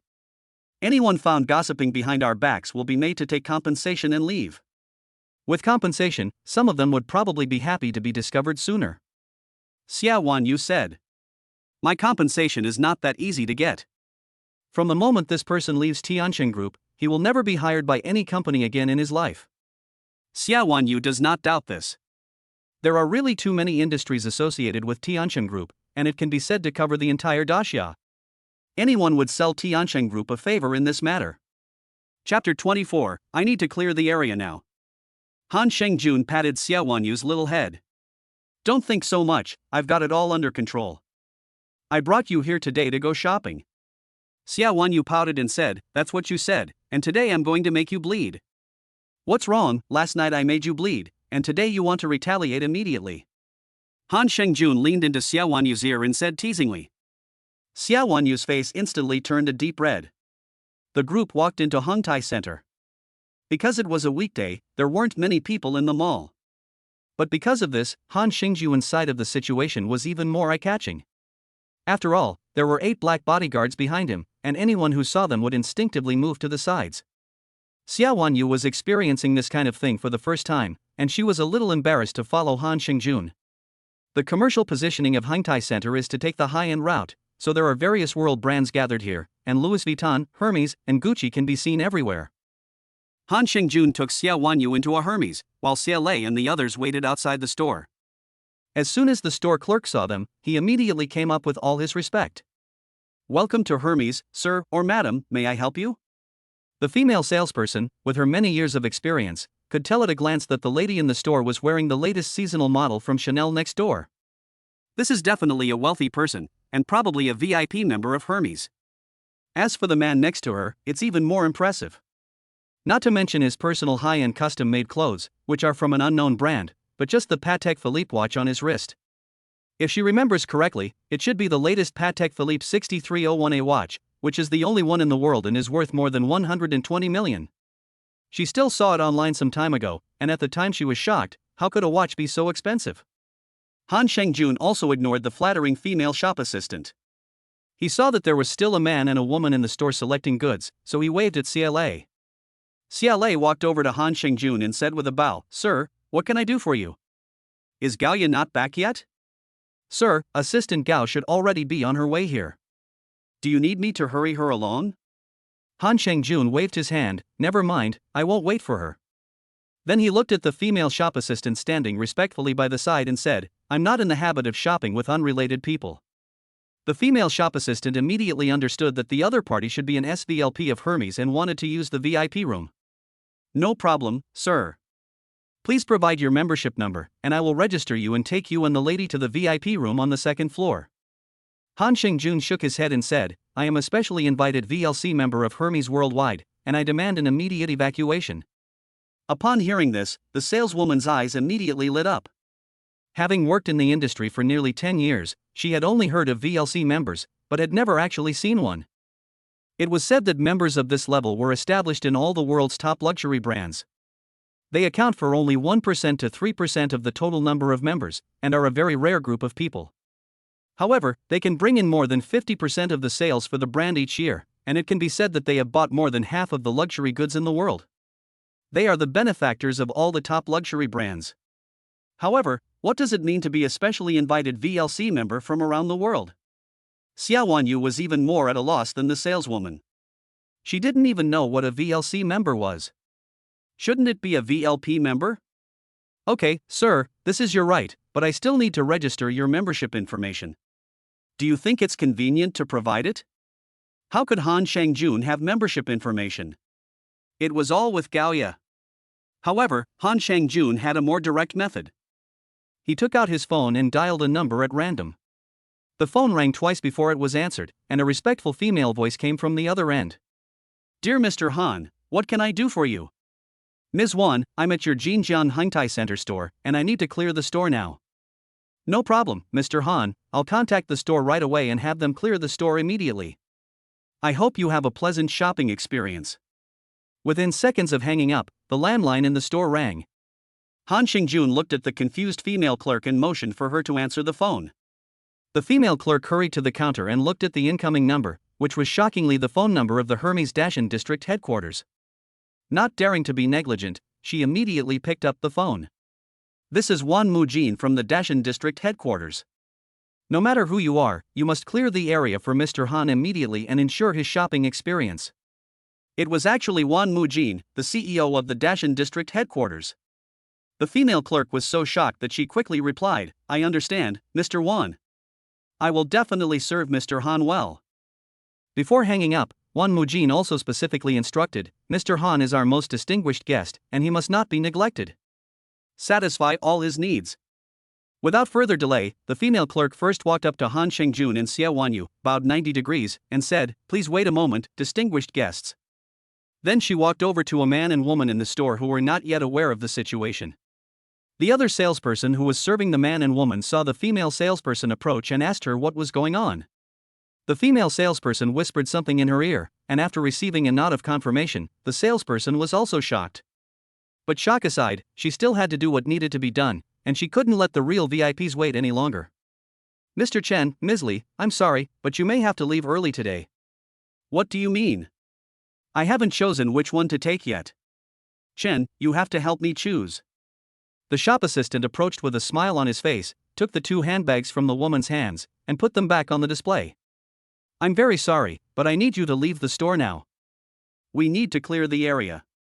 Chen Tai, the owner of a decoration company, is a VIP at various luxury goods stores, so when has he ever been treated like this? What's more, it was his girlfriend's birthday, and he had promised to buy her a bag as a birthday present. Now he had been snubbed, and he said icily, It's because of the person sitting at the door, isn't it? Why did they clear the store when he came? Can't you see my girlfriend is still choosing? I'm also a VIP in your store, spending at least $1 million a year with you, and now you want to clear the store? Chen Tai's little girlfriend was also very unhappy and deliberately raised her voice and said, That's right, he can buy what he wants and I can buy what I want, so what does he care? The shop assistant saw that the two of them had no intention of leaving, so she simply lost her patience. She said directly, That VIP is our VLC member and enjoys the privilege of clearing the store to shop. If you don't like it, just become a VLC member. Chapter 25, You have a black gold card waiting to be received. Chen Tai immediately knew that this person was not to be trifled with when he heard that the other party was actually a VLC member of Hermes. To become a VLC member of a world-class luxury brand, one needs to spend a terrifying amount of money, which is not something the small business owner can afford. Chen Tai instantly lost his arrogance and was about to drag his girlfriend away when he realized that she was not happy about it. She said arrogantly, What VLC membership? Clear the place. At worst, we'll upgrade to VLC membership and see who clears whose place. The shop assistant was so angry at this woman that he laughed. It's fine, becoming a VLC member of Hermes, the basic requirement is to spend at least 10 million yuan a year. Ms. Li, are you going to spend enough today? In the end, Chen Tai and his girlfriend left. When they left the store, they realized that there were several burly men in black standing outside, blocking off the entire outside of Hermes. Chen Tai was glad that he had not directly confronted the other party in the store and let loose, otherwise these people's fists were not for show. After the store was cleared, the female clerk returned to Han Xingjun again. Mr. Han, we have cleared the store of all non-essential personnel, now you can start shopping with this lady. Han Xingjun, who was leaning back on the sofa, patted Xia Wanyu on the back. Go take a look, try anything you like, and if you don't see anything you like, we'll go to Louis Vuitton or Chanel. Aren't you going to look together? Xia Wanyu was embarrassed to buy on her own, so she wanted to drag Han Xingjun along. I usually don't buy clothes or anything else outside. So how do you usually buy clothes? Have your assistant buy them for you? Or do you shop online? Xia Wanyu asked as she stood up. Goddamn online shopping. At this time, the female salesperson next to her kind of figured it out. This lady is not some little rich girl at all, she is just a lucky girl. This lady, Mr. Han, as the most distinguished VLC member of Hermes, if necessary, we will arrange for someone to come to your home 24 hours a day to serve you. After the salesperson finished speaking, she couldn't help but glance at the casual suit on Han Xingjun, and then continued, Of course, Mr. Han should have his own personal clothing customization team. Xia Wanyu looked at Han Xingjun in surprise. So, Hermes also provides home services? Han Xingjun smiled calmly and said, "Don't be surprised. Let's go and see if there are any bags or clothes you like." You said you wanted to make me spend a lot of money today, so you'd better step up your game, otherwise I won't be impressed.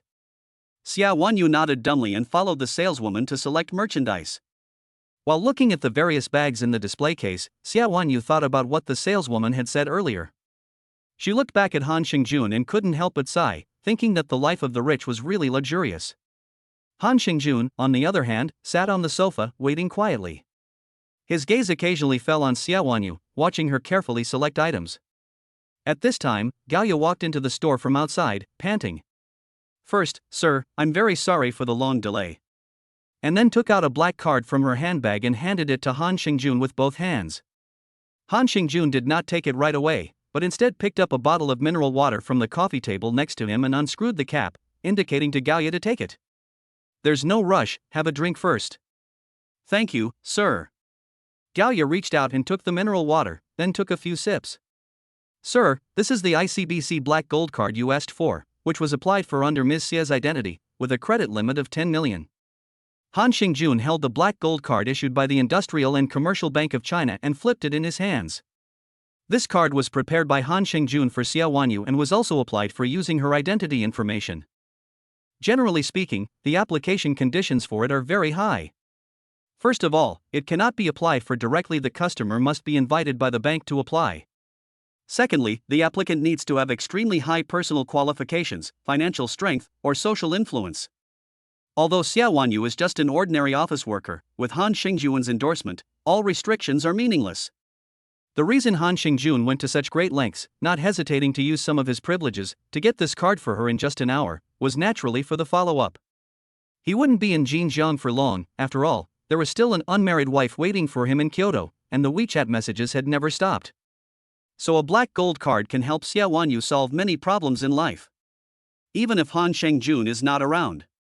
All the black gold cards are basically the same, except that they come with a 24-hour personal butler, assistance from a global legal team, private jet travel, and a personal doctor.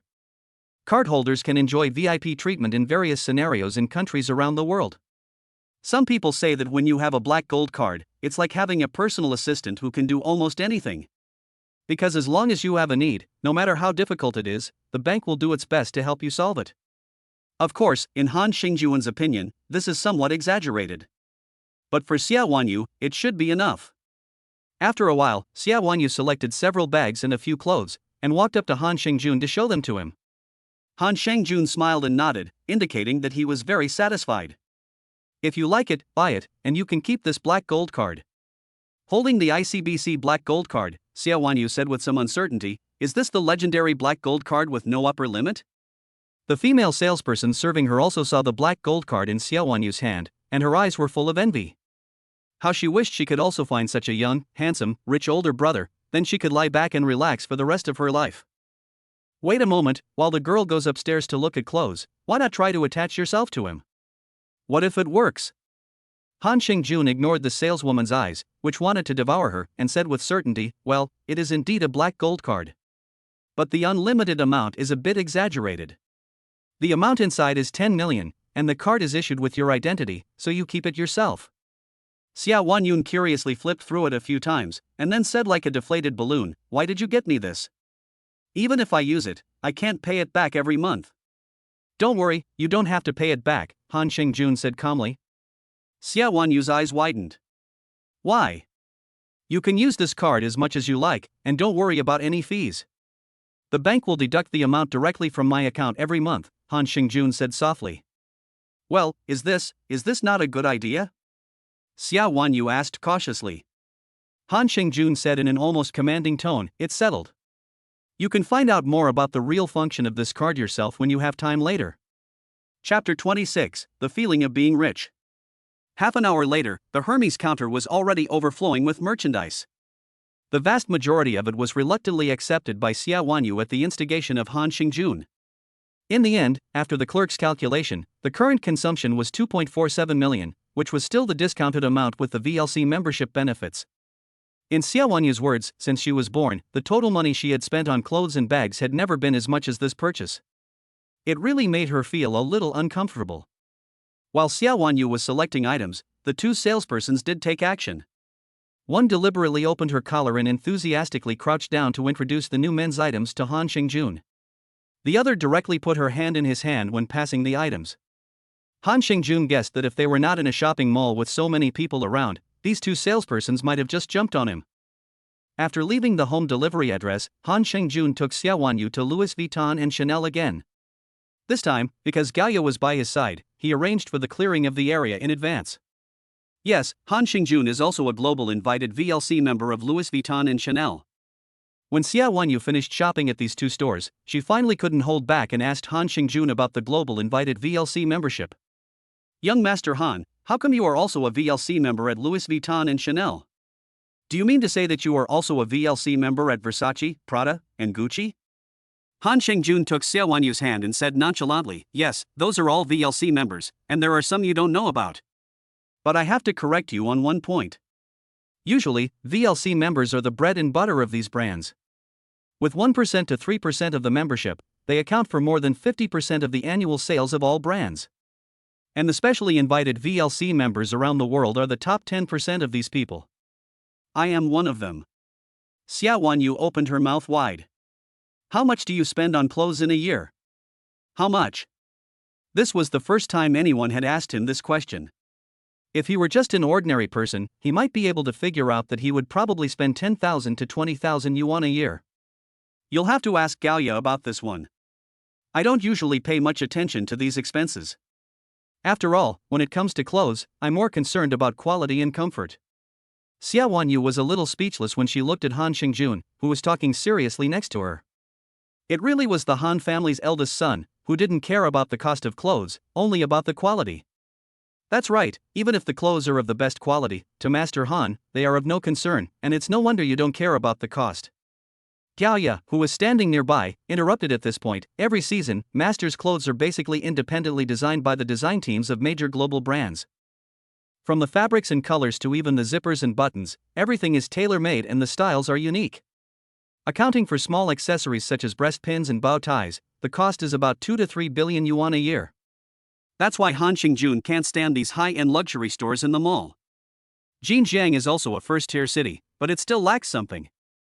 For example, the Chanel flagship store by the sea has a VLC-exclusive VIP room of more than 500 square meters, where a double-digit SA will provide the ultimate service, completely isolated from any outside interference or prying eyes.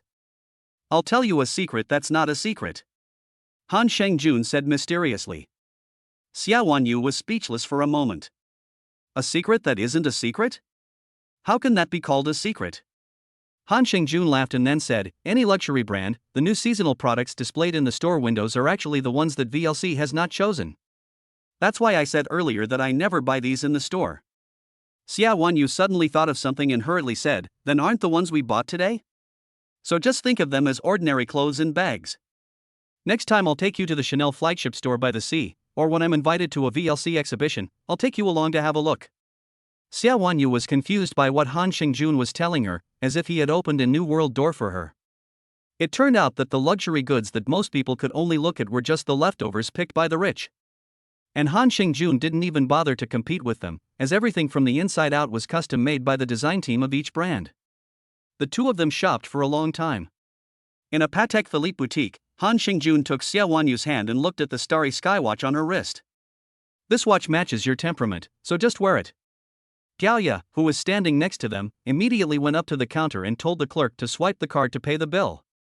Xiao Wanyu was completely immersed in this luxurious shopping experience. She couldn't remember how much Han Xingjun had bought for her, as if money didn't exist in the other person's eyes. Master Han, that's enough for today, you've bought me too much.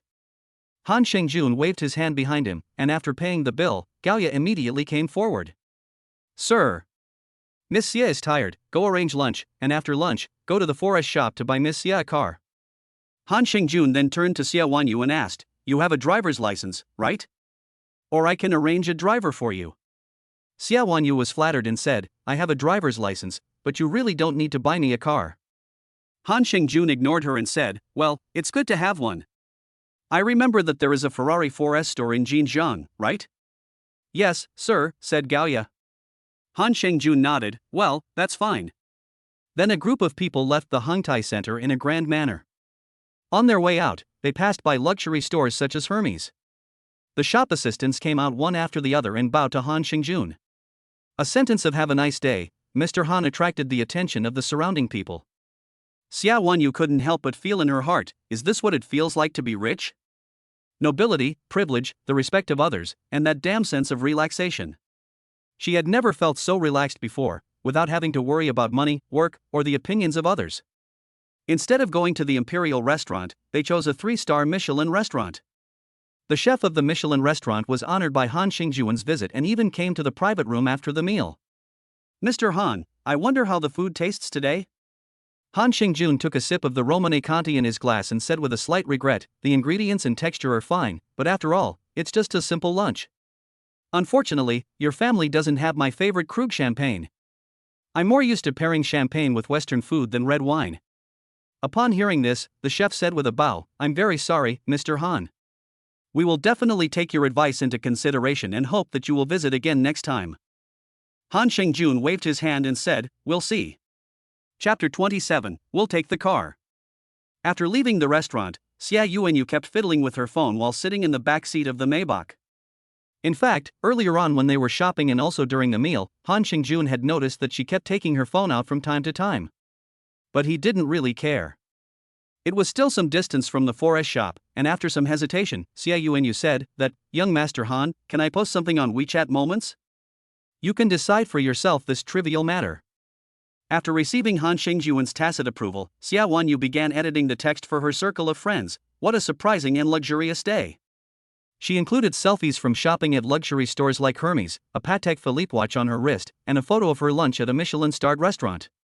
At this point, Xia Wanyu, whose vanity was bursting at the seams, just wanted to let everyone around her know that she was different from before. Han Xingjun, who was watching Xia Wanyu, who was gradually losing herself in money, couldn't help but smile slightly at the corner of his mouth. Wealth is indeed the most powerful weapon in the world. In just a few hours, it can shatter a person's worldview that has been built up over more than 20 years. Han Shengjun had fully realized this many years ago. In this materialistic world of hedonism, there is no such thing as black and white, there is only the price of whether something is suitable or not. Under the unrelenting onslaught of money and wealth, principles and bottom lines can be lowered again and again until they disappear completely. Xia Wanyu's circle of friends had just been sent out, and her WeChat messages exploded a few minutes later. First, there was her colleague who was goofing off at work. Colleague A, Wanyu, were you with Director Han last night? Colleague B, Wanyu, you've struck it rich, no wonder you didn't come to work today.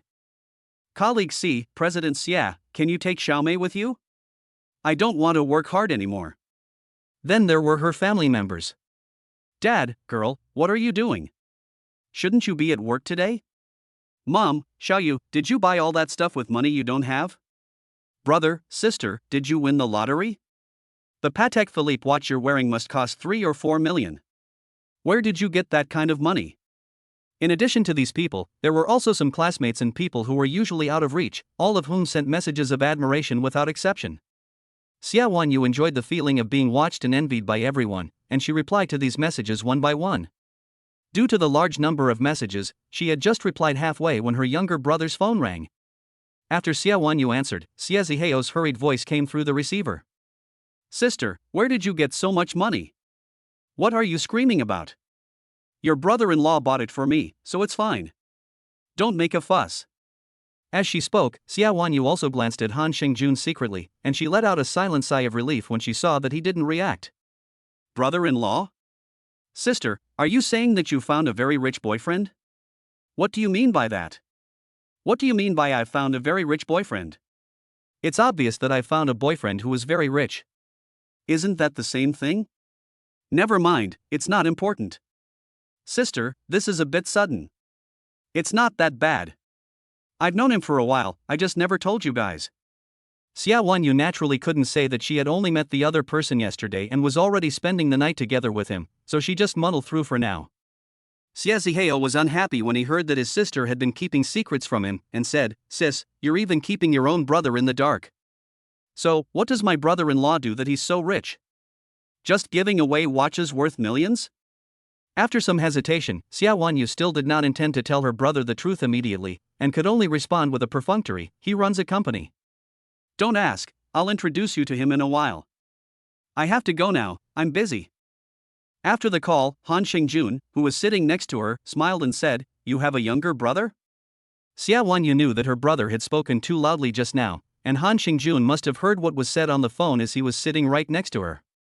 She said a little embarrassed, "Well, yes, my younger brother is Xie Zihao, and he is a sophomore at Jiangcheng University." "I see." Han Xingjun was not interested in Xia Wanyu's younger brother, and he had just asked out of curiosity. After thinking for a moment, he added, "When your younger brother graduates in the future, let me know, and I will arrange a decent job for him." Xia Wanyu was stunned after hearing this, and then nestled into Han Xingjun's arms with a happy face, thanking him, and gently caressed the softness in his arms. Han Xingjun said with a carefree face, "As long as you are good, I will let you live a carefree life in the future." Xia Wanyu, with a slight blush on her face, responded softly. In no time, the Maybach arrived at the Ferrari 4S store. A jumping black horse stamped the logo of the two letters SF and stood upright in the upper left corner of the 4S store's front door. The sales manager inside the store saw a Maybach pull up to the door, followed by two Alphas. As soon as the car came to a stop, several black-clad bodyguards got out of the Alphas and surrounded the Maybach. Then the car door opened and Han Xingjun got out, his powerful aura instantly coming over him, causing the sales manager who had arrived to pause. Then he saw Xia Wanyu getting out of the car behind him, and suddenly his mind was clear. This must be the young master of some family bringing his girlfriend to buy a car. "Hello, sir, can I help you?" "We're just browsing, help my girlfriend choose a car," Han Xingjun said, putting his arm around Xia Wanyu. The sales manager led everyone into the store while smiling and saying, "No problem, sir." "What's your last name?" "My last name is Han." "What current cars do you have here?" "Give me some recommendations." "Mr. Han, please follow me." "If there are any cars in stock, only some models are currently in the store, and it mainly depends on your choice." The sales manager took Han Xingjun to the exhibition hall, where a number of Ferraris on sale were parked, including the Roma, SF90, and 812. "Mr. Han, may I ask what your budget is?" Han Xingjun patted Xia Wanyu on the shoulder. "There is no budget, as long as Miss Xia likes it." The sales manager was overjoyed.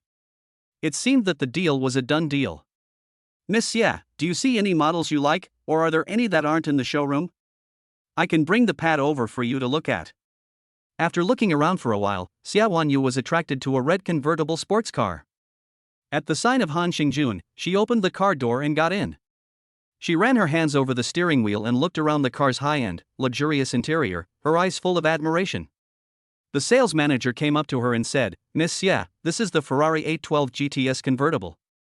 It is equipped with a 6.5-liter V12 naturally aspirated engine, with a maximum output of 800 horsepower and a peak torque of." "We'll take it." Han Xingjun raised his hand to interrupt the sales manager's introduction, and Gao Ya, go handle the paperwork. "Yes, sir," Gao Ya said with a bow. Chapter 28, Just a Car. The sales manager was overjoyed. He was truly worthy of being a member of the Tianqing group. He bought a sports car that cost nearly 6 million yuan just like that. And it was even a gift. He only hated that he was not a woman, otherwise he would do whatever it took to date this young and rich handsome guy in front of him. Just as Gao Ya was taking Xia Wanyu to go through the paperwork with the sales manager, Han Xingjun, who was originally sitting in the lounge area, heard a familiar voice. "Han Xingjun, what a coincidence, I can't believe I ran into you here." Han Xingjun turned around and saw that it was Lu Bowen, one of Shen Yulong's high school classmates, who had called out to him. Han Xingjun smiled and said, "It is quite a coincidence, are you here to look at a car?" Lu Bowen walked up and said, "I came with Da Peng and Junyi, they are in the garage behind." Da Peng previously ordered an SF90 here, and we came to inspect the car. After Lu Bowen met Han Xingjun at the airport, he flew to Jinjiang with Zhao Changpeng and Zhang Junyi. Unexpectedly, Han Xingjun was also in Jinjiang, so it seems that it was really fate. "Han Xingjun, why are you here today?" Han Xingjun casually pointed to Gao Ya and Xia Wanyu, not far away, and brought his girlfriend here to buy a scooter. Lu Bowen looked in the direction Han Xingjun's finger was pointing. He didn't know Gao Ya, but looking at the other person's professional attire, it was obvious that she was not Han Xiao's girlfriend. The stylishly dressed young girl next to her was the main character. When they met at the bar last time, Lu Bowen knew that Shin Yulong was going to introduce the two sisters, Sen and Sen, to Han Xiao, and it should have happened that night. Unexpectedly, just 2 days later, Han Xiao had a new female companion, and the quality was still so superb. But I guess he is the only one who can describe a Ferrari as a scooter. Since we have the chance to meet, I was wondering if Han Xingjun is free tonight. Would you like to have a drink with me? For a person like Han Xingjun, it is inevitable that anyone who comes will want to make friends. Forget about drinking, let's make another appointment some other day. Han Xingjun said indifferently. To be honest, there is a big gap between a second young master like Lu Bowen and Han Xingjun. If it weren't for the connection with Shin Yulong, the two sides would probably never sit down to dinner at the same table in their lives. Lu Bowen saw that Han Xingjun was in a lackadaisical mood and knew that he had not yet caught the other party's eye. After deliberating for a moment, he made up his mind and whispered, "Young Master Han, tonight's gathering is not just a few of us drinking." After pausing, seeing that Han Xingjun had not rejected him, he continued.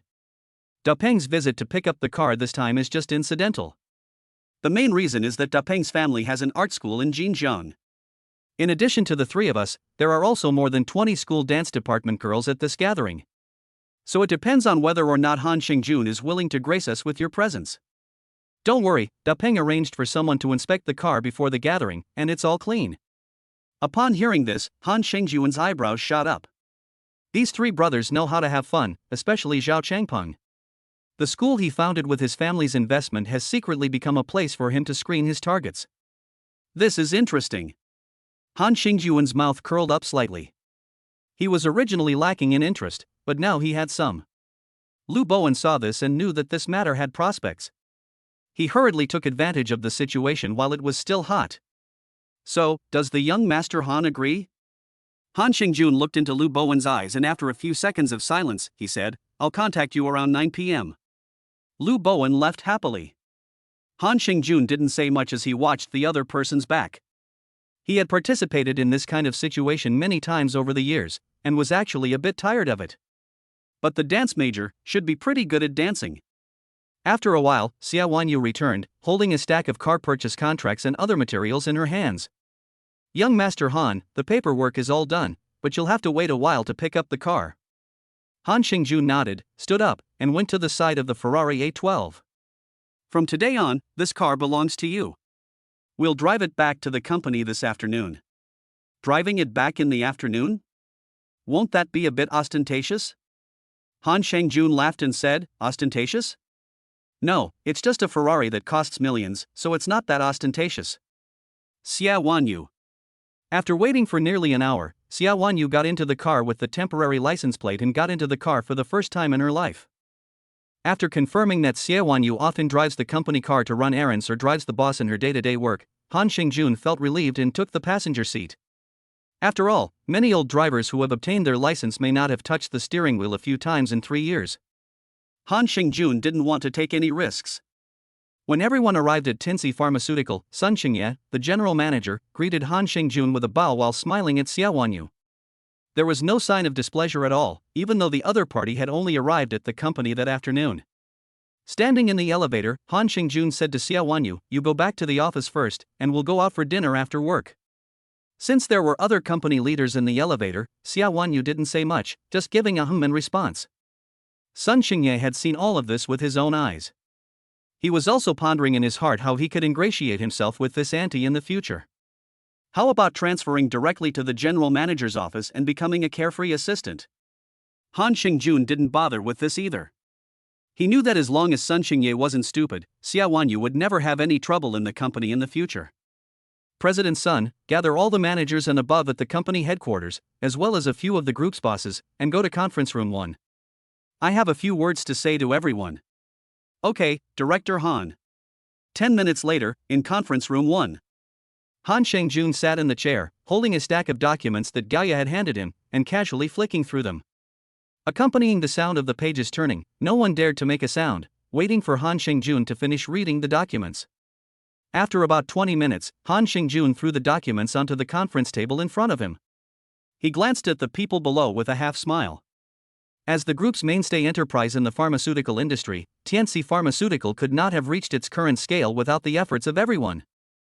"I'm a layman when it comes to the research and development of drugs, so I won't say much about that," but I do have some doubts about sales. Can Vice President Liu answer them for me?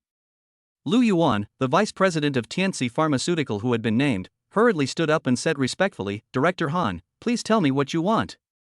Han Xingjun pointed at the materials on the table and said, if I'm not mistaken, Vice President Liu is in charge of marketing, right? Yes, Director Han. Liu Yuan's tone was obviously unnatural. Tianxi Pharmaceutical's sales growth over the past 3 years has not been significant, but it has at least been a continuous increase. For the current size of the company, you have also put in a lot of effort. It should be, after all, the company has given me a lot of support. Liu Yuan was just about to let out a sigh of relief, but who knew that Han Xingjuan's next sentence would send him into a cold sweat. Chapter 29, Don't Question My Decisions. But compared to doing business, Vice President Liu seems more keen on buying a house for your family? Han Xingjun leaned back in his chair and looked at Vice President Liu with cold eyes. Even though the temperature was only in the teens, Liu Yuan's forehead was already sweating. He tried his best to control his slightly trembling body and said in a low voice, Chairman Han, I don't quite understand the meaning of your words. Han Xingjun rested his hands on the conference table and looked at Liu Yuan. No, you should understand. Everyone in the room guessed what was about to happen, but they weren't sure. Only Sun Xingye was feeling a wave of emotions inside. Because he knew all about it, and he was even a part of it. He had no mind to think about why Han Xingjun knew all this. The only thing he could do was to stare at Liu Yuan, hoping that the other person would not turn him in. Liu Yuan, who was hesitating, swallowed, and naturally he also saw the look in Sun Xingye's eyes. What's wrong, Vice President Liu? Are you dumb? Han Xingjun said coldly. What? Chairman Han, Han Xingjun looked at the stammering Liu Yuan with a critical gaze. Vice President Liu, as the Deputy General Manager of Tianxi Pharmaceutical, can't you even speak clearly? Why don't you go back as soon as possible, so you can make room for someone else? Liu Yuan quickly swallowed, Chairman Han, it's fine, I was just a little nervous, Han Xingjun raised his hand to stop the other person, and then said in a very stern tone, Do you think I'm joking with you? In 3 years, Vice President Liu has successively purchased more than 10 real estate properties in the names of your family members in more than 10 cities, including Jinjiang, Kyoto, and Linhai, with a total value of more than 280 million yuan. With the mentality of not seeing the coffin and not shedding tears, Liu Yuan took a deep breath and said, Chairman Han, it's just a few houses. Does the company still restrict employees from buying houses? Han Xingjuan's eyes flashed with murderous intent. Do you really think that no one can find out the problem with your clumsy methods? That's not even counting the gold you have in the bank vault and the bearer bonds overseas. Otherwise, I'm not sure if 500 million yuan will be enough to cover it. Liu Yuan suddenly slumped in his seat, but still muttered, Chairman Han, I have also shed blood and fought for the company. Vice President Liu, you'd better go home and wait for the court summons. Embezzling company property and in such a huge amount is punishable by up to life imprisonment. Of course, you can also use this time to find yourself a better lawyer. As for whether it will work. Liu Yuan was completely dumbfounded, and his sweat had completely soaked his back. But then he thought of something and shouted, Chairman Han, please let me off the hook. I know there's still. Liu Yuan, I advise you to take care of yourself first. This matter will end with you. Understand? Han Xingjun interrupted what the other person was about to say, and at the same time glanced at Sun Xingye, who was standing nearby. What do you think, Mr. Sun? Sun Xingye felt as if his heart was about to jump out of his throat. Of course, I'll do whatever you say, Mr. Han. Liu Yuan looked at Han Xingjun, then at Sun Xingye. He pursed his lips, then sighed. I see, Mr. Han. Liu Yuan knew full well that he was being set up to be sacrificed. As for Han Xingjuan's words that this would be the end, if he was obedient, he would be released after 10 years or so. He would be able to see his grandchildren again. If he was disobedient, he would be sentenced to life imprisonment and would never be released in this lifetime. He knew the power of the Han family and the Great Xia, and whether it was 10 years or life imprisonment, it was just a matter of making a phone call. Liu Yuan's sad departure left those present feeling a mixture of sadness and anxiety. Han Xingjun looked around the room and said with a stern face, Everyone here is the mainstay of the company. I hope you can learn from Liu Yuan's lesson. The company will never tolerate any actions that harm the company's interests. After saying this, he looked at the documents in his hands and continued, Next, we need to discuss how to strengthen the company's financial management system and prevent the recurrence of similar incidents. There was silence in the meeting room, as everyone contemplated the situation. Then Sun Xingye spoke first. Chairman Han, I think we need to strengthen internal audits in the future and regularly conduct financial reviews of each department. Han Shengjun nodded slightly, as if to indicate his approval. In fact, the group had long been aware of some corruption in the subsidiaries, and this was unavoidable. Lu Yuan had just happened to run into the crosshairs, and since he had overreached himself, he was just the right person to be used. Before coming to Jinjiang this time, Han Xingjun had already decided that he would be the one to set an example. The meeting lasted nearly an hour before it ended. After the meeting, Han Xingjun took Gao Ya to the temporary executive director's office. Although it was a temporary setup, the specifications were not ambiguous at all. In the nearly 300 square meter office, there were high-end office tables and chairs, leather sofas, tea trays, and everything else. Gao Ya stood in the executive director's office and asked with some confusion, "Sir, the information clearly also mentions the general manager Sun Xingye and another vice president. Why weren't they dealt with as well?" Han Xingjun tapped one finger on the solid wood desk and looked at Gao Ya standing in front of him. "Have you heard of the saying that if water is too clear, there will be no fish? Sun Xingye and the other vice presidents still have some ability. Coupled with the fact that they have the heart but not the guts to commit a crime, the two of them have taken less than 20 million in total over the years, even if it is an additional bonus from the company. I believe that after this incident, the two of them should be even more afraid to reach out. However, if they are not punished, it is hard to guarantee that they will not develop a sense of luck," Gao Ya said worriedly. Han Shengjun continued, "The Tiancheng Group is a large and powerful enterprise. Which of these people who have been in high positions for a long time can remain unscathed? Even the several group presidents and vice presidents who came with us, can their backsides be clean? It's just that most people know when to advance or retreat and know their place, and I'm too lazy to argue with them over trifles." Gao Ya nodded thoughtfully and said, "I understand, sir." Just as Gao Ya was about to leave the office, she was stopped by Han Xingjun. She turned around and asked with a puzzled look, "Sir, what else do you need?" Han Xingjun stood up, slowly walked up to Gao Ya, and reached out his hand to gently stroke the other person's warm cheek. Gao Ya was a little panicked. Han Xingjun had never been so physically close to her before, which made her not know what to do for a while, and she could only stand there stupidly and let him stroke her.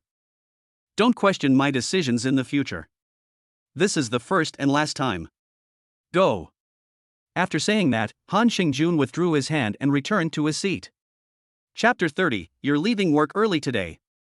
Time quickly came to 5 o'clock in the afternoon. Sitting idly in the office, Xia Wanyu was bored and swiping through Douyin. It was strange to say, but ever since she returned to the company today, her department manager had been exceptionally polite to her. In theory, she still had a pile of work to deal with, but she was told that the work had already been assigned to someone else. This made Xia Wanyu feel depressed for a while. In the end, she did find the department manager and was about to ask what the company meant by doing this. But the manager's words directly dispelled all her doubts. "Miss Xia, don't tease me. If I dare to assign you work, then President Han will have me fired, right?"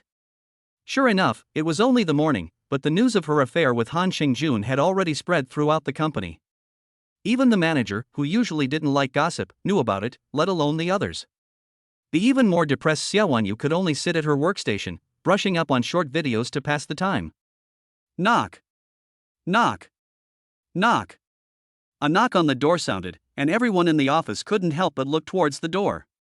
Han Xingjun was standing at the office door with one hand in his pocket, looking at the bored Xia Wanyu with a slight smile on the corner of his mouth. Everyone subconsciously lowered their heads at the first sight of Han Xingjun and continued with what they were doing. "Wanyu, let's go," Han Xingjun said, shaking his head. Xia Wanyu looked at Han Xingjun in disbelief. She didn't expect the other party to come directly to the office and find her in front of so many colleagues. "Wait a while, it's not yet over," Xia Wanyu said timidly. "You left work early today, packed your things, and left." After saying that, Han Xingjun turned around and left the office. Seeing this, Xia Wanyu had no choice but to steel her nerves, pick up her newly bought Chanel bag, and leave her seat. When she arrived at the elevator at the end of the corridor, she saw Han Xingjun waiting for her with several bodyguards, including Gao Ya and CLA. Xia Wanyu took a few small steps and then a quick run to the other person's side. Han Xingjun put his arm around Xia Wanyu and said indifferently, "Starting tomorrow, you will be transferred to the general manager's office as a special assistant. You will have flexible working hours, so you won't have to be punctual in the future." Although she felt a little uncomfortable being hugged by Han Shengjun while still in the office, Xia Wanyu did not resist. She asked doubtfully, flexible working hours? What do you mean? It means that you can choose when to go to and from work. If you're not happy one day, you can also choose not to come to work, and your monthly salary will be paid normally. Xia Wanyu stared at Han Shengjun with wide eyes. Is this okay? No one will check? Who dares to check? Han Shengjun said impatiently. Let's not talk about it, these are all trivial matters. What do you want to eat tonight? Xia Wanyu knew that it was all Han Shengjun's doing, so she didn't ask any further. The orders issued by the heir apparent of the group were only to be obeyed by the subsidiaries. Xia Wanyu, who was in the elevator, said after a moment's thought, how about we go for Japanese food? Japanese food? That's fine. You choose a restaurant and we'll go in your car. There's no traffic right now. Han Shengjun said. After dinner, Han Shengjun said goodbye to Xia Wanyu. As he watched the departing Ferrari 812, Han Shengjun, sitting in the back seat of the Maybach, dialed Lu Bowen's phone number. Lu Bowen, Han Shengjun, are you done there? Han Shengjun, yes, I just finished. What's your location? Lu Bowen, hang on, I'll send you my location via WeChat, just come directly. Han Shengjun, is everyone here yet? Lu Bowen, the girls just got here and are changing. Han Shengjun, changing? What are you playing at? Lu Bowen, Han Xiao, you'll know when you get here. Hurry up, the guys are waiting for you. Lu Bowen, who had just hung up the phone, gave Zhao Changpeng and Zhang Junyi next to him an OK sign. Zhao Changpeng looked very excited. Han Xiao is really coming? That can't be a mistake, I just hung up the phone, I'll send the location. Lu Bowen fiddled with his phone and sent the location to Han Shengjun. Zhang Junyi on the side patted Zhao Changpeng on the shoulder and said, Hey, Da Peng, you've cleared things up with the girls, right? Of course. Han Shengjun was in a Maybach and arrived at the location where Lu Bowen had sent the location, which was a private club. However, it was obvious that the club had been booked for the day. Lu Bowen stood at the door with Zhao Changpeng and the others, and when he saw Han Shengjun get out of the car, he immediately went up to greet him. Han Xiao, welcome, come, please come inside. They followed Lu Bowen and the others into the club. The first floor was the lobby, which was nothing special except for a few greeters. After everyone followed the spiral staircase on the side to the second floor, the view in front of them made Han Shengjun's eyes light up. He saw a group of young girls in their 20s wearing all kinds of clothes, sexy, cute, innocent, and classic.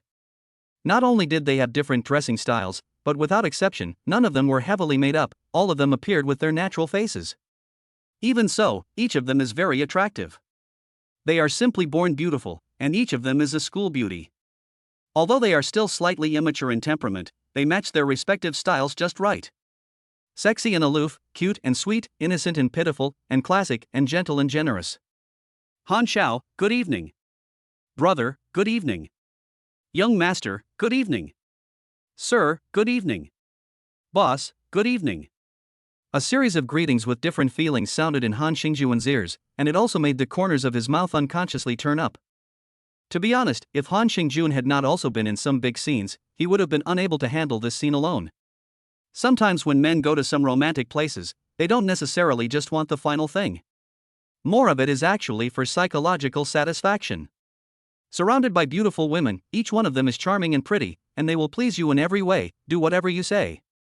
If you get drunk, they will take care of you without fail. Snuggle up in your arms, light your cigarette for you, pour you water, and even feed it directly to your mouth.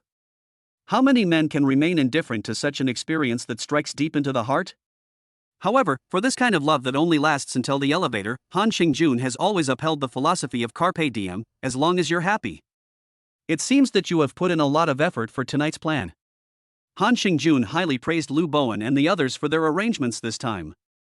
Han Xiao, it's all from the hearts of the brothers. The best is yet to come, said Lu Bowen with a smile. He told Gao Ya and CLA to wait downstairs in the lobby, and Han Shengjun, led by Lu Bowen, walked towards a private room on the second floor.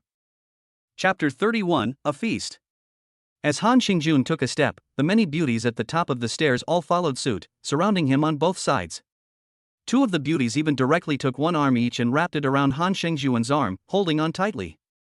One was a biker girl with a black tank top with metal accessories, tight leather pants, and a high ponytail. The other was a cute girl wearing a pink Lolita-style dress. With an extremely soft sense of pressure, even without taking a closer look, Han Xingjun knew that they were both not wearing anything. Zhao Changpeng and the others have definitely pulled out all the stops this time. Han Xingjun is sure that the guy's original plan was definitely not this specification, and it was completely because they wanted to come over that they added the extra scenes at the last minute. Even these actresses must have been hard won by the guys. Not to mention, the appearance, body shape, and service awareness of these people cannot be achieved simply by pulling a few people from an art school. After entering the private room, everyone took their seats. Drinks and other things had already been set out, 2 full tables. What was interesting was that there were 2 steel poles standing in the middle of the private room. The entire room was lit with dazzling and dreamy lights, and there was a DJ booth on the side.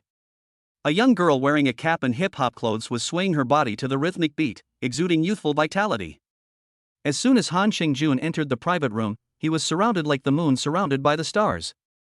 However, since it had just started and the atmosphere was not yet up, these young beauties all seemed a bit reserved. Lu Bowen was the first to raise his glass, shouting, "Let's welcome Mr. Han." Then he drained his glass in one gulp. The surrounding beauties also imitated him, drinking one after the other. They were different from the girls in the entertainment district, less vulgar and more innocent. But they were all very clear about one thing, and that was that they had to satisfy the man in front of them tonight. Zhao Chengpeng also came up with a glass of wine at this time, and first drank it without saying a word, before whispering, "Brother, tonight, as long as you like anyone here, you can just go for it." Han Xingjun took a casual sip and then said with a slight smile, "Normally I don't casually touch girls from outside. I appreciate your intentions, and I'm very satisfied with tonight's situation. There are some things that you 3 brothers don't need to force." Zhao Chengpeng understood what Han Xingjun was worried about, so he simply said, "Brother, don't worry, I've arranged for all first-rate goods tonight." Han Xingjun looked up at these people in the private room and was a little surprised. He gave Zhao Chengpeng a look that said, "I understand," and drank the rest of the wine in his glass. Zhao Chengpeng also revealed a happy expression of mission accomplished, and toasted Han Xingjun again before returning to his seat. The atmosphere in the private room gradually heated up as they toasted each other. Several young women of very different styles stood up and began to show off their dance moves. They were truly worthy of their dance backgrounds, and their charming figures fully demonstrated the beauty of the female body. One of the young women, wearing a hot denim short skirt, was even very bold and pulled Han Xingjun up in one go. Then she started a close-fitting hot dance. As more and more beautiful girls joined in, Han Xingjun was completely surrounded. The dynamic girl on the DJ booth even directly picked up the microphone and shouted, "Sisters, let's take Master Han down together." It can be said that the atmosphere in the entire private room is now reaching a climax. Han Xingjun has not yet completely lost himself. He looks around, and Lu Bowen and the others have already exited the private room at some point. Now there is only one man in the room, him, and more than 20 other stunning beauties. With the lighting and the music, these beautiful young girls gradually begin to let go of their inhibitions and show off their most beautiful sides. The feast continued until midnight. During that time, Gao Ya and Socializing came by once, but standing outside the door of the private room, listening to the sounds coming from inside, the 2 of them decisively retreated to the lobby on the first floor to wait. Even Gao Ya, who had already experienced many similar incidents, blushed a little when she recalled the previous 20-odd girls in all their variety. For her, who had never been with a man before, it was hard to imagine what the scene in the room really was like. After the feast was over, Han Xingjun left the private room alone. Although his body was slightly tired, he had a satisfied smile on his face. The 3 Lu Bowen brothers were each holding a girl, leaning against the sofa in the lounge area, and immediately greeted Han Xingjun when they saw him come out. "Han Xiao, how about going out for some late-night snacks together?" "It's on the 3rd floor," said Lu Bowen. "Sure, bring my people along." A moment later, he saw Gao Ya and Socializing, who had been waiting for a long time, arrive on the 2nd floor. He gave a slight smile and said, "Let's go get something to eat." Gao Ya nodded first, then whispered, "Sir, are you satisfied tonight?" Han Xingjun heard the hint of resentment in Gao Ya's tone and his mouth curled up into a smile as he said softly, "Very satisfied." Hearing this, Gao Ya's face instantly turned red. The group went together to the restaurant box on the 3rd floor.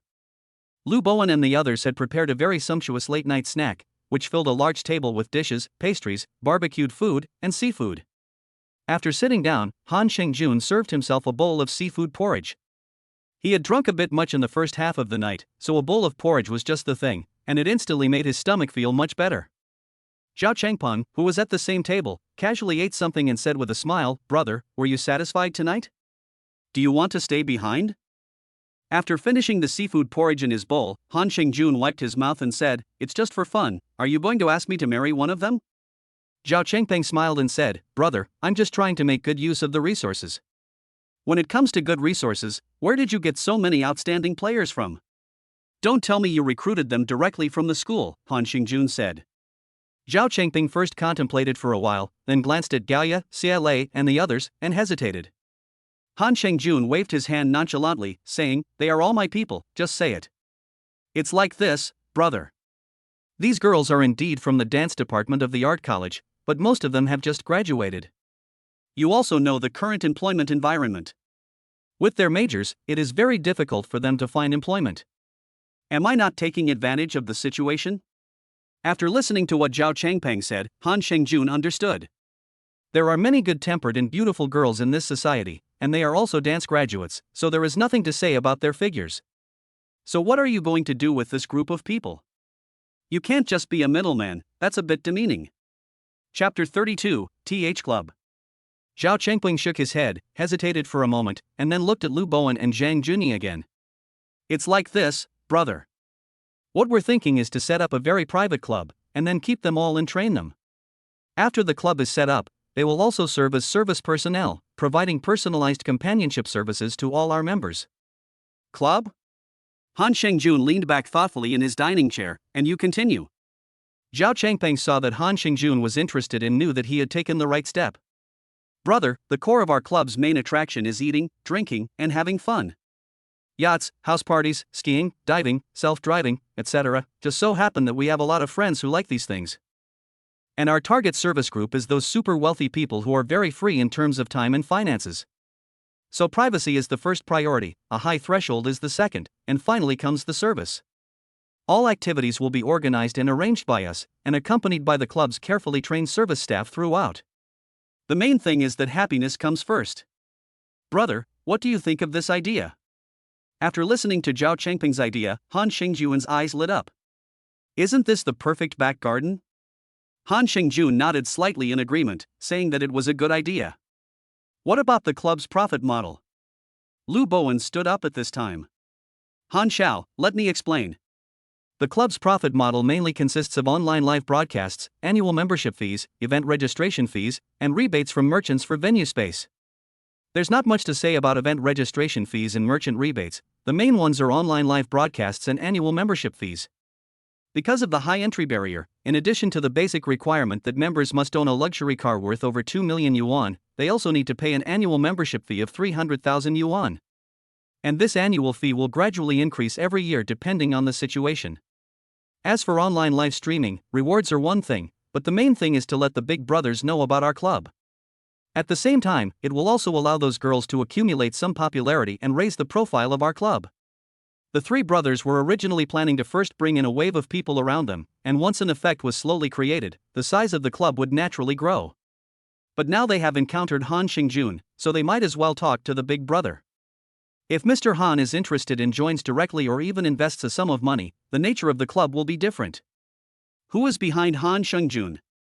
It's the Han family of Daxia, the Tiancheng Group. A presence with an immeasurable market value and influence that is even more boundless. If young Master Han nods, it will immediately allow the three of them to rise to another level. Han Shengjun said after hearing this, "Then your club is purely about eating, drinking and having fun." This is indeed the case. Consumption in the greater Xia region is now at two extremes. The older brothers have money and leisure, and they have a lot of money to spend. They can easily spend tens of millions of rewards on watching a live broadcast. But online, where can you find the emotional value that offline can provide? You might as well be beating your head against a brick wall. As for the toiling masses, we don't expect to be able to extort a few coins from their pockets. But the older generation is different. They are willing and able to pay more for a better life. Lu Bowen then went into the details of setting up the club, including the capital required. Han Shengjun said after listening to Lu Bowen's account, "Well, it seems you have been planning this for a long time. Do you have any ideas about the venue?" Lu Bowen said, "We have an idea about the venue. It is a manor house in the countryside by the sea, covering an area of more than 4,800 square meters. The owner immigrated abroad several years ago, and the manor has been empty ever since. It only takes 2 months to renovate it and it can be used as the club's headquarters. Han Shengjun nodded slightly. It seems that you have really given me a lot of surprises today. After some thought, he continued, let's put the plan for this club directly on the agenda. I'll count my initial investment as my share. I don't know if you guys would welcome it or not. You must welcome it. With Han Xingyuan's participation, the standard of our club will directly rise by more than one level. Lu Bowen and the others immediately got up to thank him. If there had been alcohol on the table, they would have offered Han Xingjun a toast. Don't thank me yet. Han Xingjun looked at the three of them and said, I have a few requests that you must fulfill, otherwise everything will be short-lived. Lu Bowen and the others nodded eagerly, brother, just tell us. Han Xingyuan's mouth curled up slightly. First, all the facilities and services of the club must be the best. Second, the training and management of the staff must be meticulous and comprehensive, which is the core selling point of the club. Third, and most importantly, absolute privacy. Not a word about the members' information can be leaked to the outside world. Fourth, this club has nothing to do with the Han family, the Tianqing group, or even me. It was just set up by the three of you brothers. If you can't guarantee these 4 points, then forget it. Lu Bowen patted his chest and said, don't worry, brother, we can definitely do all of this. Han Xingjun smiled, very well, in that case, let's start preparations as soon as possible. I hope to see results in the shortest possible time. The specific investment amount will be handled by my assistant, Gao Ya, and you. The three of them smiled at each other, their hearts full of anticipation. Once this private club is established, it will not only bring in financial income, but also bring together people and opportunities. It will also bring a major turning point in their lives and for their families. As they were about to disperse after eating some more, Lu Bowen suddenly said, by the way, Han Xiao, what should we name this club? Name it? This club is, to be precise, to carefully select and train a group of girls, and then use online live broadcasts to create a persona and increase popularity and awareness. At the same time, they will use them to attract some of the real big brothers from the outside world to the club and become one of the club's members. From time to time, various events will be held to celebrate the big brothers, and the venue may be on a yacht, on a private island, or even in the wilderness of an uninhabited area. As for the core content, naturally, it is all about understanding. Such a club is completely designed to serve the big brothers and make them enjoy life more happily, and it is a harem. After thinking for a moment, Han Xingjun said, let's call it the TH Club. TH Club? Is it an abbreviation for the harem? Lu Bowen muttered to himself. Chapter 33 Xiaowanyu's Choice. After returning to the hotel, Han Xingjun simply washed up and went to bed. After all, even the best physical fitness could not withstand the fierce battle of 1v20+ in the first half of the night. Thanks to his youth, he was still as strong as steel. If he were in his 30s, he would probably have to leave the game halfway through, and even drugs would not help. I don't know how long it took, but Han Xingjun was awakened from his sleep by a phone call from Xiaowanyu. Han Xingjun, hello. Xiaowanyu, young master, you're still sleeping. Han Xingjun, I slept in. Xiaowanyu, it's already noon. Shall we go eat together? I'll come find you. Han Xingjun opened his eyes and looked at the time. It was almost 12 o'clock. Xiaowanyu, hey, did you fall asleep again? Han Xingjun, okay, come over.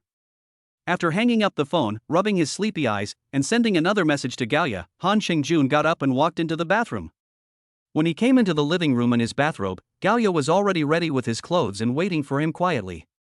Han Xingjun took off his bathrobe without any hesitation, and then, under Gao Ya's care, he changed into a white casual suit. When did you get up? Did you get enough rest? Han Xingjun asked as he watched Gao Ya as she helped him fix his collar. Gao Ya lowered her eyes and said softly, thank you, sir. I got enough rest. A moment later, Gao Ya stepped aside.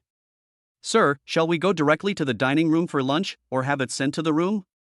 Han Xingjun said as he put a Patek Philippe on his wrist, I have an appointment with Xiaowanyu at noon. She should be here soon. Go and notify Xia Lei and the others. Okay, sir. Not long after, Han Xingjun arrived at the lobby of the Intercontinental Hotel with his entourage. Xiaowanyu had already arrived and was standing there, looking forward to the meeting. Today she was wearing a light blue dress with a Chanel blazer, looking exceptionally beautiful. Where are you going to eat at noon? Han Shengjun asked as soon as they met. I'm going to a restaurant I used to like very much, but I only went there twice before because I thought it was too expensive. Xia Wanyu said. What are we waiting for? Let's go. Han Shengjun said to Xia Wanyu with a smile. She happily walked up to him and took his arm, and the two of them got into the bright red Ferrari A12 together. After arriving at the place Xia Wanru had chosen, Han Shengjun got out of the car and took a look. It was just an ordinary Chinese restaurant. The interior decoration was quite good, and it was considered quite high-end for ordinary people. But since it was Xia Wanru's favorite, he didn't say anything more. After entering the restaurant, the two chose a seat by the window, and the waiter came enthusiastically and handed them the menu. Their pickled vegetable fish is especially delicious, you must try it, Xia Wanru said with anticipation. Han Shengjun casually looked at the menu and ordered some specialty dishes in addition to the sour cabbage fish that Xia Wanyu had mentioned. While waiting for the food to be served, Xia Wanyu curiously asked Han Shengjun, "What did you do last night? Did you stay up late? Really want to know?" Xia Wanyu nodded. Han Shengjun said lightly, "A few friends from Linhai came over, and they set up a group for me. We drank a lot and didn't disperse until midnight." Set up a group? There were girls, weren't there? Xia Wanyu said suspiciously. Han Shengjun said bluntly, "Yes, there were quite a few of them, all college students in the dance department." "But what do you care about all this?" Xia Wanyu, who was just about to pout and get angry, was stopped in her tracks by these words from Han Shengjun. Yes, she was just one of his many objects of attention. It's just that whenever she spends time with him, she always feels exceptionally comfortable and relaxed, just like a real lover would, and it makes her forget her identity in a trance. No, it's nothing, I was just curious. Well, I have something to tell you. I plan to leave Xinjiang the day after tomorrow. Han Shengjun said. The day after tomorrow? So soon? If Xia Wanyu remembered correctly, he had only been in Xinjiang for 3 days, and he was leaving the day after tomorrow? Yes, after the group's executives complete this inspection, which will be tomorrow, we will leave the day after tomorrow. This trip to Xinjiang was meant to be a cover-up, so Han Shengjun never intended to spend much effort on Tianxi Pharmaceutical. Fortunately, the manpower brought from the group was sufficient, so he simply handed over full responsibility to them. All he had to do on his end was just read the summary report. Then Xia Wanyu stammered without continuing to say anything. She didn't know what to say either. Should she ask Han Shengjun to stay? That was out of the question. Or should she go with him? You have two options. You can stay in Xinjiang, and I will visit you at least once a month. The other option is to go to Linhai. I will arrange for someone to take care of your daily life there, and we can meet often. But you won't be the only one there, so you should think carefully. Han Shengjun's words were very clear. It's a monthly exclusive, or you can meet from time to time, but you have to share it with other people. It all depends on Xia Wanyu's own choice. After a moment of silence, Xia Wanyu did not answer immediately.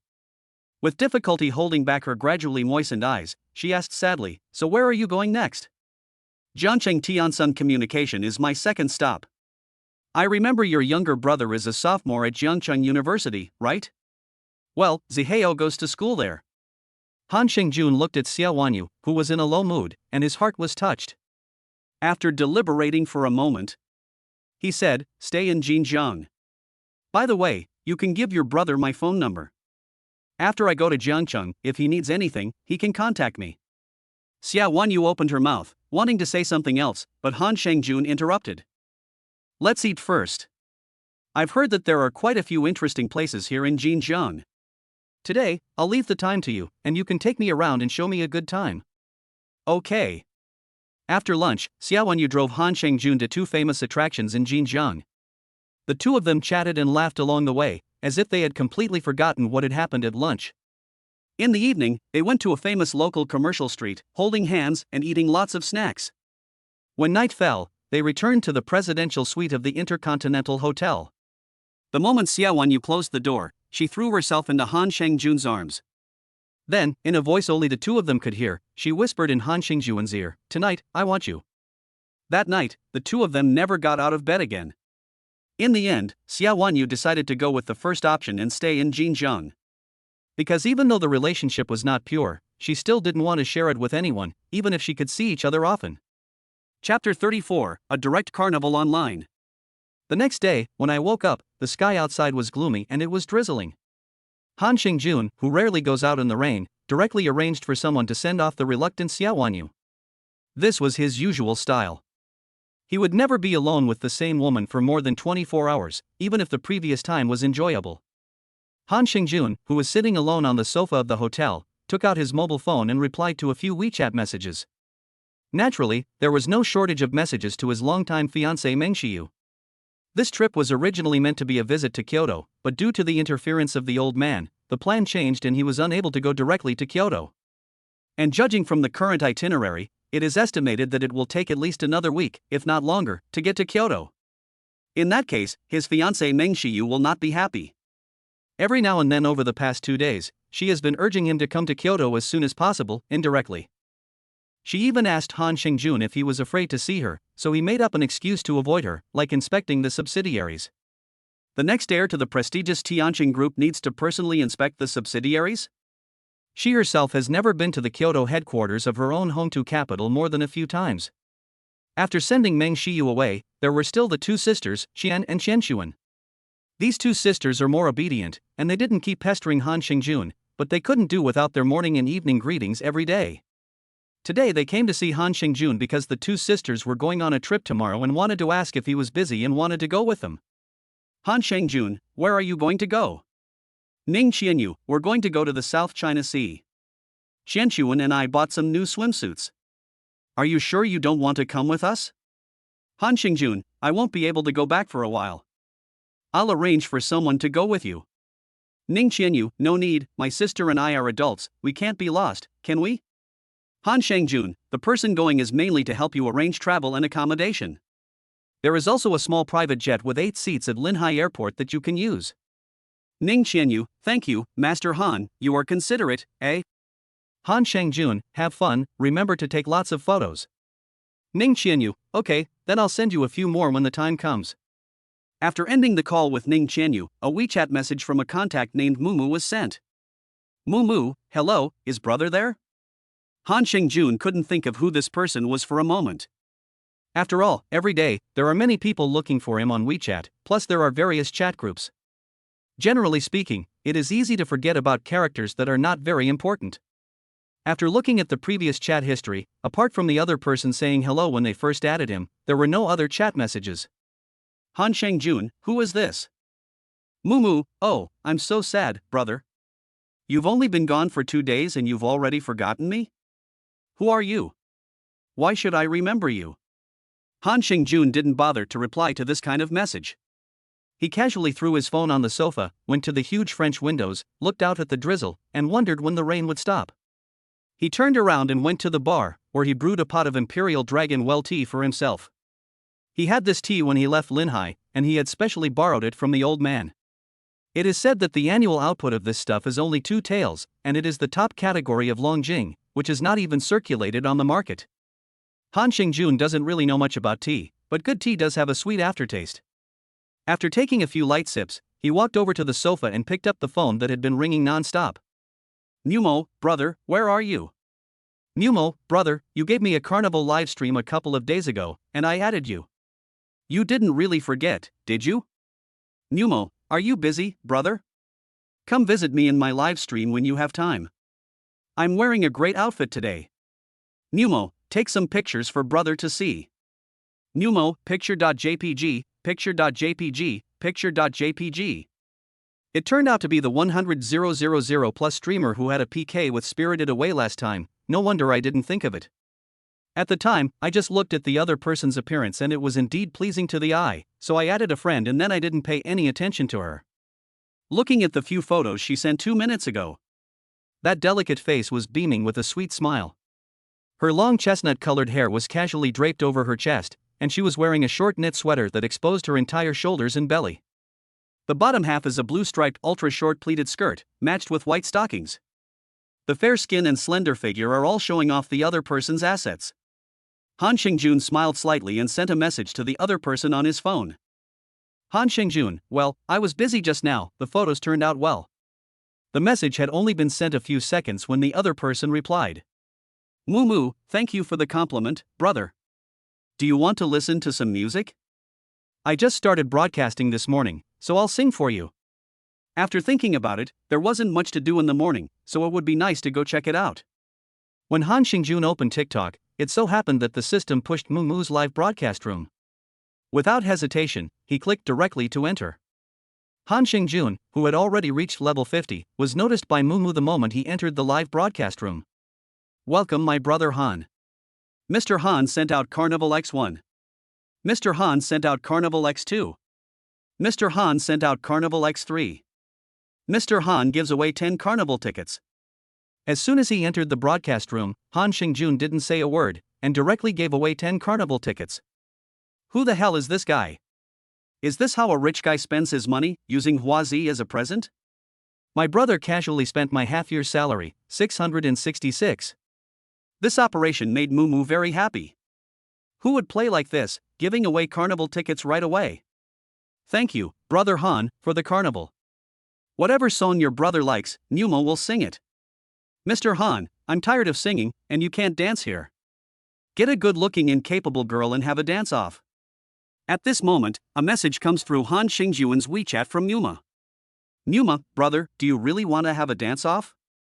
How about I dance for you first? Mumu still cares about such a true big brother. After all, the big brother did just swipe 10 carnival tickets, didn't he? Han Xingjun, well, let's play unlimited. I'd rather watch the dancing in person. Mumu. Mumu, then I'll go find someone first, see if there's anyone suitable. Mumu naturally understood the meaning of Han Xingjun's words, but she had never piked with her big brother offline, so naturally she wouldn't casually set a precedent. In no time, Mumu even connected to a popular female anchor with 70,000 plus followers, whose LD was "I'm so sleepy." Han Xingjun took a closer look and said, this is at least on a large scale. The main thing was that the other person also had a baby face. If you just look at her appearance, she has a full sense of charm, and you even doubt whether the other person has reached adulthood. Chapter 35 Big Brother's Strength. As soon as she connected to the microphone, Mumu greeted her first. Hello, little sister. Hello, sister. How do you want to play? I'm sleepy over here, said the voice on the other end in a soft, lilting tone. Unlimited PK? Mumu asked directly. The person on the other end was obviously stunned for a moment. Unlimited PK is generally rarely played, and it mainly depends on whether your big brother is strong or not. It seems that your sister's brother is very capable. Hold on, I'll ask. After saying that, I got sleepy and picked up my phone to mess around with it, obviously sending a message to my brother. After a while, she said, yes, sister, what's the punishment? Mumu didn't rush to speak, but looked at the barrage in her live broadcast room. She was waiting for Han Xingjun to speak. Mr. Han, it's up to you, you'll win in the end. Seeing that her brother was so confident, Mumu suppressed her excitement and spoke of the punishment. The loser will do 20 squats and stand up to bow and thank the other person's big brother. Dare you? I'm so sleepy. I thought, is this person playing this big? The loser has to bow and thank the other person's big brother? What does my own big brother think? But then she thought, she knew her own big brother's strength, and in reality he was the boss of a large listed company. In terms of strength, he was far superior to the average second-generation rich. Just as well, as long as she won this PK, she would agree to meet the other person next week. Anyway, I've made a lot of money. Okay, sister, let's get started. Both sides turned off their microphones and began canvassing for votes. Mumu is not like the sister in Spirited Away, and she doesn't know the real identity of Han Xingjun. She simply believes that her newfound big brother is capable. So she didn't completely relax during the canvassing process. She can rely on her big brother, but she can't rely on him completely. Brothers, this game depends on you. My big brother has votes, but we can't let him fight alone. Let's all form a team and vote all the votes in our accounts. At the beginning of the game, Mumu's side quickly widened the gap to nearly 100,000 votes because they had some big brothers. The score reached over 330,000. My side, which was called I'm So Sleepy, had just over 220,000 votes. Seeing that his side was way ahead, and that his big brother had not yet voted, my side is So Sleepy shouted anxiously, Brother Chen, are you going to vote? Chen, don't worry, I just topped up my votes. You'll win today. Shen Feng has given away 5 carnivals. Wow, thanks to Chen Feng for the carnivals. Chen Feng has finally made a move, and the opponent definitely won't win.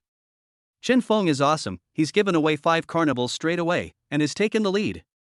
Chen Feng, sitting in a luxurious office, enjoyed the flattery from the anchor and netizens in the live broadcast room. Especially when he thought that he might be able to take the lead in the competition, his heart burned with passion. There was nothing he could do. As the owner of a listed company, Chen Feng was confident that he could win this competition.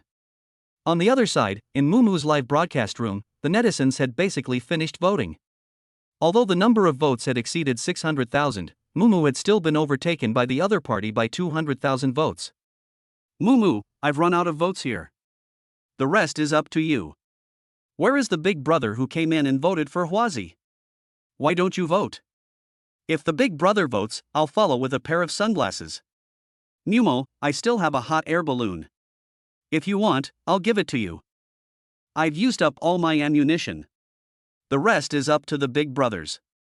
Mumu completely ignored the barrage of comments from these people. She was waiting. Her intuition told her that this person named Mr. Han was definitely not simple. Hangu, everyone is about to lose. Mr. Han gives out Carnival X10. Mr. Han gives out Carnival X20. Mr. Han gives out Carnival X30.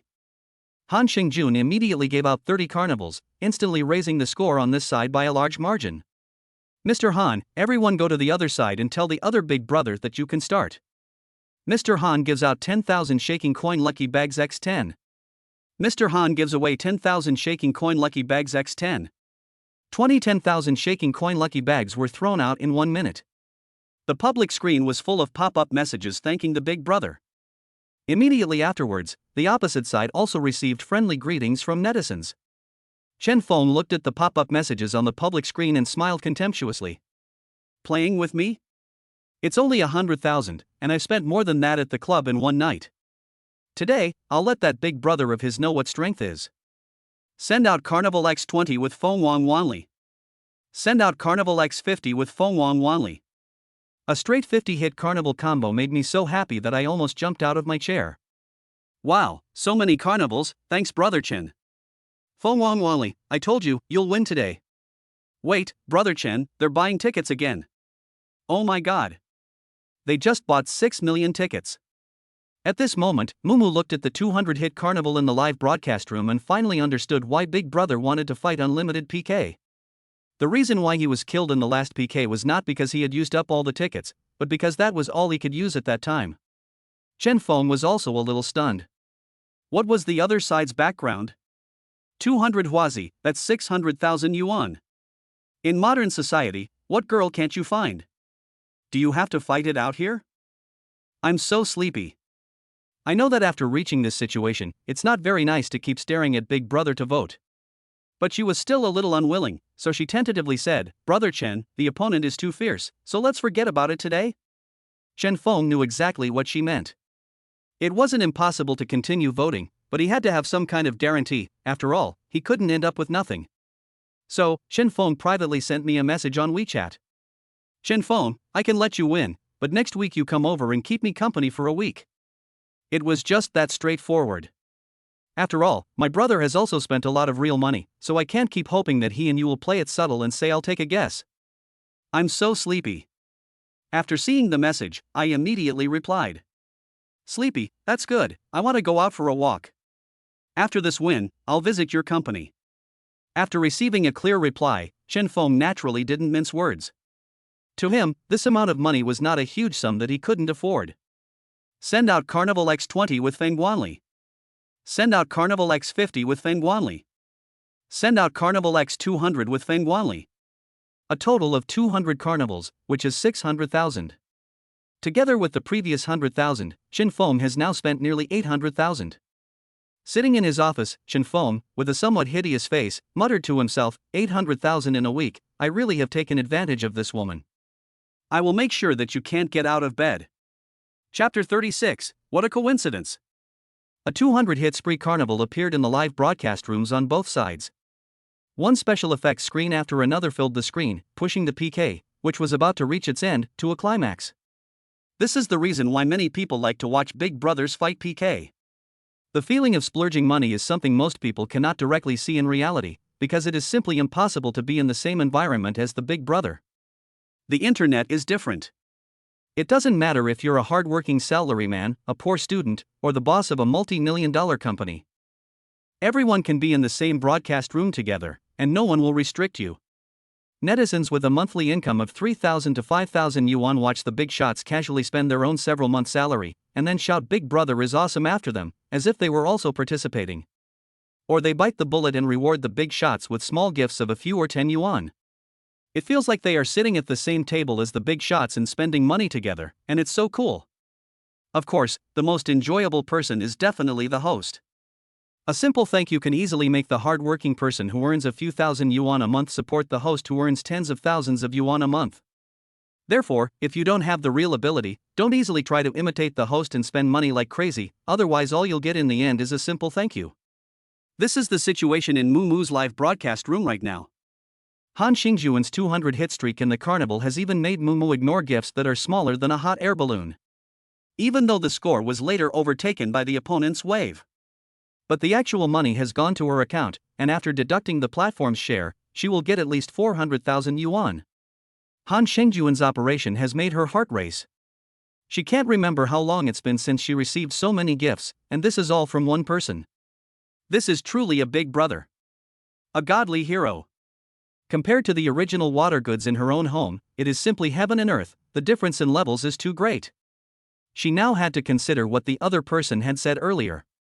After all, it was rare to meet such a generous big brother, and it would be a shame not to cling to his thigh. In fact, it's not a big deal to dance offline. Han Xingjun looked at the ending of the competition and had no intention of pulling back and forth with the other side anymore.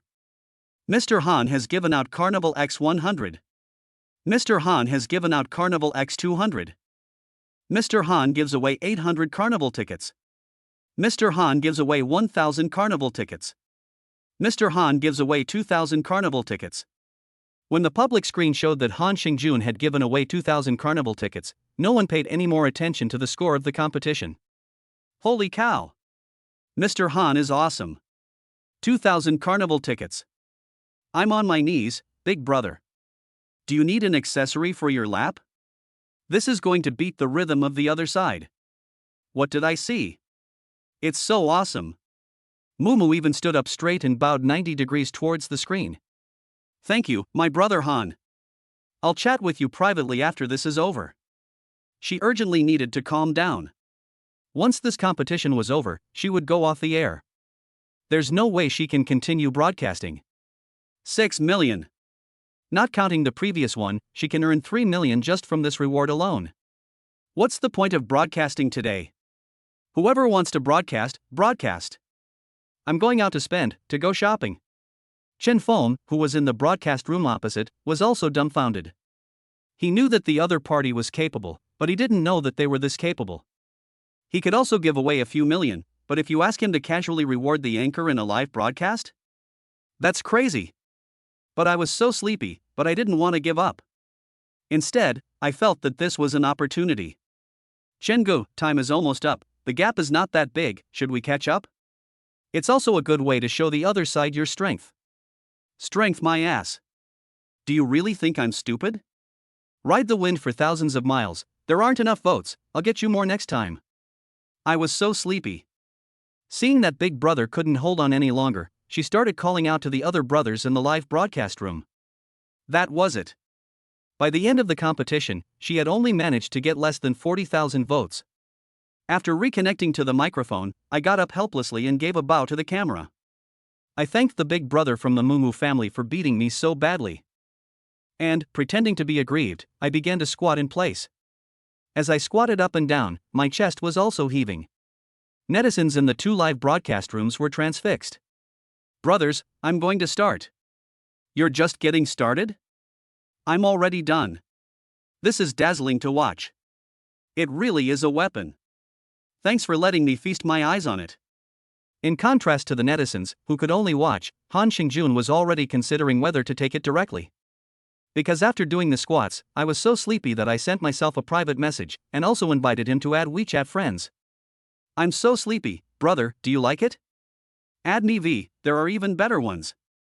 In line with the principle of not letting go of good girls and not missing bad girls, Han Xingjun still added the other person's WeChat. Anyway, with his capital, he is not afraid that the other person is a gold digger. As long as it pleases him, money and material things are not a big deal. After a casual chat, he learned that the other person's real name is Li Yike. He rejected the other person's request to chat on video after the broadcast and instead invited the other person to fly directly to Xinjiang tonight. That's right, it's tonight. I also directly transferred 20,000 yuan to the other person's WeChat as travel expenses. The main point is to be carefree and spend money as you wish. I'm so sleepy. I know that the other person is more powerful than her Chengge, and the gap is huge. So even if Han Xingjun didn't reward her with a penny, she couldn't wait to stick to him. Encountering this top-level passerby, the opportunity is fleeting, and she must find a way to hold on to him. As for Chen Feng, there's no need to give up completely. If there's time, then go next week. If there's no time, then next time. After all, he didn't help her win this time. Li Yike, okay, brother, I'll book the next flight after I go off the air. After arranging for Li Yike, Han Xingjun returned to Douyin and found that Mumu had gone off the air. He also sent himself a message at the same time. Mumu, Han Guge, I'm off the air. Thank you so much today. Mr. Han, I didn't spend millions of dollars just to hear you say thank you. Mumu, I understand, but I'm still in school and can't go to your place. Mr. Han, where do you go to school? Mumu, I'm a sophomore at Jiangcheng University. Are you coming to find me? Jiangcheng again? The same university? What a coincidence. Xia Zihao, Xia Wanyu's younger brother, is also a sophomore at Jiangcheng University, which makes Han Xingjun exclaim, what a coincidence. Mr. Han, that's great, I'll be going to Jiangcheng in the next couple of days, so you can come out and keep me company. Moo. Chapter 37, The Farewell Dinner. A rented apartment near Jiangcheng University. Xia Zimu, who had just finished watching the broadcast, sat in a chair. She didn't expect this Mr. Han to be so direct. But he also has his own backing. A few million yuan just like that, anyone would have that backing. Although she had already prepared herself mentally, Xia Zimu, who didn't know what the other person looked like, was a little worried. What if the other person was a greasy old man, or simply an old man? She was still a 20-year-old girl. She didn't naively think that the big brother asked her out just to accompany him while he shopped, dined, and chatted. But looking at the earnings in the background of her TikTok, she still gave in. Mumu, okay, then I'll wait for Brother Han in Jiangcheng. Mr. Han, okay, wait for me patiently. After posting a short video for a while, Han Xingjun received a call from Lu Bowen. Lu Bowen, Han Xiao, are you free at noon? Let's have lunch together.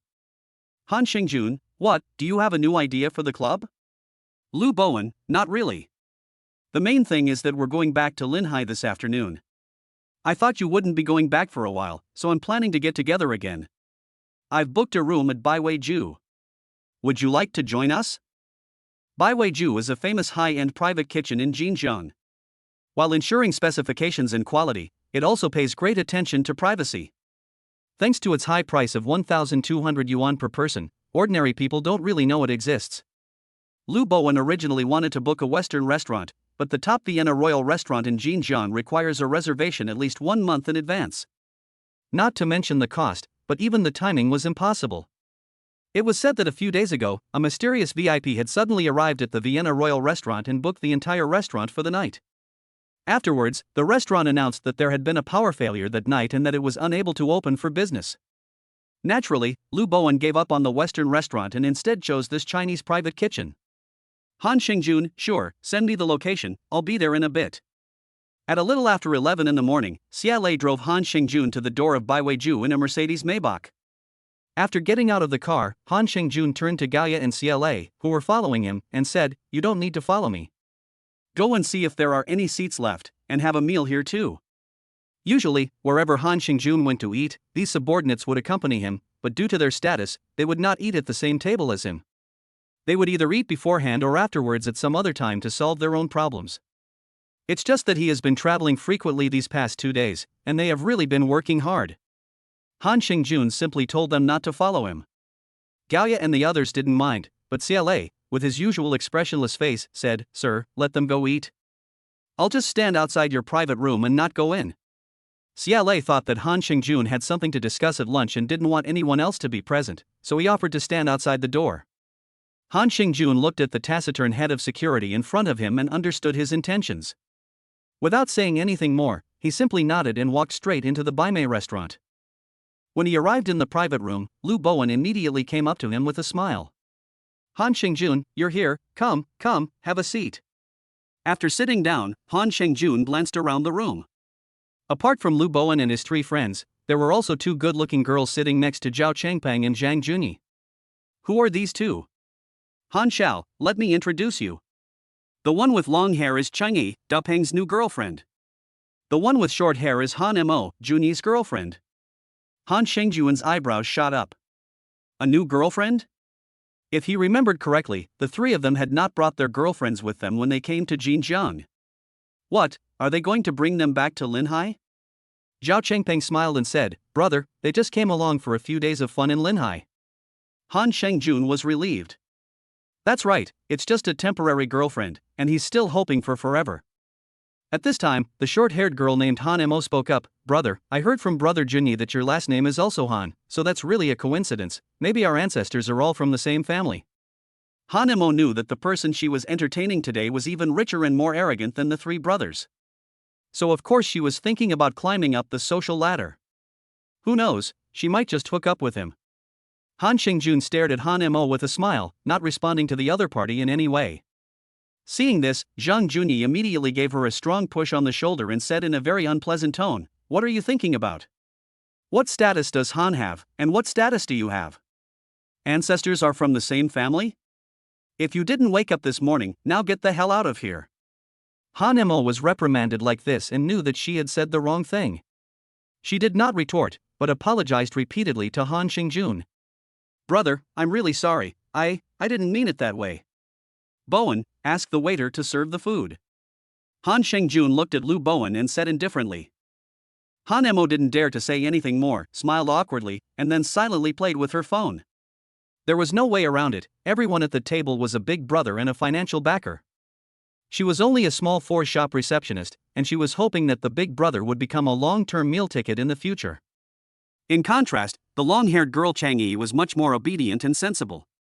She knows that even her brother, who drives a Ferrari SF90, has to smile when he sees her, and she knows that she is not someone she can just strike up a conversation with.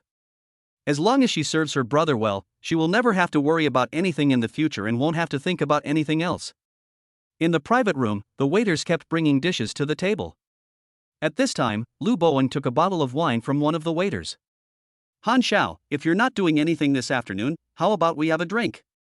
This bottle of Yamazaki 25 is still relatively rare on the market. Fortunately, the owner of the restaurant is a friend of mine, and he has a few bottles in his collection. Let's drink it today. Yamazaki 25 is a malt whiskey produced in Japan. Due to its rarity and high quality, it is very popular with consumers and collectors in the market, and the price of a single bottle usually ranges from 10 to 100,000. Han Xingjun nodded, and Yamazaki 25 is something that I can drink a few glasses of. I don't really have anything to do this afternoon. Seeing that Han Xingjun agreed, Lu Bowen was very happy. He was about to open the wine, but Zhao Chengping's new girlfriend, Changyi, took it over. Brother, you guys sit down, I'll take care of the wine. After saying that, Changyi went over to the side, opened the wine, and poured a glass for Han Xingjun with a smile on her face, and then Zhao Chengping. Lu Bowen teased Zhao Chengpeng by patting his shoulder, saying, brother, you found a pretty girl this time. In contrast, Zhang Junyi looked at Han Mo, who had been playing with her phone the whole time, with a pale face. The latter turned off her phone a little too late and sat there at a loss. Zhang Junyi turned his head and stopped looking at her. You like playing with your phone so much, right? After this meal, go home and play by yourself. Chapter 38. Li Yike arrived. Han Mo didn't know that she had already been sentenced to death in Zhang Junyi's heart. Changyi, who was pouring wine at the side, thought to herself, little sister, you don't even have the slightest bit of insight, and you deserve to be a mere receptionist. At the table, Lu Bowen, as the representative of the invitation, naturally raised his glass first. Mr. Han, I toast you, and I hope that in the future, the TH Club will be able to go from strength to strength under your leadership. Han Xingjun also lifted his glass of wine. Bowen, it's just a club. Since we're friends, it's good to be happy. Han Xiao said, in the future, the three of us will follow Han Xiao around. I'll drink it, Han Xiao, help yourself. After saying that, Lu Bowen directly finished the wine in his glass in one go. Afterwards, Zhao Changpeng also brought Chang Yi to toast Han Xingjun. Seeing Chang Yi's graceful and proper manners, Han Xingjun even jokingly told Zhao Changpeng, if it doesn't work out, just keep her. Everyone understood what he meant. Chang Yi even cast a grateful glance at Han Xingjun. It was natural that she followed Zhao Changpeng, not because of love, but for the sake of her own future quality of life. Now that her big brother had come forward to speak for her, she couldn't help but want to jump up and kiss him a few times. Zhao Changpeng said with a smile, brother, don't worry, I know what I'm doing. When it was Zhang Junyi's turn, due to the atmosphere at the table, he naturally didn't leave Han Mo out. But this time, Han Xingjun didn't say anything. After everyone had eaten and drunk their fill, they dispersed. Lu Bowen and the others had to go back to the hotel to tidy up before catching the 3 p.m. flight. However, the original ticket for 5 people had become for 4. Han Xingjun, sitting in the back seat of the Mercedes Maybach, looked out the window at the speeding cityscape. Li Yike sent a message at this time. Han Xingjun clicked to open it, and it was a selfie of the other person. Li Yike, picture.jpg. In the photo, Li Yike is wearing a white low-cut long dress with a pink jacket over it. The angle of the shot is just 45 from the top diagonally. At the other person's size, it is still very visually striking from this angle. Li Yike, brother, I'll be on the plane in a while, and I'll be in Xinjiang in about 2 hours. Han Xingjun, okay, let me know when you arrive. Li Yike, brother, are you going to come to the airport to pick me up? Han Xingjun, sort of. I'll arrange for someone to pick you up. Look out for them when you come out. Li Yike, got it. As evening approached, the exit of Xinjiang Airport was very crowded, and if you weren't careful, you might miss the person picking you up. Fortunately, the person Han Xingjun had arranged for was conspicuous enough. An Alpha van in silver and gray was parked in the waiting area, and 2 black bodyguards were holding a conspicuous sign that said, "Welcome Li Yike." Li Yike saw the scene as soon as she exited the airport lobby. Wearing a mask, she walked up quickly and said, "Hello, did Brother Han arrange for me to come?" One of the black bodyguards put down the sign and looked at the person approaching. "Yes, is this Miss Li Yike? Let's get in the car, the gentleman is waiting for you." Li Yike obediently followed the bodyguard and got into the Alpha. On the way to the Intercontinental Hotel, Li Yike looked at the bodyguards in the front passenger seat. The 2 of them had not spoken a word except for the initial greeting when they picked her up, and they had been cold-faced the whole way. But curiosity drove Li Yike to ask cautiously, "So, guys, what kind of business does Han Ji do?" The 2 men did not say a word. "Is it inconvenient to say? Then can you tell me how old Han Ji is?" The 2 men still did not say a word. "You can't tell me that either? Never mind, I'll ask myself later." Li Yike didn't expect these 2 bodyguards to be so taciturn. It wasn't a secret, and they were unwilling to reveal a single word. After asking a few more questions in succession, the 2 still didn't respond. Li Yike, who found it boring, gave up the idea of talking to the 2 of them and took out her phone to start taking selfies. Although she had received a lot of rewards from the previous PK, they had not yet been credited to her account, and she had never ridden in an Alpha before, so naturally she had to take a bunch of pictures. Before long, the bodyguard sitting in the passenger seat spoke. "Miss Li Yike, the hotel is here." After Li Yike got out of the car, she was taken to the presidential suite where Han Xingjun was staying. Looking at the man in front of the living room French windows, holding a teacup with his back turned to her, she tentatively called out, "Brother Han?" Han Xingjun turned around and said, "Well, you came pretty quickly." "Wow, Brother Han, you're so young. So handsome." Cough. Han Xingjun almost choked on the words that came out of the other person's mouth. Could it be that in your original plan, I was still an ugly old man? Although in terms of appearance and temperament, apart from you readers, few people can match him. But you don't have to be so shocked when you first enter the door. Seeing Han Xingjun coughing lightly, Li Yike immediately went up to him. "Brother, what's wrong with you?" At the same time, she was overjoyed. What a wonderful older brother. He was super rich, although he had never given her any rewards. And he was young and handsome. Even if he wasn't her older brother, she would be happy to support him. Han Xingjun waved his hand, "It's fine. Put your things in the room and take a shower. Later, let's go to the hotel restaurant for dinner and then have an in-depth exchange." Han Shengjun emphasized his tone when he talked about in-depth communication. Li Yike slapped Han Shengjun's arm and said, "Brother, you're so annoying." After putting the backpack she was carrying in the room, Li Yike took off her clothes and walked into the bathroom. Whether it was intentional or not, both the door to the room and the door to the bathroom were only ajar, not closed. Han Shengjun, however, was obviously not in such a hurry, and just sat patiently in the living room waiting. When she came out of the shower, Han Shengjun couldn't help but turn his head to look. Li Yike had slightly damp hair, a faint fragrance, and her face looked smoother and more delicate after the shower, with slightly red lips. Together with her charming appearance, it was hard not to be moved. Recovering his gaze, Han Shengjun stood up from the sofa and said, let's go eat first." Li Yike followed behind him, and the two soon arrived at the hotel restaurant. The restaurant's decor revealed a luxurious and extravagant style. Li Yike ate a steak made from thousands of dollars worth of A5 Wagyu beef while drinking a bottle of Lafite Rothschild that cost more than 40,000 yuan. The elegantly mannered waiter by the side was on standby at all times to serve the two during their meal. She secretly sized up the man sitting across the table from her. He was mature and stable, handsome and wealthy, and had almost all the advantages that a man could have. When she thought about the purpose of this visit, she was once again caught up in the illusion of entering a wealthy family. Chapter 39, You Are a Good Person. After dinner, Li Yike returned to the presidential suite with Han Shengjun, her heart filled with excitement. As soon as they entered the room, Li Yike was roughly pushed onto the bed before she could say a word. Faced with this sudden turn of events, she looked at the man in front of her with some alarm, her heart filled with unease and doubt.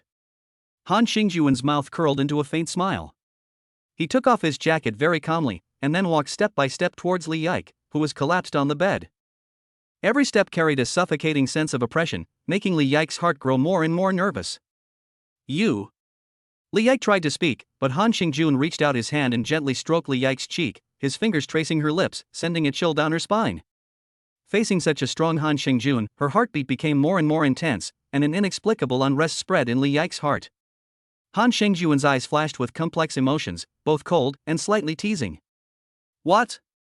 Scared?" Han Shengjun said softly, his tone revealing a hint of mockery. Li Yike closed her eyes tightly, afraid to make eye contact with him. But with a slightly trembling voice in her mouth, she said, "No, it's not that. I just feel a little breathless." Han Shengjun's face revealed an evil smile, and an unusual light flashed in his eyes, before he kissed her directly. More than an hour later. Li Yike, who was already exhausted, lay there, and even moving a finger was a luxury. But even so, her eyes were still filled with longing. After an unknown period of time, Han Shengjun, who had been completely satisfied, lay on the soft bed. His eyes were slightly closed, enjoying the sense of comfort that came from the bottom. Li Yike, who was half squatting at the end of the bed, was holding back the exhaustion in her body, her expression intoxicated, as if this was also a kind of enjoyment for her. Suddenly her phone beeped, and someone had sent her a message. Li Yike, who was already immersed in it, had no intention of getting up to check. But after 2 minutes, a phone call came in. She had no choice but to stop what she was doing, pick up the phone, and see who it was that had to ruin her fun at this time. When she saw that the caller was Chen Feng, the big brother from her previous live broadcast, she was obviously taken aback, and then spoke to Han Shengjun again. "Just answer it, it's not like it's your boyfriend checking up on you, what are you afraid of?" Han Shengjun said nonchalantly. Li Ku also nodded, and then answered the phone. "Chen Feng, Coco, why didn't you look for me after the broadcast today? When are you going to come over to my place?" "Li Yike, Shinge, I was in a hurry after the broadcast today, and I had something urgent to do, so I didn't have time to talk to you." Chen Feng, "Oh, I see. So when are you coming over?" "I'll book a hotel for you." "Li Yike, I'm not sure yet. Let's talk about it in a few days." Chen Feng on the other end of the phone looked cold. "Bitch, you still want to talk about it in a few days? I've spent so much money, do you really think I'm a sucker?" "Chen Feng, what do you mean? You're not coming over?" Li Yike listened to Chen Feng's obviously unpleasant tone on the phone and felt a little nervous. The other party was, after all, the boss of a major company and also the former resident big brother of her live broadcast room. If they really had a falling out, it would be a bad ending. She was about to try to calm him down a little when she felt a pair of large hands climb onto her body and rub her without restraint. This sudden attack made her inevitably make some noise. Chen Feng on the other end of the phone naturally heard it clearly. This voice was really all too familiar to him, a battle-hardened veteran. this woman is definitely not alone. Damn it. I support you every day, I give you gifts, and I've spent almost 1,000,000 yuan in total. And all day long you keep saying you're not like this, but you're actually doing this behind my back. Chen Feng, hey. Li Yike, what the hell are you doing? Explain yourself to me. Li Yike, who had suddenly come to her senses, was flustered and didn't know what to say for a moment. Li Yike, Chen Gu, you and I. Chen Feng listened to Li Yike, who was still breathing heavily, and instantly felt like he was being fooled around. On Li Yike's side, Han Xingjun saw the beauty in his arms in such a dilemma, so he leaned over her ear. What's the panic? The worst that can happen is that I'll help you return the money to him, hurry up. After saying that, Han Xingjun lay back on the bed again, squinting at her. Li Yike took a deep breath, as if she had made up her mind. Chen Feng, hey, talk to me. Are you playing with me? Li Yike, Chen Feng, I'm sorry. Chen Feng, what do you mean? After all I've done to you, you're just saying you're sorry? Li Yike, you're a good person. Screw you and your good person. I need you to tell me that I'm a good person. Li Yike, I'll refund the money to you in a few days, that's it. Beep beep beep. As he listened to the busy signal on the phone, Chen Feng fell into deep thought. Did he make a profit or a loss? If he made a profit, he had put some of his own emotions into it. If he lost, Li Yike was willing to return the reward money. But he always felt insulted. It had been many years, and it was the first time someone had sent him a good guy card, and it was someone who had called him brother every day. After hanging up the phone, Li Yike adjusted her state of mind, turned around, and with a smile plastered all over her face, she hugged Han Xingjun. Brother, this time, she completely broke up with him for you. You can't abandon me in the future. Han Xingjun hugged her, as long as you behave, I naturally won't abandon you. But there is one thing I'm curious about. Pointing to the red stain on the bedsheet, you haven't had a boyfriend before? Li Yike was full of shyness. She patted Han Xingjun's chest and said with a slight gasp, nonsense, when did I say I had a boyfriend? Li Yike, who had seen reality at a young age, understood that apart from beauty, a girl's greatest trump card was her ability to get married. So she was willing to bet her last trump card to secure a wealthy life for herself in the future. It was just that her original bet was on Chen Feng, but now she had changed it to Han Xingjun. As for Han Xingjun, he was really surprised that a woman like Li Yike could still hold on to her bottom line to this day. He didn't want to judge Li Yike's choice, because everyone had their own way of survival. He had only planned to have a quickie, but now he had to consider whether to change his mind. He knew that the other person wanted more than just a physical transaction. More than anything, they wanted a future, even if his presence in that future was limited. Chapter 40. His words are like imperial edicts. The next morning. The sun did not shine through the clouds as usual. Instead, the sky was gray and overcast, with large dark clouds covering the sky. They seemed to be driven by an invisible force, gathering together as if to crush the entire city. A dazzling flash of lightning split the sky, followed by a deafening roar, and raindrops the size of beans poured down from a height of 10,000 meters. The cold rain pounded against the glass of the hotel bedroom with a crisp, loud sound. Han Xingjun, who was sleeping, was awakened by the noisy sound of the rain. He rubbed his eyes, stretched, and then slowly sat up. His eyes were confused, as if he had not fully woken up from his sleep. Looking out the window, he saw that the outside world was dark. He reached out and picked up the mobile phone on the bedside table. The time displayed on the screen was already after 7 a.m. However, the sky outside the window was dark and gloomy, giving no hint of vitality. Han Xingjun got out of bed naked and went into the bathroom. After washing up, he saw Li Yike, who was still lying in bed, sound asleep. Her long, slender, fair legs were exposed in the air, exuding a seductive aura. Han Xingjun savored the craziness of last night, and the pleasure was so great that it could be described as perverted. He picked up a memo pad from the small bar in the bedroom and left a few words for Li Yike, who was still asleep. Then he dialed Gao Ya's phone. Today was Han Xingjun's last day in Jinjiang. According to the itinerary, the group would take a private jet in the afternoon to fly to Jiangcheng and start the second destination of this trip, Jiangcheng Tiansun Communication. As the head of the inspection team, Han Xingjun naturally had to visit Tianxi Pharmaceutical on this last day. Without alerting anyone, Han Xingjun arrived at the Tianxi Pharmaceutical building in the Maybach driven by CLA. It was past work time, so there weren't many people at the entrance of the building. Han Xingjun walked through the revolving door with a few bodyguards and entered the building. At the reception desk in the lobby on the first floor, two young receptionists were sitting there chatting about the TV series they watched last night. They heard the noise from the entrance and looked up. The next second, they immediately put down their coffee cups and trotted over to Han Xingjun. "Good morning, Chairman Han." Han Xingjun stopped and glanced at the two trembling receptionists. "Well, you continue, I'll go up by myself." With that, Han Xingjun walked to the elevator with one hand in his pocket. After confirming that Han Xingjun had already boarded the elevator, the two receptionists returned to their seats with lingering fear. Why did Chairman Han suddenly come today? Haven't the group's executives always been here? Who knows, I heard that today is the last day of the inspection team here, and Chairman Han should be here to give a report. Ah, last day? Leaving so soon? Yes, it's a pity that Chairman Han didn't fancy me, otherwise I would have smiled in my sleep. Who's to say? I really envy the new assistant manager Xia.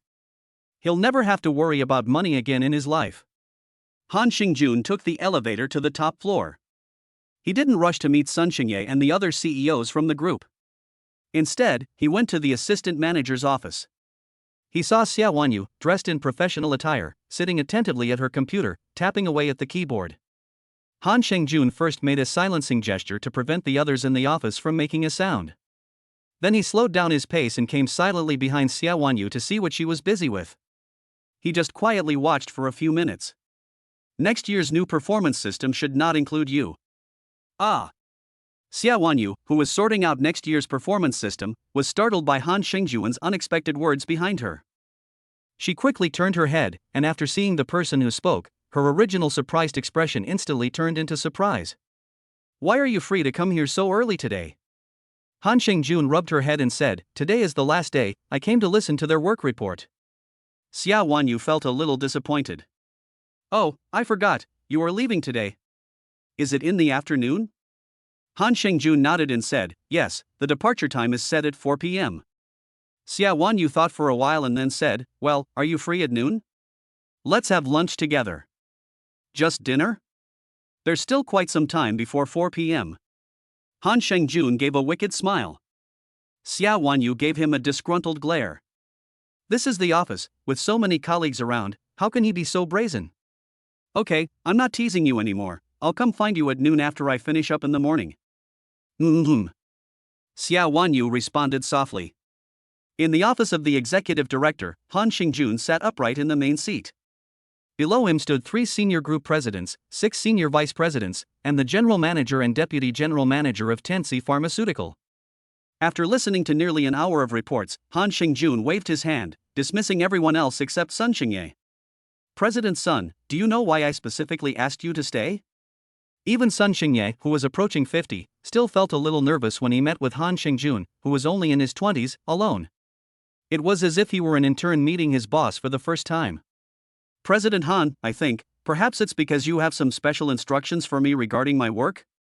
President Sun, in terms of ability alone, the achievements of Tianxi Pharmaceutical over the years speak for themselves, and you have done a good job.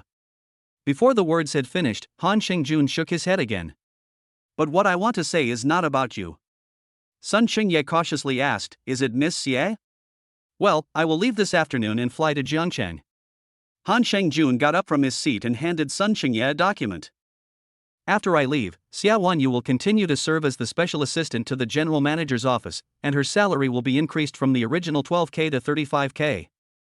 I have already signed the approved document, and I will leave the rest to you. Sun Xingye took the document in his hands and couldn't help but feel a sigh of relief. The special assistant to the general manager's office of a subsidiary company was paid a whopping 35K, which was considered a high salary in the industry, right? Although it is said that the salary of a special assistant to the general manager's office should be relatively high, this standard seems to be a bit too high. After all, Tiancheng Group is not a small company, and there are strict rules and regulations for all promotions and salary increases. But who let our executive director have an incredibly noble status? He is both the successor of the group's future and the eldest grandson of the Han family in Daxia. Every word he says is like an imperial decree within Tiancheng Group, and everyone needs to obey unconditionally. Chapter 41, The Flight. Sun Xingye naturally did not dare slack off when it came to Han Xingjun's arrangements. I understand, Chairman Han, regarding Ms. Xia, you can rest assured that I will give her the greatest help, both at work and in her personal life. When he had previously taken the initiative to push Xia Wanyu out of the way, Sun Xingye had been waiting for this day. He knew that Han Xingjun would not be able to take Xia Wanyu with him, so the most likely possibility was that she would be left behind in Jinjiang. A powerless young girl who is also Han Xingjun's woman. As long as the other party is still in Jinjiang, it is a guarantee for him, Sun Xingye, to keep his job. Han Xingjun patted Sun Xingye on the shoulder, which was also a kind of affirmation of his attitude. With Sun Xingye, a local business tycoon in Jinjiang, looking after him, Han Xingjun can also rest assured that Xia Wanyu will stay in Jinjiang. If Sun Xingye can get this done, he doesn't mind letting the other person work steadily until retirement. He can even turn a blind eye to some private little tricks. Consider it his hard work fee. Unfortunately, Han Xingjun still overestimated Sun Xingye's courage. After this incident, until his retirement many years later, Sun Xingye never took a single penny in private. At noon, Han Xingjun returned to the Intercontinental Hotel with Xia Wanyu. Li Yike had already left early at Gao Ya's arrangement, and according to Han Xingjun's instructions, she had already rushed to the airport in advance. At this moment, she should already be sitting in the restaurant of the private jet enjoying lunch. After a simple meal with Xia Wanyu in the restaurant, the two of them went straight to the suite. Especially Xia Wanyu, after getting Han Xingjun's hint in the morning, she began to look forward to this moment. After all, this time they would part, and the next time they met, it might be a month later. After a stormy night, Xia Wanyu's face was still flushed, and she lay exhausted in Han Xingjun's arms. Do you really have to leave today? Han Xingjun stroked the silky back of his partner. Yes, I've made arrangements at the airport, and I'll be leaving soon. Xia Wanyu reluctantly hugged Han Xingjun tightly, tears welling in her eyes. Han Xingjun kissed her forehead and comforted her, silly, don't cry, I'm not coming back. Next time I come to Jinjiang, I'll bring you a present. Xia Wanyu said softly, then you be safe out there. The two were affectionate on the bed for a while. After half an hour, Han Xingjun looked at the time and got up to get dressed. Xia Wanyu also got up silently and started packing his luggage for him. When the two arrived at the hotel entrance together, everyone was already waiting. Gao Ya walked forward and said, "Sir, the car is ready, we can leave for the airport now." Han Xingjun nodded and then looked at Xia Wanyu, whose eyes were full of nostalgia. I'm leaving, he said softly. Xia Wanyu nodded and then watched as Han Xingjun's convoy of cars gradually grew further and further away. For most people, a flight is actually pretty boring, except for the scenery outside the window and the view from above the clouds. But this definitely does not include the tycoons who own private jets. This, friends who have experienced it, know very well. Not to mention the personal flight crew, which alone is enough to make you experience the feeling of truly soaring into the sky. After all, those flight attendants were all personally selected by the tycoons, so there is no way they would be of poor quality. Sitting in his own seat on the private jet, Han Xingjun dismissed the flight attendant Hu Xiaoye, who wanted to serve him personally, and looked out the window as the city grew smaller and smaller below. Li Yike walked up from the side, crouched down and took his hand. What are you looking at? Nothing, just admiring the view. Are you done exploring? Li Yike nodded excitedly. Brother, you're really amazing. I can't believe there's a private jet this big and luxurious. Although it wasn't the first time she had flown, and she had tried first class before, Li Yike had never seen a private jet before, only on the internet. This time, she was assigned to accompany him to Jiangcheng, and she had the opportunity to experience for herself what it was like to fly in a private jet. Not only that, but this private jet was much bigger than the one she had seen on the internet. And every detail reflected luxury and prestige. Take the bathroom, for example, from the toilet to the faucet, all of the world's top bathroom brands, Kohler. What Li Yike found most incredible was that there was even a heated swimming pool on this private jet. Just how much wealth is required to own such an aerial ride? After touring the entire private jet, Li Yike felt that she had underestimated her brother's strength. Han Xingjun looked at Li Yike, who was crouching next to him, like a little girl who had accidentally stepped into a treasure trove, her eyes full of shock and joy. He pulled her into his arms and let his palm slowly climb up her waist. After firmly grasping the weapon of the world, he said flatly, "You like these so much?" Li Yike first frowned in pain, but then returned to normal. She asked, confused, "Brother, what are you referring to?" These. Han Xingjun pointed his finger around. Li Yike's heart trembled, and she immediately understood the deeper meaning of his words. However, faced with this question, she was caught in a dilemma. If she admitted it frankly, Would her brother think that she was too materialistic and that their relationship was nothing but a transaction? After the novelty wore off, would she be discarded like a piece of trash? But if she denied it, how could she be sure that she could live the life she wanted? Li Yike's eyes flickered, her lips quivered slightly, as if she wanted to say something, but in the end she remained silent. As the minutes passed, Li Yike's mood grew heavier and heavier. She knew that this was a critical moment and that she had to make a choice. What? Do you want to admit it but are afraid to? Han Shengjun narrowed his eyes and smiled. It's fine, as long as you do what you should do and please me, I will ensure that you have no worries for the rest of your life. Li Yike did not rush to answer, but with a shy smile, she brought her mouth close to his ear. Brother, then you have to be gentle in the future, I'm afraid of pain. Han Shengjun laughed wantonly, and had to say, you really are a good toy.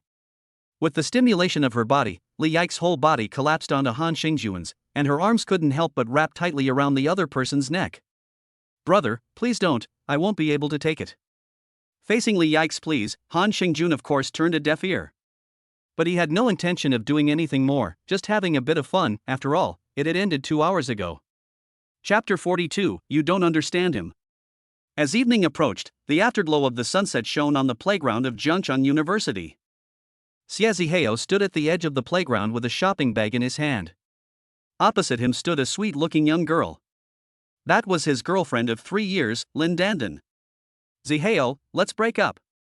Lin Dandan crossed her arms and her face was cold and arrogant. Even the way she looked at Xia Ziheo was full of contempt. Why? Dandan? Is it because I haven't done something well? Xia Ziheo was at a loss for words.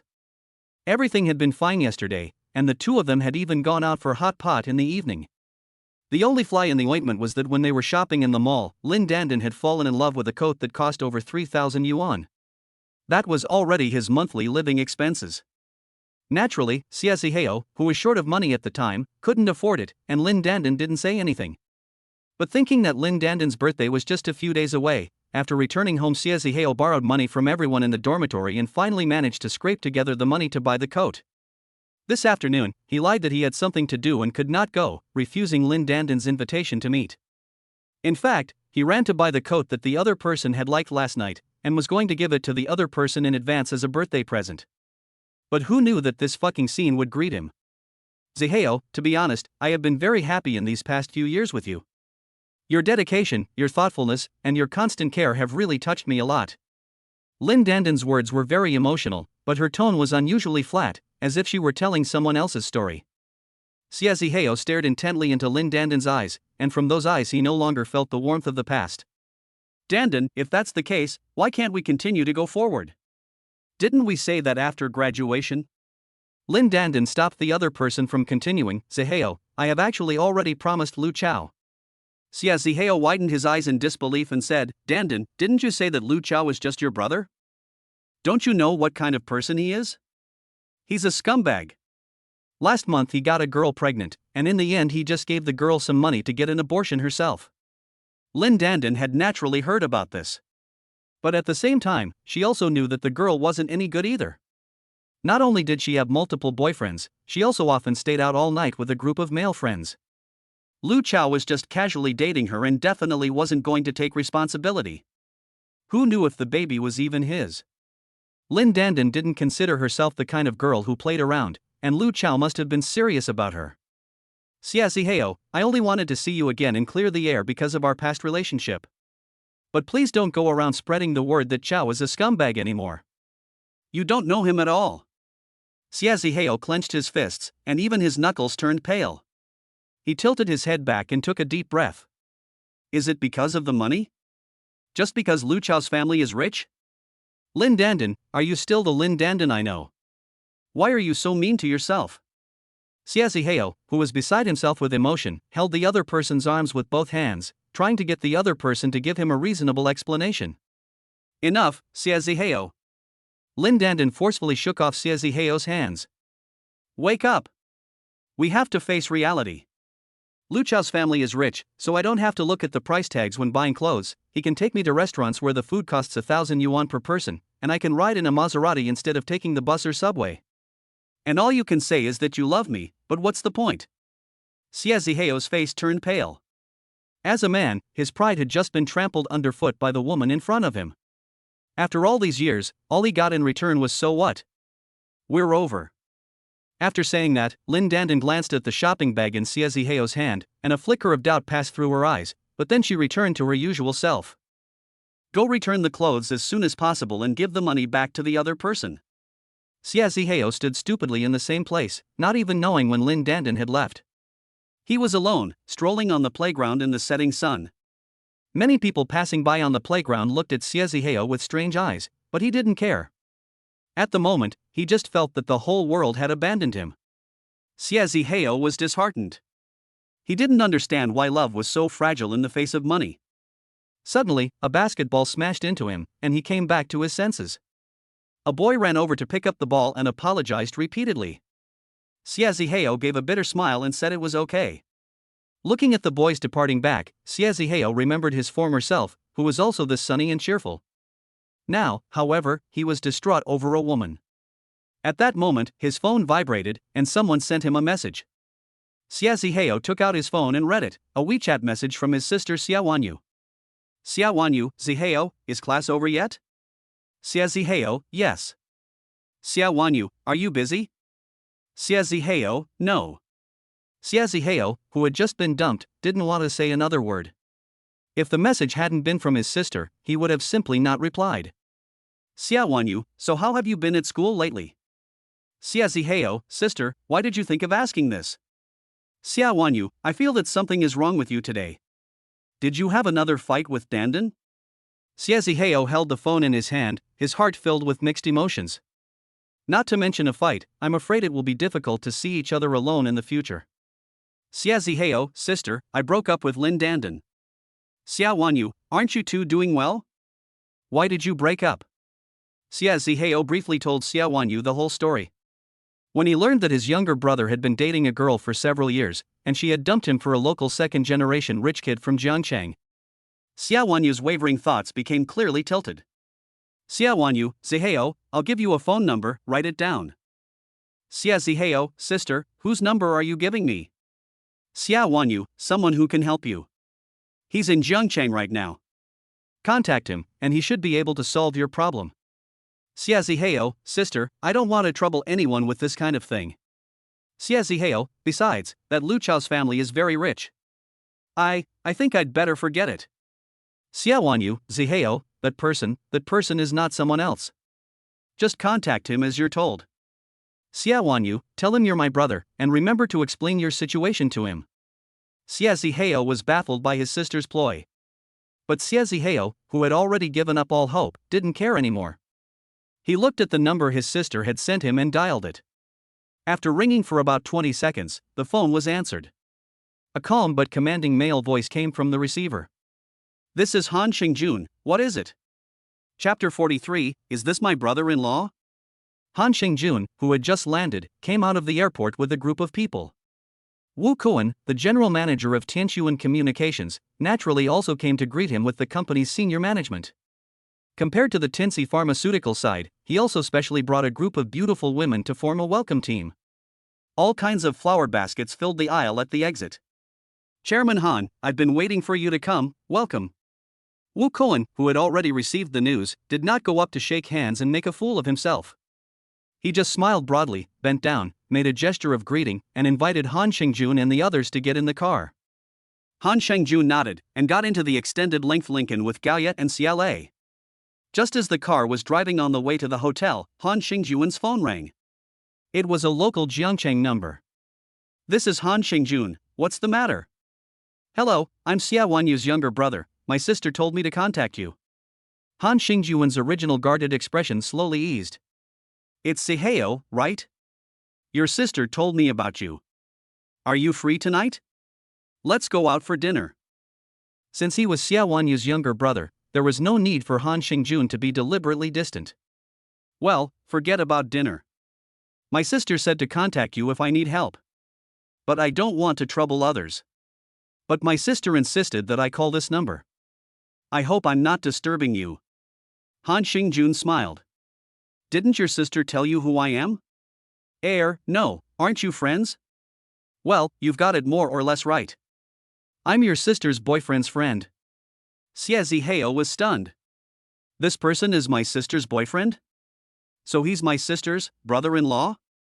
No wonder my sister didn't want to say so directly earlier. I guess they've just started dating, and it just so happens that I've just been broken up with. Considering my feelings, she didn't want to say so directly? Well, I guess so. After learning that the other person was his brother-in-law, Xie Zihao instantly let go of his tension. Well, sister, brother-in-law, let me take you to dinner tonight. Where are you? I'll come to you. Brother-in-law? Han Xingjun was taken aback by this title. But on second thought, it didn't seem wrong. The kind of relationship he and Xie Wanyu had could never be brought up in public, and they would definitely have to say they were boyfriend and girlfriend. And they could only ever be boyfriend and girlfriend. Are you at Jiangcheng University right now? I'll arrange for someone to pick you up. Arrange for someone to pick me up? That's right, my sister said that my brother-in-law can help me, and I guess he has some strength. It's normal to have a driver. Thinking about this, Xie Zihao said with slight excitement, okay, brother-in-law, I'll be here at the university. After hanging up the phone, Han Xingjun said to CLA, after we get to the hotel in a while, you will personally drive to Jiangcheng University and pick up Xie Zihao, Xie Wanyu's younger brother. Understood, sir. Half an hour later, a black Mercedes-Benz GLE pulled up steadily at the entrance to Jiangcheng University. CLA, dressed in a black suit, got out of the driver's seat. He dialed Xie Zihao's phone number.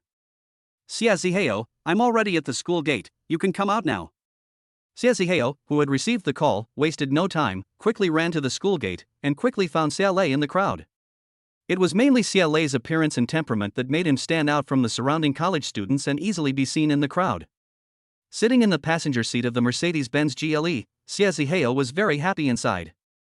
He had roughly learned about this car before, and it cost more than 1 million yuan.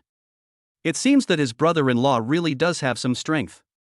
May I ask your name? Xie Zihao asked as he looked over at CLA, who was driving. As Han Xingjuan's personal bodyguard and driver, CLA naturally knew a lot of intimate things. The person in front of him was the brother-in-law of the gentleman, and the gentleman also intended to take care of him a little, so he did not neglect him. In reply, Xie Zihao said, you can just call me CLA. I am the gentleman's bodyguard and driver. Your surname is also Xie? This came as a bit of a surprise to Xie Zihao. My brother-in-law actually has a bodyguard? Alas, can you tell me what my brother-in-law does first? Well, Mr. Xie, it's not appropriate for us subordinates to say much. You can ask Mr. Han yourself when you meet him. So mysterious? My brother-in-law isn't doing anything illegal, is he? Or is it gray? Xia Lei resolutely chose to remain silent. Seeing that the other person was unwilling to say, Xie Zihao changed the subject. This car is quite nice. Is it from my brother-in-law's company? Yes, Mr. Xie. That's good. The cars assigned to my brother-in-law's company are all worth millions. What car does he drive himself? My husband has many cars, but in most cases, he doesn't drive himself. That's right, he has a chauffeur, so there's really no need for him to drive himself. The two of them chatted idly along the way, but whenever the issue of Han Xingjuan's identity came up, Xie Lei would either choose to remain silent or speak vaguely. This made Xie Zihao even more curious about who his brother-in-law really was. Time passed quickly, and before long, they arrived at the hotel entrance. Gao Ya had already received the news and was waiting there with two burly bodyguards. She was wearing a little white suit, standing tall and straight, as pure and beautiful as an angel. Her long, dark, shiny hair fell on either side of her shoulders, exuding a charming fragrance. Xie Zihao had just got out of the car, and his gaze was immediately drawn to Gao Ya. He had never seen such a beautiful woman before, and for a moment he was a little overwhelmed. He secretly sighed in his heart, there are really such beautiful girls in the world. In contrast, Lin Dandan was not even close to being as good-looking. Gao Ya walked up to Xie Zihao and shook his hand with a smile. Hello, Mr. Xie, I am the assistant of Mr. Lin. Please follow me. My brother-in-law's assistant? Wow, is this the standard for bosses' assistants these days? Xie Zihao nodded dumbly, oh, okay. They took the elevator together to the 30th floor of the hotel and walked to a room. Ding dong. Gao Ya rang the doorbell first, then took out the room card and swiped it to enter. When the door opened, Gao Ya signaled Xie Zihao to go in. Xiaziheo, who was still a little dazed, took a few steps into the suite. He saw a young man with a stern expression and an air of superiority about him. His eyes were slightly closed, and he was sitting upright on the sofa in the living room of the suite. Behind him was a young girl with a pure and innocent appearance and a great figure, who was pressing his shoulders. "Sister, brother-in-law?" Xiaziheo asked uncertainly. Han Xingjun opened his eyes, first looked at Xiaziheo, and then pointed to the sofa next to him and said, "Ziheo, you're here, sit down first." Xiaziheo sat down on the sofa a little awkwardly, looking at Han Xingjun, who had closed his eyes again. He didn't dare to speak either. After a while, Han Xingjun waved his hand and said, "Iku, you can go out first, Ziheo and I need to have a few words alone." Chapter 44: Jianqing's Top Meal. Xiaziheo watched as Li Yek left the suite. At this moment, he was no longer thinking about beautiful women, but about his sister, not knowing that these people existed. "You have to know that my sister, apart from having a relationship during university that she never even kissed, has never had any emotional interactions with a second man." From the first moment he saw him, Xiaziheo knew that this brother-in-law was definitely no ordinary person. The aura he exuded was not something that an ordinary person could possess. Plus, there was a beautiful assistant by his side, and someone unknown to him, who looked like a weapon of destruction, behind him. His sister shouldn't be playing around with this guy, right? Han Xingjun smiled at Xiaziheo, who was hesitating to speak, and took a sip of the freshly brewed longjing on the coffee table. Then he said indifferently, "Let me introduce myself. I'm Han Xingjun, and Wan Yu is now my woman. You can call me Brother Han, or brother-in-law." Xiaziheo nodded blankly, then hesitated for a moment, but still asked, "Sister, brother-in-law, who was that just now?" As if he expected the other person to ask this question, Han Xingjun did not intend to answer immediately. "Don't worry about that for now, I'll introduce you later. Just before you arrived, your sister and I spoke on the phone, and I heard about your situation. Let me ask you one thing, do you want that woman to regret it? Has my sister already told her brother-in-law that she was dumped today?" This fellow man, even if the other person is his brother-in-law, Xiaziheo still felt a little embarrassed. Seeing that the other person had been waiting for his answer, Xiaziheo could only grit his teeth and say, "I want to, but that Lu Chao's family is in real estate and has assets of at least a few $100 million. I'm just a poor student. Just think about it." After saying this, Han Xingjun stood up. "It's getting late, let's go eat first."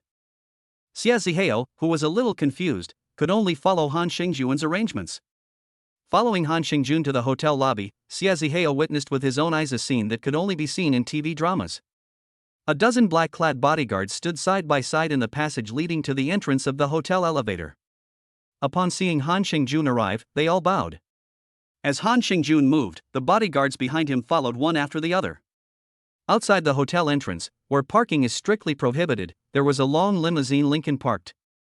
CLA, who had picked him up earlier, opened the car door and was waiting respectfully. Xiaziheo went to the side door of the extended Lincoln and was about to get in when he inadvertently saw that there were still 6 or 7 identical Mercedes-Benz GLEs parked behind the car, and there was also a black bodyguard standing outside the driver's seat of each car. This situation really scared Xiaziheo, who had just started his sophomore year. This brother-in-law of his is probably even more complicated than he thought. For dinner, they did not eat in the hotel restaurant, but chose the local Jiangchang restaurant, Yuzenfang, which is famous. As a top Chinese restaurant in Jiangchang, in terms of the dining environment, the restaurant abandons the traditional dining in the hall, and all use private rooms for dining. The elegant and exquisite private rooms not only create an extremely private dining space for customers, but also further enhance the restaurant's class. Han Xingjun stopped outside the highest Nzian room at Yushan Pavilion and said to Xiaziheo, who was standing nearby, "Just eat and don't talk for a while." Xiaziheo nodded seriously. As Gao Ya pushed open the door to the private room, Xiaziheo realized that he and his brother-in-law were not the only ones at the dinner. The large private room was already full of guests, but they were generally older, all uncles and even grandfathers. When the people in the private room saw Han Xingjun arrive, they immediately stopped talking and stood up from their seats, walking up to greet him. Han Xingjun responded indifferently and was then led to the seat of honor. He didn't bother to be polite and just sat down directly. As for Xiaziheo, he was deliberately seated next to him. Everyone at the table was curious about the identity of the young man whom Han Xingjun had deliberately seated next to him. After everyone had taken their seats, Han Xingjun said, "First of all, I would like to thank everyone for giving me Han Xingjun the honor of attending this dinner, and for coming at such short notice despite your busy schedules. Everyone present waved their hands repeatedly upon hearing this. One of them, a middle-aged man with a bald head, said with a smile, "Mr. Han, you shouldn't say that. As long as it's you, Mr. Han, we will do whatever you say, no matter what it is." Another man, slightly older but with sharp eyes, said, "President Chen is right. Mr. Han, since you said that, I will have to drink to your health a few times later, or I won't be able to hold back my emotions." Yes, we must drink to Mr. Han's health a few times later. It's rare for Mr. Han to come to Jiangcheng, and it's not sure when we can sit at the same table with Mr. Han again. Lao Su, you are absolutely right. Waiter, bring another case of Flying Sky. Han Xingjun smiled and pressed his hand, and the crowd stopped their noise. Let's slow down a bit with the drinking. Let me introduce you. Sitting next to me is my wife's younger brother, Xie Heo, currently a sophomore at Jiangzhou University. I won't be in Jiangzhou for long, but my brother will be here in the future, so you can look after him a bit. The 20 or so people in the private room perked up when they heard that this unremarkable young man was actually Han Xingjun's brother-in-law. The main thing is that although Han Xingjun can't stay in Jiangcheng for a few days, his younger brother-in-law is only a sophomore and will be in Jiangcheng for at least 2 or 3 more years. Isn't this a good opportunity? So everyone's minds started to come alive. Oh, I said that as soon as I came in, I felt that this person was majestic. It turns out that Mr. Xia is also a top student at Jiangcheng University. That's right. Mr. Xia, I am Chen Ziyuan, the president of the Jiangcheng Enterprise Chamber of Commerce. In the future, if you want to work after graduation, please be sure to contact me. I, Chen, have some faith in all the large and small enterprises in Jiangcheng. President Chen, what is Mr. Xia to Mr. Han? Do you need an introduction to work in the future? The person speaking first insulted Chen Ziyuan, and then turned to Xie Ziheo with a smile on his face and said, "Xie Gongzi, I am the person in charge of the Jiangcheng ICBC branch. My surname is Su.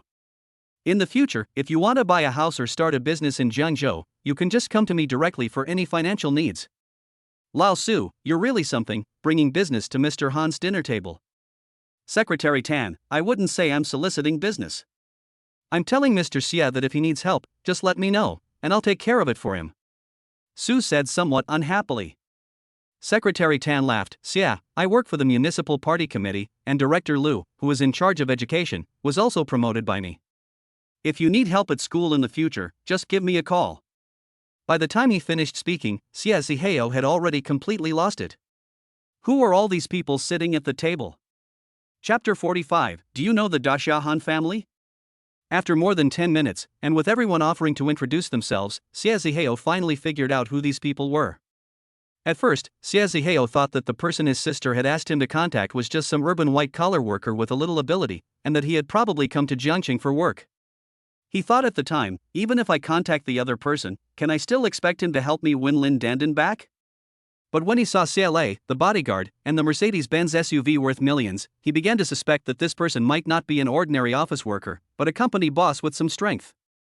Maybe he really can help himself, at least he can prevent himself from losing too badly. But when he met the main character, he saw the other person's eloquence and temperament, and the grandiose appearance when going out. He overturned his previous guess, feeling that he had underestimated the other party. This was not just some strength, it was a lot of strength. Until they sat in the private room, everyone first complimented his brother-in-law without any bottom line, and then after learning about his relationship with his brother-in-law, they began to introduce themselves. Listening to the identities that were enough to make ordinary people intimidated. He, Xie Ziheo, was just poor, but he was not stupid, and he was not an uneducated country villager, and he knew what it all meant. When combined with their attitude towards his brother-in-law, his background as a brother-in-law was probably shocking. That's why these presidents, bank managers, and bosses had to fawn over him, someone who seemed close to Han Xingjun. Xie Ziheo glanced at Han Xingjun next to him. The other person had a faint smile on his face, and everything seemed so calm. From beginning to end, Han Xingjun had not interfered, nor had he said much, but just watched silently. He took a deep breath and tried to calm his heart. It seems that his brother-in-law was just passing through Jiangcheng this time, and the group of people in front of him may not even have touched the tip of his brother-in-law's social circle. And all his previous speculations and thoughts were simply childish and laughable. Xie Ziheo also remembered what Han Xingjun had told him before entering the door, to speak as little as possible. So he didn't say anything on the spot. Anyway, when someone came up to him to get close, he just smiled and nodded. When someone came over to add WeChat, he just scanned the QR code and gave it to the other person. If the person came over to toast, he naturally politely lifted his glass and drank with the other person. The main point was to eat more food and talk less. After finally enduring the end of the meal, after saying goodbye to the old gang one by one, Socializing was helped into the car by a bodyguard. Socializing couldn't remember what happened afterwards. When he regained consciousness again, it was already the next morning. He vaguely remembered that it seemed like he was taken to a room by a beautiful woman, and then he had a crazy output, and then there was nothing. He opened his eyes in a daze, and his mind was still replaying various details, trying to remember. Alas, I really drank a lot last night, and I actually had such a dream. After muttering to himself, Socializing was about to get up and wash up, but accidentally touched a softness. He instantly twitched, and quickly turned his head to look beside him. He saw a beautiful woman with a long, oval face and delicate features lying next to him. This scene also made Socializing realize that the vague memory in his mind was not a dream at all, it was real. Socializing, who was not sure what was going on, panicked and jumped off the bed, frantically looking for his clothes on the floor. Halfway through getting dressed, he suddenly thought, "Weren't you with your brother-in-law last night? Why now?" So he picked up his phone and hurriedly called Han Shingjun. "Sister, where are you? Am I awake? Then you tidy yourself up, and I'll send Gao Ya over to find you in 10 minutes. Hey, but brother-in-law? Socializing looked at the disconnected phone, a little speechless. What the hell was going on? Suddenly there was a noise behind him, and he turned to see that the beautiful woman who had been lying there had woken up. She covered her body with the quilt and looked at Socializing with a face full of caution. "Beauty, let me explain. I drank too much last night and don't know how I..." Socializing's words were not finished when the beauty spoke. "My name is Bai Shuyao. Miss Gao arranged for me to come last night to take care of you." "Isn't Miss Gao the assistant called Gao Ya who was by her brother-in-law's side? Then you..." "I volunteered. I just hope that in the future, Mr. Xia will let me be by your side." Holy cow! Socializing's whole body was about to split open. Yesterday he was the one who got dumped, and this morning he has such a pretty girl telling him that she hopes to be by his side in the future. This is not saying that she wants to be with him, that's being in a relationship. But what does it mean to be by his side? Does she not want fame and fortune, but just wants to serve him? This is not just a plot from a novel. How could it happen to me? Let's talk about what happened between us later. I'll wash up first, I'll go see my brother-in-law in a bit, you just wait for me in the room. Bai Shuyao nodded obediently, looking at Socializing with big, watery eyes. "I understand, I will wait for you here when you come back."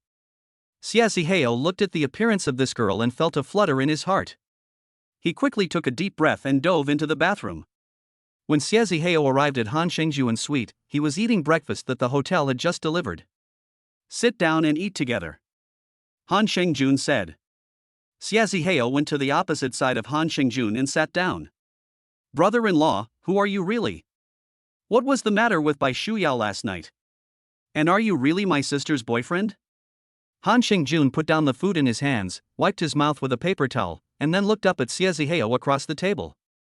Socializing was a little uncomfortable being stared at by Han Shengjun's sharp and intimidating eyes, and couldn't help but lower his head. "Zihao, do you know that, within the entire territory of Daxia, no one except the old man in my family would dare to question me like you just did?" After a pause, Han Shengjun felt a little amused and said, "Of course, your sister did it once before, and you two really deserve to be siblings." Socializing looked up again, but didn't say anything. He was waiting for the other person to continue. "Do you know the Daxia Han family?" Han Shengjun casually asked. Socializing nodded blankly. "Everyone knows the Daxia Han family. The entire Tiancheng group belongs to the Han family." The mobile phone in his pocket is a product of Tiancheng Group's subsidiary, Tiancheng Communications. Han Tiancheng is my grandfather, and I am Han Shengjun, the eldest son of the third generation of the Han family. These words were like a bolt from the blue, striking Socializing right in the head and causing him to split open on the spot. Chapter 46, The Door to a New World. It took more than 10 minutes for Socializing to regain his ability to think. No wonder his sister said he could help him, no wonder he had to bring so many people when he had a meal, and no wonder those bigwigs were willing to curry favor with him. Even though he knew the answer, Socializing was at a loss for words. He didn't know what to say. The gap between him and Han Xingjun was no longer just a matter of class, it could be said that the two were in different dimensions. Seeing that Xie Zihao had eased up a lot, Han Xingjun continued. I already told you who I am. The girl in your room, if you like her, you can keep her, if not, I will give her some money and she will disappear from your world forever. As for Wan Yu, she is the one who will be kept. Xie Zihao's eyes widened. You mean my sister is also the same as Bai Shuyao? Yes. Han Xingjun had no intention of hiding anything. After all, Xia Wanyu was his younger brother, and sooner or later he would find out anyway. If he was sensible, Han Xingjun would not mind showering him with boundless wealth. If he wasn't, then he would just have to be sent away. Xia Zihao had not yet digested the information about Han Xingjun's identity, and now he had just been given a bombshell. His sister had actually been. Sorry, I need to calm down, Xia Zihao said. Han Xingjun made a gesture inviting him to go ahead, then looked at the time. I need to go out in a while, so I'll give you a day. If you accept before today, then call me. I'll let you transcend your class and stand in a whole new world, overlooking those who once looked down on you. Do you understand? Xia Zihao's eyes flashed with a strange gleam, and I knew. After bidding farewell to Han Xingjun, Xia Zihao returned to his own suite. Bai Shuya was already fully dressed and was quietly sitting in the living room brushing up on her short videos. She was wearing a pink sweater on top, paired with a simple A-line skirt, and her round thighs looked even longer under the black silk.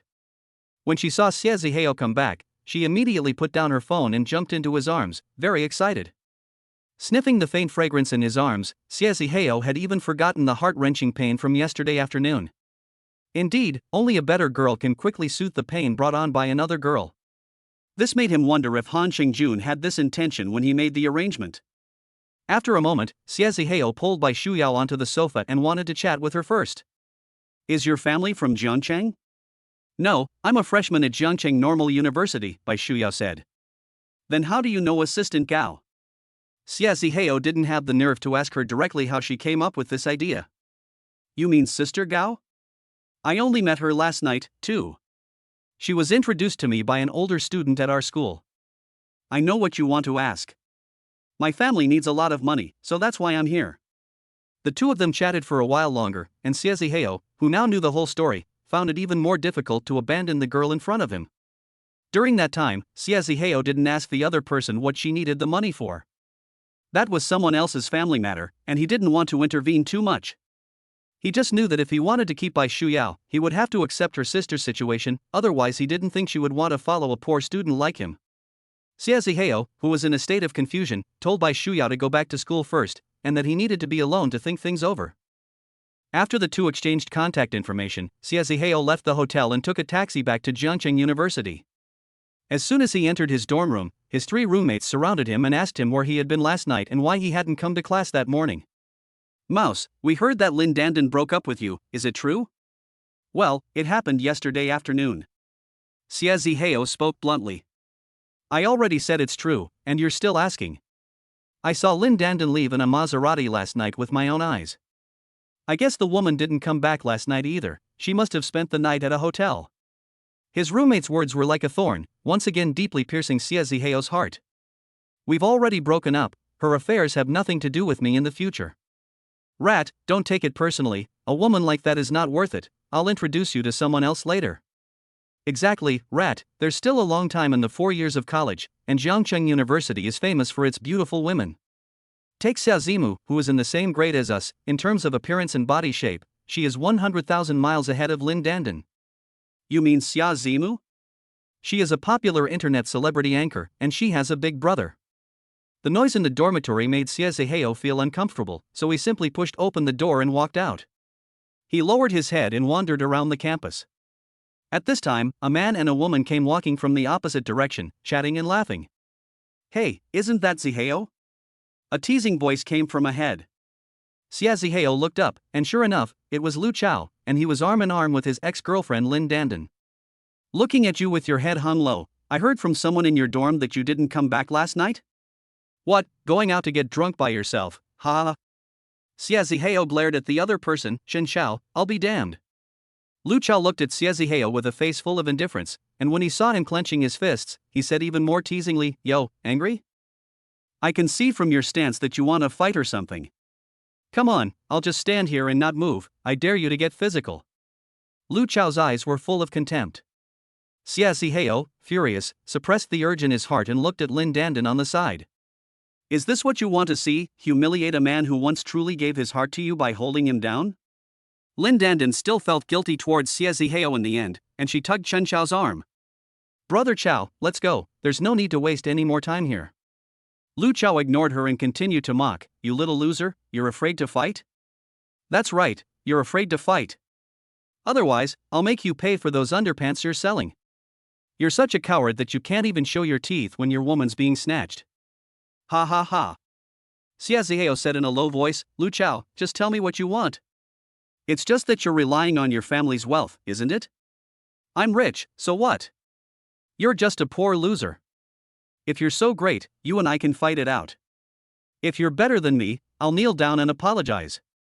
Lu Chao said this while putting Lin Dandan in his arms, and said in a very provocative tone, if you're not up to it, you'll see me and Dandan around and keep your distance. Xia Zihao took a deep breath, Lu Chao, you're forcing my hand.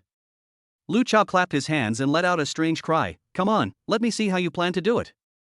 Xia Zihao took out his phone from his pocket, and after the call was connected, he said lightly, brother-in-law, I want to experience the new world you mentioned. Chapter 47, The Tough Xia Zihao. Han Xingjun, who was in the headquarters building of Tianshun Communications, hung up the phone with a smile on his face. Gao Ya, who was standing next to him, asked curiously, Sir, what made you so happy? Nothing, that brat Zihao has probably just returned to school and received a blow, and just now he called for help. Han Xingjun said with a smile. Sir, there is something that you can't understand. I know what it is, Xia Zihao is just Xia Wanyu's younger brother, why should I care about him so much? Gao Ya nodded silently. Because he and I once had a similar experience. Gao Ya opened her mouth, but swallowed what she wanted to say. Xia Zihao and Mr. Gao had just met, and the only thing they had in common was Xia Zihao's sister, Xia Wanyu. And the only thing that could be said about what happened to Xia Zihao was that they had just broken up. Could it be that even someone like Mr. Gao had also been dumped? Gao Ya couldn't even think about it, and there were actually girls in the world who could do such a feat. Why don't you continue asking? I think you should still have some questions. Han Xingjun said to Gao Ya. No, that's it. Gao Ya whispered. Han Xingjun tapped the table and said, don't you want to know the ending of that woman? Gao Ya pursed her lips and asked carefully, did she regret it later? Han Xingjun stood up, and a sense of hostility emanated from him. 3 days later, she died in a traffic accident. The cold tone was like a cold wind from the north, instantly sweeping over Gao Ya's body. First, sir, I didn't hear anything. Gao Ya, who had associated something with it, was extremely scared at the moment, and if she had known, she would not have asked that question. Han Xingjun walked up with a smile on his face and stroked Gao Ya's cold cheek with his hand. Don't think nonsense, it was just an accident. Withdrawing his hand, Han Xingjun continued, now let's talk about Xia Zihao. As evening approached, many students gathered at the entrance of Jiangcheng University to watch the fun. Lu Chao, with his arm around Lin Dandan, sat on the hood of his Maserati MC20, a cigarette in his mouth, as arrogant as he could be. Behind him were a Porsche 911, a Lamborghini U9, and a Lamborghini Huracan. A young man and woman stood next to each sports car. Xia Zihao stood alone opposite them, even after receiving a message from his brother-in-law saying that everything had been arranged for him. But facing this kind of situation for the first time, he was still panicking inside.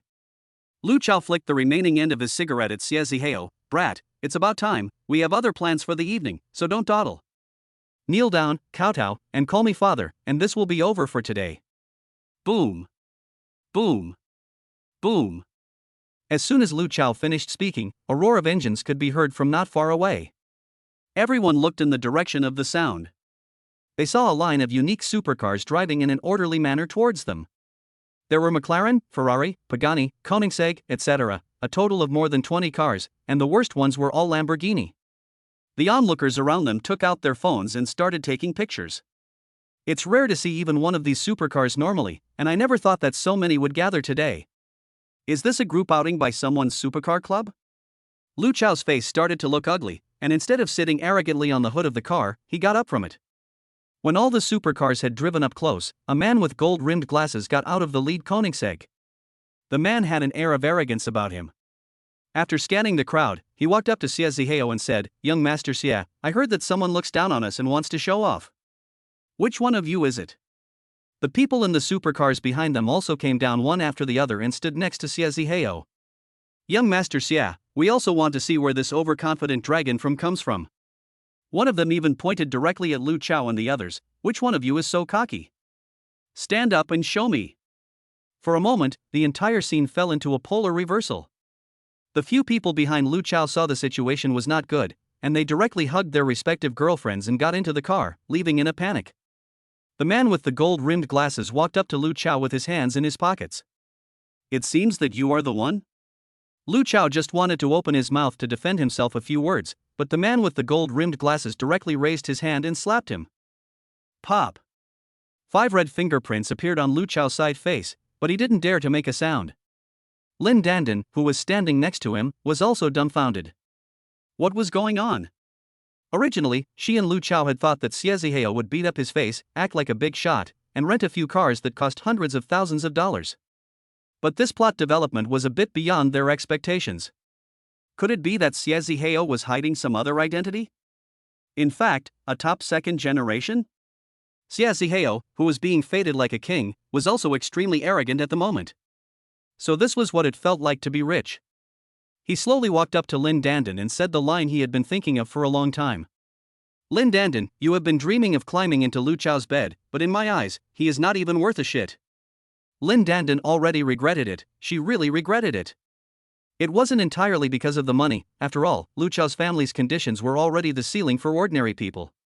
She regrets it because Xie Zihao's feelings for her are truly beyond reproach. If this hadn't happened, it would have been a matter of time before the two of them walked down the aisle. As for Lu Chao, he may have some feelings for her, but it's hard to say whether they will last until after college, let alone until marriage. "Zihao, listen to me. Don't call me that, it makes me sick. Besides, it's over between us. Let's part on good terms. This is between me and Lu Chao now, it has nothing to do with you." Xie Zihao was resolute. A shirt that has been secretly worn by someone else cannot be washed clean, no matter how many times it is washed, of the stain it leaves in the mind of the original owner. Xie Zihao looked at Lu Chao. "Young Master Lu, what? Are you waiting for me to ask you to kneel?" With these people by his side backing him up, Xie Zihao also showed an uncharacteristic toughness. At this point, the man in the gold-rimmed glasses said, "Xie Gongzi, I think we should just take the person away." Lu Chao immediately panicked when he heard that he was going to be taken away. "No, don't. Pan Xiao, I am Lu Zheng's son from Mingyu Real Estate. My father also went to pay his respects to Grandpa Pan last time he celebrated his birthday." The gold-rimmed glasses man called Pan Xiao smiled slightly. "Oh, you still know me? Unfortunately, you have offended someone you shouldn't have, and even if the King of Heaven came today, you would still have to suffer." Chapter 48, Lin Dandan, whose mind is breaking. Lin Dandan, who was standing nearby, saw that Lu Chao was so timid. She was already feeling unbalanced, and now she felt like a clown. Everyone around them was pointing and laughing. "Isn't that Lin Dandan? I heard that she found a rich second generation and dumped her boyfriend." "That's right, I heard that she even told her boyfriend that the rich second generation was her adopted brother. I didn't expect her to pull this stunt. This really is a slap in the face.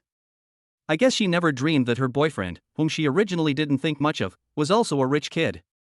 Lin Dandan really couldn't bear to listen anymore. She grabbed Lu Chao by the arm and said, "Lu Chao, can you please stop being such a wimp? Even if they are rich, it has nothing to do with you, so what are you afraid of? Let's go." Lu Chao kept his head down and didn't say a word.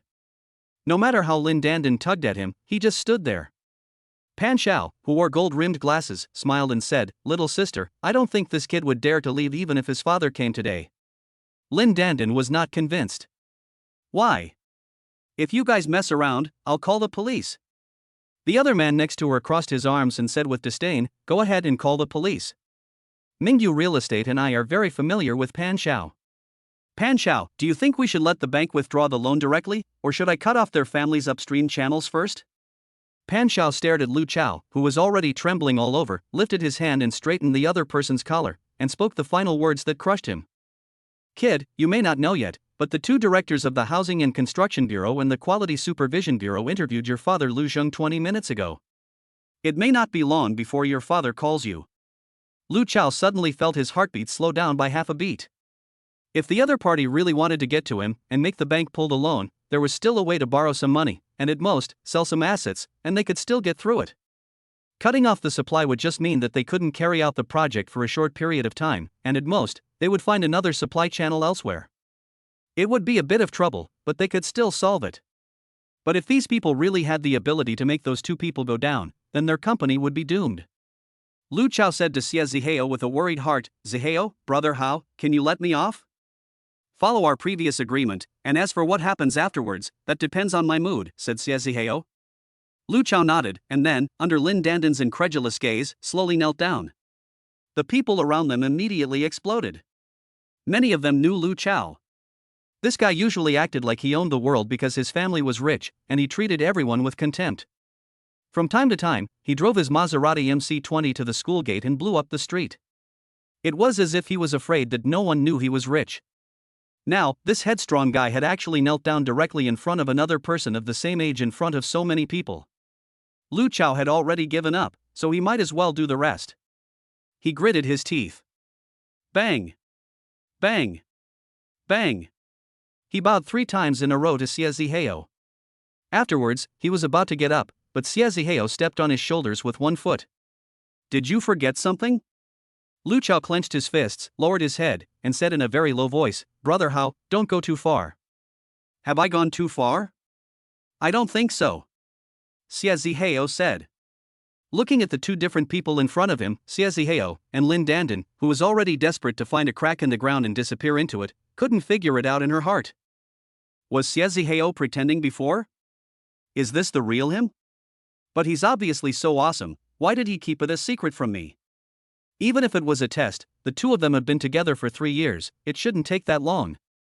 Looking at Lu Chao, who was still kneeling on the ground, Lin Dandan felt bad for the whole person.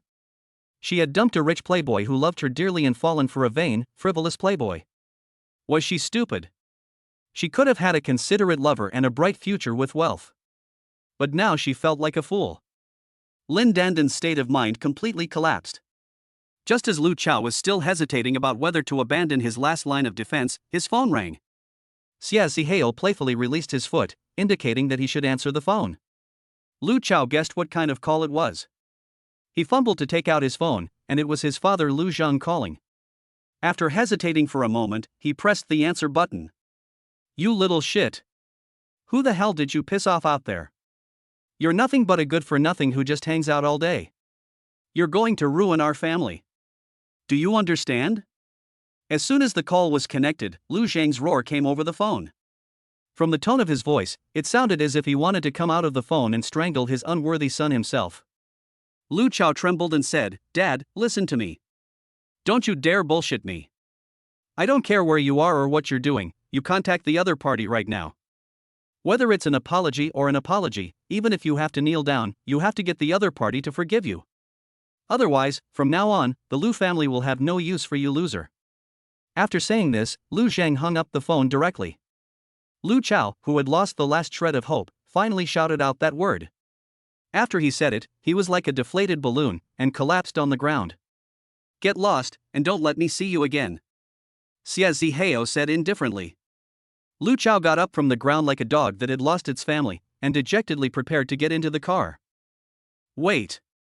Brother Hao, what else do you want?" Xie Zihao pointed at Lin Dandan and told her to leave with him. "Understood." Lu Chao turned to Lin Dandan and said, "Didn't you hear what Brother Hao said? Get in the car." With that, Lu Chao took Lin Dandan and, to the contempt of the others, drove off in his Maserati MC20.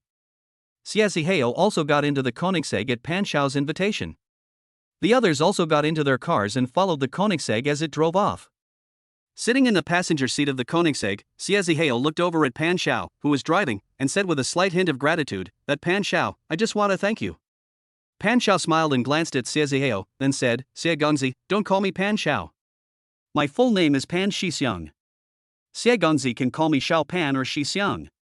Anyway, Shixiang, thank you today, and also the brothers in the back. Xie Zihao is Mr. Han's younger brother. It is our honor to be of help to you and your brothers. Wait, let's add each other on WeChat. In the future, if you have any needs, you can contact me."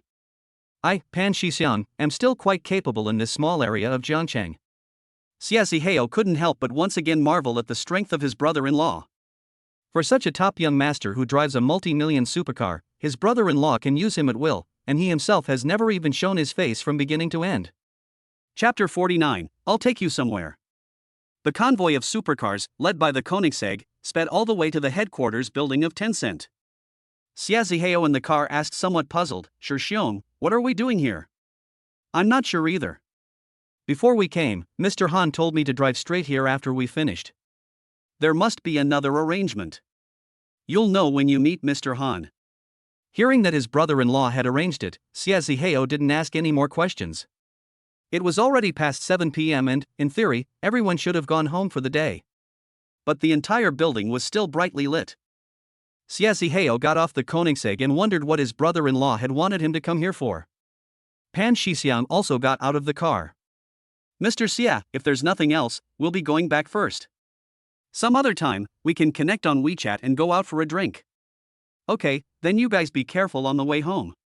After seeing off Pan Shixiang and the others, Xia Zihao was about to call his brother-in-law when he saw Xia Lei walking out of the building with two men. Xia Zihao, sir asked me to come and pick you up. Where is my brother-in-law? Sir is waiting for you, let's go. Without thinking too much, Xia Zihao followed Xia Lei into the headquarters building of Tiansun Communications and took the elevator all the way to the roof. Why did he bring him to the roof? Xia Zihao was a little confused. Shouldn't he be taken to the office or something? After he got to the large rooftop terrace, he realized why it was the rooftop. After all, there was no way to park a helicopter in the basement or on a floor, let alone three of them. Xia Zihao, who was dumbfounded, was taken to one of the helicopters. As soon as he got on the helicopter, he saw a familiar figure. Bai Shuya was wearing an exquisite dress and was looking at him with a shy face. Xia Zihao didn't have time to ask. Han Xingjun, who was sitting in the back, spoke up, "Don't just stand there, hurry up and sit down, we're about to take off." Han Xingjun turned his head and looked behind him, and he saw Han Xingjun was embracing the girl he saw in the hotel the last time, staring at him with a smile on his face. The helicopter's propellers began to spin rapidly, and it slowly flew away from the rooftop terrace. Sitting in the helicopter, Xia Zihao looked at the buildings below, which were getting farther and farther away from him, as if foreshadowing the rapid departure of the world he once lived in. Brother-in-law, where are we going? It's a great place, of course. Didn't you say you wanted to experience the new world? Han Xingjun said flatly. The helicopter flew for about 30 to 40 minutes and soon arrived over a private estate. As the altitude decreased, Xia Zihao also got a clear view of the scene below. It seemed that a swimsuit party was being held at this private estate. In the huge open-air pool, a dozen beautiful women in swimsuits were playing and fooling around with a young man. On the deck chairs by the pool, another young man was lying on top of it, chatting and laughing with the two bikini-clad beauties next to him. Outside the pool, there were also several large tables with all kinds of exquisite food on them, and there were also several bikini-clad beauties enjoying it. A helicopter landed on the grass not far away. The people in the field obviously also noticed the arrival of Han Xingjun and the others, but they didn't care. After getting off the plane, Han Xingjun led the group towards the pool. The man lying on the deck chair waved his hand, telling the beautiful women next to him to go play. He stood up, put on a bathrobe, and then opened his arms towards Han Xingjun. Xingjun, what took you so long? The man warmly embraced Han Xingjun. After the two of them let go, Han Xingjun introduced Xia Zihao. This is Gao Ya, his family is in the oil and other resource mining business in Africa, and the one in the pool is his younger brother Gao Su. Africa? Doing oil and other resource mining? It's not there. It wasn't until then that Xia Zihao realized that the other person was not a Daxia person, but seemed to be an Afro-Asian mixed race. Don't ask if you shouldn't. Han Xingjun interrupted the other person's speech and continued, Gao Ya, this is Xia Zihao, my wife's younger brother, and he is also considered my younger brother. Gao Ya gave a harmless smile, showing a mouthful of white teeth, and extended his hand to shake Xia Zihao's hand. Since he is Xingjun's younger brother, he is also my younger brother. If you ever have the chance to go to Africa, I'll take you target shooting. Xia Zihao's hand that was being shaken slightly trembled. After Gao Ya withdrew his hand, he shouted towards the pool, Asu, come over here quickly. Your brother is here. Asu, topless, leapt out of the pool and walked over to Han Xingjun with a smile on his face. Brother Jun. Su is much fairer than when I saw him 6 months ago, haha. Han Xingjun patted the other person's arm and said. Brother Jun is also more handsome than 6 months ago. Gao Su said. Let's not talk about that, we haven't even eaten dinner yet, let's get something to eat first. Han Xingjun put his arm around the two brothers and walked towards the dining area. Xie Zihao naturally silently took Bai Ruyan's hand and followed behind. The few of them ate the food while chatting idly. Why did you decide to come back this time? Han Shengjun asked, sipping champagne. We haven't been back for almost a year, and our parents have been nagging us to come home for a while. I just didn't expect that you would also be in Jiangcheng, which is indeed a pleasant surprise. It's also a coincidence that I came to Jiangcheng for business, otherwise we wouldn't be able to get together. Han Shengjun said. Xie Zihao, who was standing nearby, couldn't help but ask, brother-in-law, how do you guys know each other? Han Shengjun and Gao Ya glanced at each other, and then Gao Su spoke up, Brother Jun saved my brother's life before. Upon hearing that they were sworn brothers, Xie Zihao was relieved. No wonder these two brothers are so affectionate towards their brother-in-law. At this time, a girl who was playing in the pool accidentally sprayed Han Shengjun with water from a water pistol. A large water stain completely soaked the side of his shirt. The girl hurriedly got out of the pool when she saw this, and said, Yes, I'm sorry, I didn't mean to. Gao Ya, who was guarding not far away, also rushed over, took off Han Shengjun's jacket, and put on a dry bathrobe. Han Shengjun waved his hand to indicate that he didn't care. Gao Ya gave his younger brother Gao Su a wink, and Gao Su immediately understood. He waved his hand, and several black men emerged from the villa by the pool, dragging the girl down without any explanation. The girl seemed to realize something and struggled desperately. None of the people present intervened, and even Gao Ya, who was also a woman, just turned her head away. Brother-in-law, this. Xie Zihao opened his mouth, but then Han Shengjun stopped him with a raised hand. Gao Ya said apologetically to Han Shengjun, Brother, I'm really sorry, let's go back to the house and change clothes first. Chapter 50 Party. After changing into the swimming trunks that had been prepared long ago, Han Shengjun led Xie Zihao back to the backyard. Thanks to the location of Jiangcheng, even though it was already the end of October, the temperature still remained around 30 C. So even if you were only wearing swimming trunks outdoors, it wouldn't feel cold. As soon as they arrived at the pool, CLA walked up to them without saying a word, just giving Xie Zihao a look. Zihao, you go first, Han Shengjun said calmly. Oh, okay, brother-in-law. After Xie Zihao had gone a little way, CLA whispered, Sir, that girl just died. Han Shengjun smiled and nodded imperceptibly. Not far away, Gao Ya saw Han Shengjun come out, put down the water pistol in his hand, and shouted at the beautiful women in the pool, Girls, our young master Han is here, come over here. The beautiful women in the pool walked out of the water one after another. They were wearing all kinds of swimsuits, both sexy and cute. Everyone here, if you pulled anyone outside, would be a goddess. The girls walked up one after the other, laughing, and took Han Shengjun's arm, as if nothing had happened before. At this time, Li Yike and Bai Shuyao, who had just changed into their swimsuits, also walked out of the house. Li Yike had experienced the scene from getting off the plane yesterday, to the dinner party in the evening, and the incident of going to Tiansun Communication during the day. She didn't believe that Han Shengjun was just the executive director of Tianjin Group. At this moment, she was extremely grateful that she had made the right choice, and she was even more determined to hold on to Han Shengjun's thighs tightly. So when she saw Han Shengjun surrounded by many beautiful women in swimsuits, she unswervingly walked up to him quickly. Brother, I've changed, do you think I look pretty? Li Yike forced her way into the crowd and put her arm around Han Shengjun's arm. Her whole body was even more tightly pressed against his. Well, it's not bad. Han Shengjun's mouth slightly raised, and he naturally felt the deliberate closeness of the beautiful woman next to him. The soft touch of her body would make any other man lose control and take her right there on the spot. The other girls looked jealous, but they were quick to hide it, and no one dared to show it on their faces. Xie Zihao, who was standing nearby, was so mesmerized that he thought to himself, this woman is really proactive. Bai Shuyao, who was standing next to him, was originally a bit reserved, but when she saw Xie Zihao's unabashed gaze, she also leaned up very consciously. Mr. Han, don't just praise this sister, aren't our sisters pretty? Yes, Mr. Han, just now when we arrived tonight, we heard Brotheries say that you are the protagonist today, and that we sisters must make you happy. Mr. Han, come down and join us, just now Brother Su bullied so many of our sisters, you must help us. Han Shengjun handed a large water pistol to Xie Zihao, who was standing next to him, and said, Zihao, don't be shy when you're here. Little sisters, take your brother Zihao down and have some fun. After saying this, Han Xingjun casually pushed the unsuspectingly Yike into the pool, which caused the other party to let out a strange cry. He himself laughed loudly, picked up another water pistol, and jumped into the water, firing on the beauties who were still on the shore. The Gao brothers, Gao Ya and Gao Su, were also firing on all cylinders. They raised their water guns and began spraying the girls' fair skin. The topless beauties could only dodge with smiles on their faces, or else they would jump into the water and splash water at each other with their hands. In an instant, the entire outdoor pool was overflowing with springtime joy, filled with the screams of the girls and the unrestrained laughter of the men. Zihao, who had also joined the battle, gradually began to let go, and the water gun was aimed at the white mass. Looking at these beautiful young girls screaming shyly in the pool, he finally realized what the happiness of the rich was like. Just think, on the way here, his roommate even messaged him to see if they wanted to go to an internet cafe to play games together. Playing games in an internet cafe is no match for having a pool party with a bunch of girls. This is simply too awesome.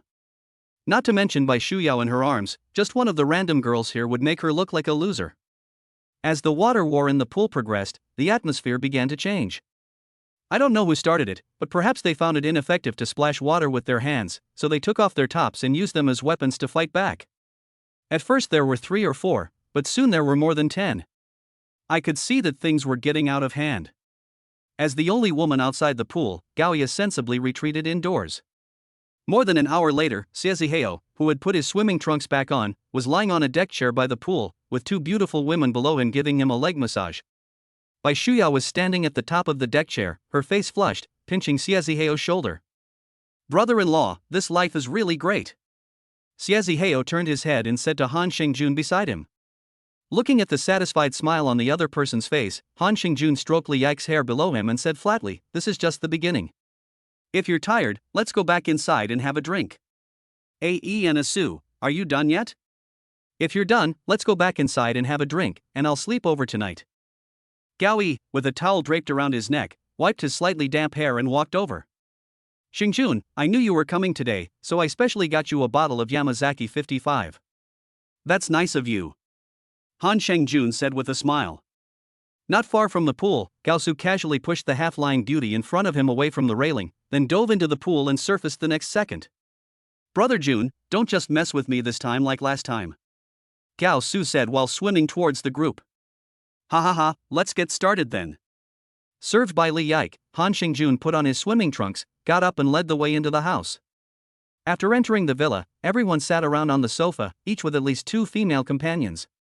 Gao Ya opened the wine cabinet next to him and took out the bottle of Yamazaki 55. As a bottle of whiskey that was once auctioned for nearly $800,000, most people who own it use it for investment or collection. Very few people actually drink it. After all, there are only 100 bottles of Yamazaki 55 in the world.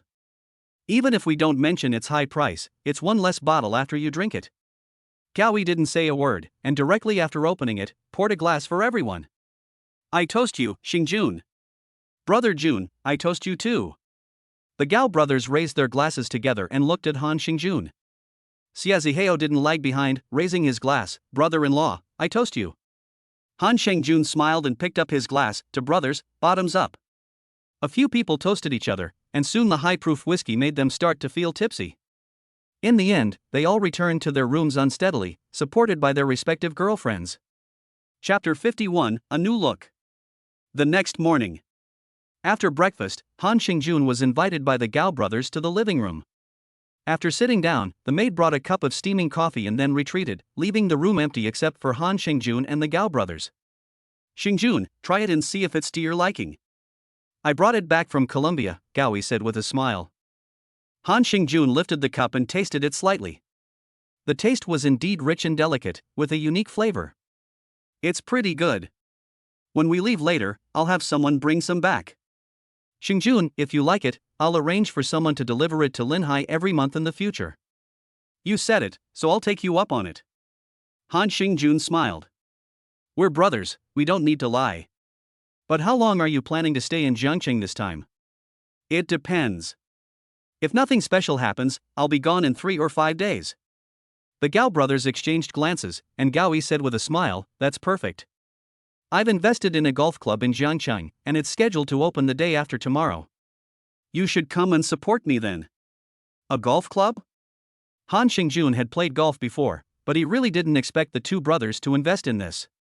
Is a golf club very profitable? Why did you think of investing in this?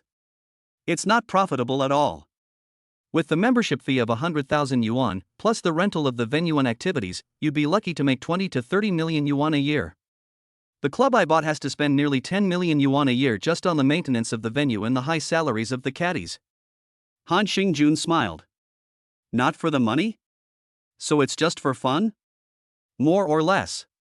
Apart from the previous old members, all the others are local friends from Jiangchang. In the past year, Asu and I have just hung out with girls, and we like to play golf like everyone else, so we simply set one up ourselves. Gao Ya explained with a smile. Han Xingjun nodded in understanding. Gao Ya continued, how about it, Xingjun, are you interested in coming to support me? Since you invited me, I naturally have no problem. Han Xingjun readily agreed. Then it's settled, I'll send a car to pick you up the morning after tomorrow. Gao Ya said happily. No need to trouble yourself. I'll have Xia Lei bring me over. That won't do. You're the guest, how can you let the guest come to your door? Gao Ya insisted. Han Xingjun saw that he couldn't refuse, so he smiled and agreed. After chatting for a while, he declined the Gao brothers' invitation to lunch, and Han Xingjun took a group of people and boarded the helicopter. On the way back, he handed Xie Zihao a gold embossed invitation.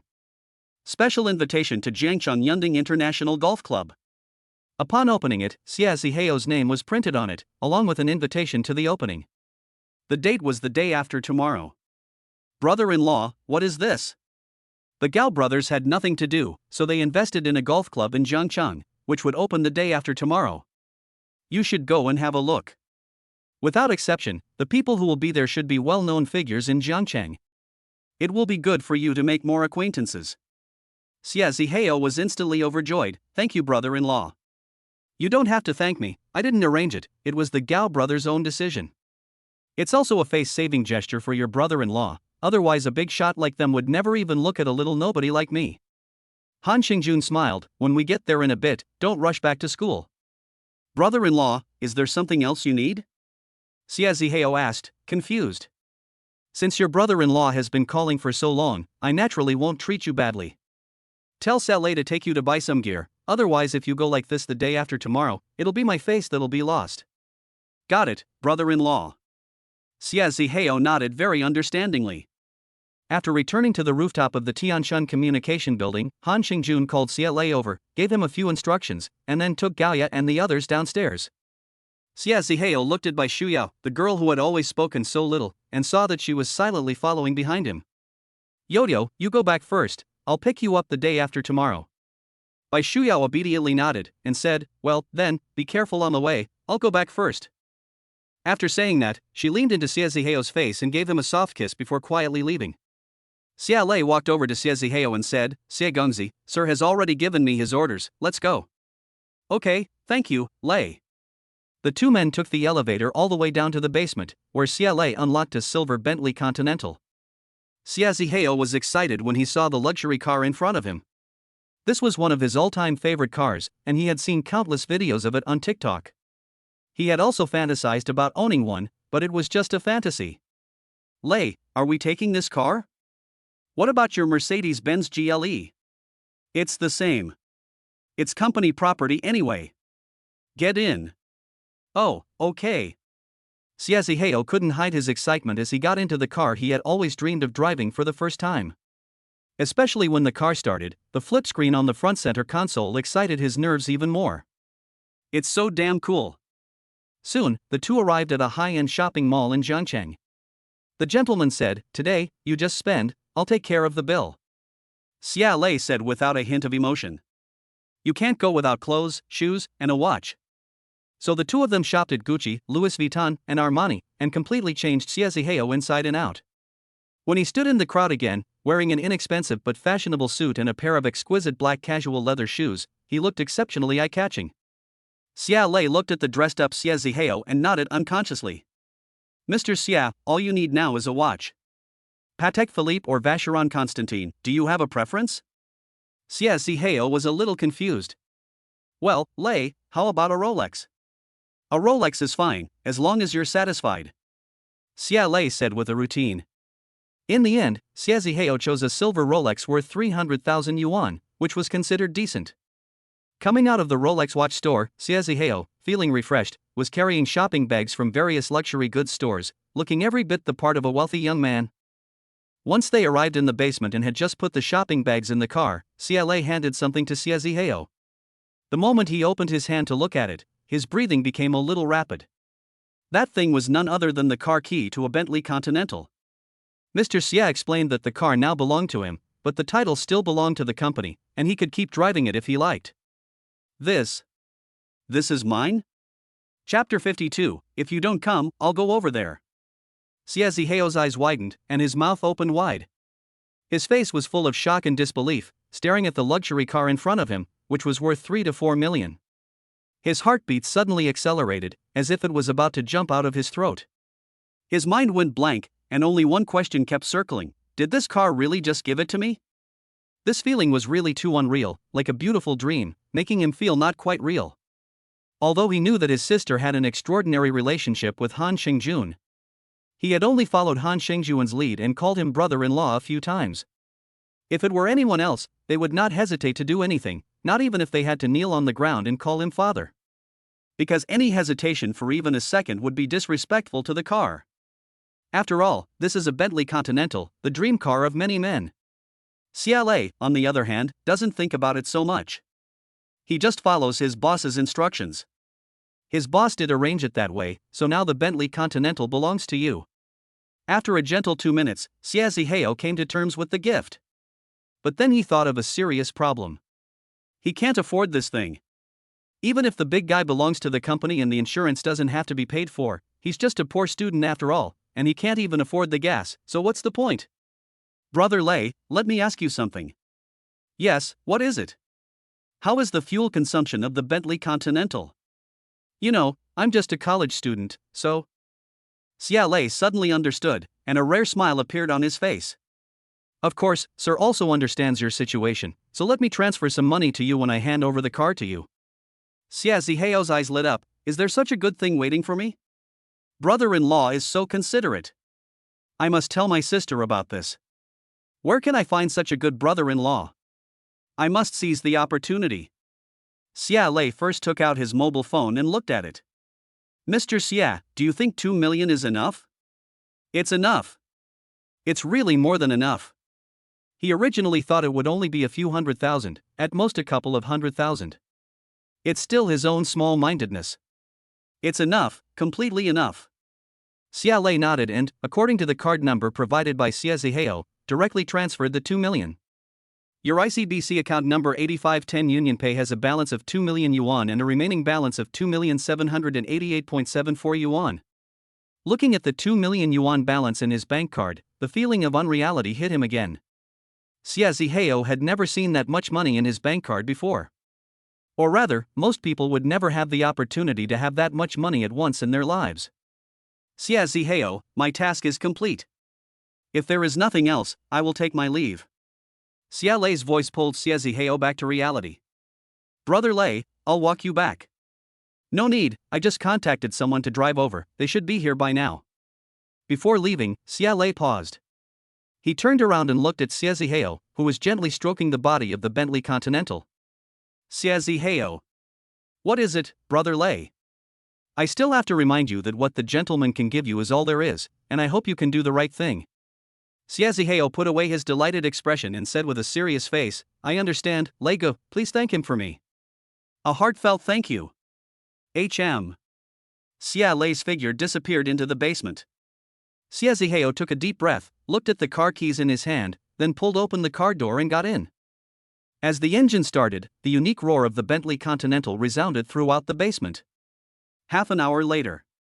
In a luxurious office on the top floor of the Tishuan Communications headquarters, Han Xingjun had just finished listening to a work report from General Manager Wu Kuan. Xia Lei then walked in with a steady pace. He first glanced at Wu Kuan, then stood quietly to the side. Han Xingjun glanced over, then said to Wu Kuan, our terminal products must be in line with the actual market situation. Ensure that they can meet the increasing needs of different global operators, as well as government and enterprise customers. Wu Kuan nodded repeatedly. I understand, Director Han. That's fine, leave the report with me, you can go now. After Wu Kuan left the office, Xia Lei said, Sir, everything has been arranged for Master Xia. Han Xingjun looked at the report in his hands and asked intently, is he satisfied? It seems that Master Xia likes it, after all, before this he was just an ordinary college student. Well, that's right, you've worked hard, go rest. Yes. Xia Lei bowed and then left the office. The door had barely closed when Han Xingjun's phone rang. He picked it up and saw it was Meng Shiyu, the pest. With a helpless shake of his head, Han Xingjun answered the call. Meng Shiyu, young Master Han, are you coming to Kyoto or not? If you don't come, I'll come find you. Han Xingjun, I'm at the subsidiary in Jiangcheng, the next stop is Nanling, and then finally Kyoto. Meng Shiyu, I really don't understand. You are the young master of the Han family, do you still need to personally manage the subsidiaries? Han Xingjun, why? As the heir to the family, shouldn't you know about the situation of the company? Meng Shiyu, I don't care. Either you come to me in the next 2 days, or I will go to you. Han Xingjun, Meng Shiyu, you need to pay attention to your status. After all, you are not yet my wife. Han Xingjun, Hongtu capital is not enough for you to act like a spoiled brat in front of me. Meng Shiyu, so when can we meet? Han Xingjun, we can meet naturally when I arrive in Kyoto. After hanging up the phone, Han Xingjun pondered for a moment. Perhaps I should give my future father-in-law a call when I have time. After all, as the future young wife of the Han family, Meng Shiyu still has a lot to learn. At least she needs to learn to be patient, otherwise in the future, when she is away from home all the time, she will be annoyed by the messages and phone calls. Meng Shiyu, who was far away in Kyoto, was so angry after the phone call that she raised her pink fist and hammered it into the doll next to her. Humph. I'll beat you to death, you pig. After venting her anger, she stood up and shouted out the door, Xiaoxian. A tall girl in a professional outfit came in from the outside. What can I do for you, my lady? Has my father returned? President Meng has not yet returned to Kyoto. It will probably take a while. Do you need me to contact him? No. Everyone is running around all day, and I will run too. Meng Shiyu looked angry. Xiaoxian, book a flight for me to fly to Jiangcheng City tomorrow. I want to surprise someone. Okay, my lady. Chapter 53, A Love Like Chicken Feathers. Xia Zihao, who had returned to school in a Bentley Continental, did not get out of the car immediately after parking it. Instead, he sat in the driver's seat and watched the crowd coming and going at the school gate. It was noon, and many students were traveling in groups of 2 or 3, discussing where to go for lunch. Or if they didn't have classes in the afternoon, they were discussing which nearby internet cafe to go to play video games. Xia Zihao unconsciously surveyed his appearance. The silver Rolex watch gleamed in the sunlight. The luxurious interior of the Bentley also always subtly highlighted the owner's dignity and extraordinary status. A feeling of being worlds apart suddenly welled up in his heart. It had clearly only been less than 2 days. But he felt that he and his classmates at school were no longer in the same world. Xia Zihao took a deep breath, pushed open the car door and got out. He straightened his slightly wrinkled clothes and was about to walk towards Jiangcheng University when a voice suddenly stopped him. Mouse, is that you? Xia Zihao stopped in his tracks and looked in the direction of the voice. It happened to be his 3 roommates walking out of the main gate, and one of them was the one who had spoken. Xia Zihao smiled and said, Dasha-chan, don't you recognize your own father? Fuck you, where have you been the past 2 days? Ding Buchuan yelled while walking towards Xia Zihao with the other 2. Not bad, rat, this is a Bentley Continental, how much did you pay per day to rent it? My goodness, you went back to your hometown to meet someone in the past 2 days, and you dressed up so nicely. The other 2 also spoke up. Rented my ass, this is my brother-in-law's company, and now it belongs to me. Your brother-in-law? Your sister has always been single, where did you get a brother-in-law from? Ding Buchuan asked. Never mind that, have you guys eaten yet, let's go get something together? Let's go to Ipin Private Kitchen. The 3 of them looked at each other, thinking, this guy looks like he's made it. That Ipin Private Kitchen is the only high-end private kitchen near Jiangcheng University, and on weekdays, I've heard of some rich guys taking their girls there to eat. It's said to cost 800-1200 per person. For ordinary college students like them, a meal there would be equivalent to 10 days or half a month's food expenses, so they would never dare to go. Rat, You're the one who said it, so let's go to Epine private kitchen. But let's be clear, none of us can pay the bill. Ding Buchuan said. Let's go, what's all this fuss about a meal? With that, Xiaziheo took the lead and walked ahead. Soon, the group arrived at Epine private kitchen, where, led by a waiter, they entered a private room. Sir, we have 3 standards, 800, 1000, and 1200. Which one would you like today? Just bring the 1200 one, and bring me your wine list as well. Xiaziheo said with great generosity. Okay, sir. After the waiter brought the wine list, Xiaziheo casually glanced through it. Dachuan, there are no afternoon classes, so let's get 2 bottles of Maotai. I know how much you guys can drink. Without waiting for Ding Buchuan and the others to speak, Xiaziheo handed the waiter the wine list and ordered 2 bottles of Maotai. At this point, the mood of Xiaziheo's roommates could no longer be described as shocked. They knew exactly what Xiaziheo was like normally. He hated to spend even a penny, and spent all the money he saved on Lin Dandan. After disappearing for 2 days, he suddenly appeared today. He had a luxury car again, invited them to dinner, and ordered 2 bottles of Maotai that cost thousands of dollars. Judging from the way he was acting, it was as if he had completely changed. Mouse, no, brother Hao, did you find your real father? Ding Buchuan said doubtfully. What real father? Didn't your long-lost rich father find you? Where else would you get so much money? Get out of here, my father is just an ordinary local man from Jinjiang, and I owe it all to my brother-in-law. Xiaziheo then briefly introduced Han Xingjun, of course without revealing his true identity. He also described the pool party last night. This made several roommates envious. Such a life is simply paradise on earth. It would be enough to experience it just once in this life. What's more outrageous is that the Bentley Continental was really given to him by his brother-in-law. How domineering one has to be able to casually give away a multi-million-dollar luxury car. This kid is going to rise through the ranks in the future. Brother Hao, my real brother, does your brother-in-law need a girlfriend? What do you think of my sister? One of the roommates spoke up. What are you thinking? Even if our brother-in-law needs a girlfriend, he can't find one in her 30s. Ding Buchuan sneered while looking at Xiaziheo, his eyes full of ambiguity. Brother Hao, you just broke up, how about I introduce you to my sister? She just started university this year, and at worst, we can just keep our relationship separate in the future. You can call me brother-in-law, and I'll call you brother. Xiaziheo was speechless for a moment. Are you, as an older brother, even going to sell your own sister? Brother Hao, what are you talking about? We're brothers, and I still believe in your character. I want my sister to have a good future. Ding Buchuan's younger sister, Xiaziheo, had met her twice before. Her appearance could only be described as average, but she had a good personality. However, Xiaziheo, who was already planning to start a new life, took his brother-in-law as his role model. What kind of woman? That's just a being that provides emotional value. With millions of cash in his hands and a few million luxury cars, he is a sought-after presence among women wherever he goes. Xiaziheo quickly waved his hands and said, "Don't make a fuss, I'm not in the mood for a relationship right now. My brother-in-law doesn't even look at just any girl, so just enjoy your meal."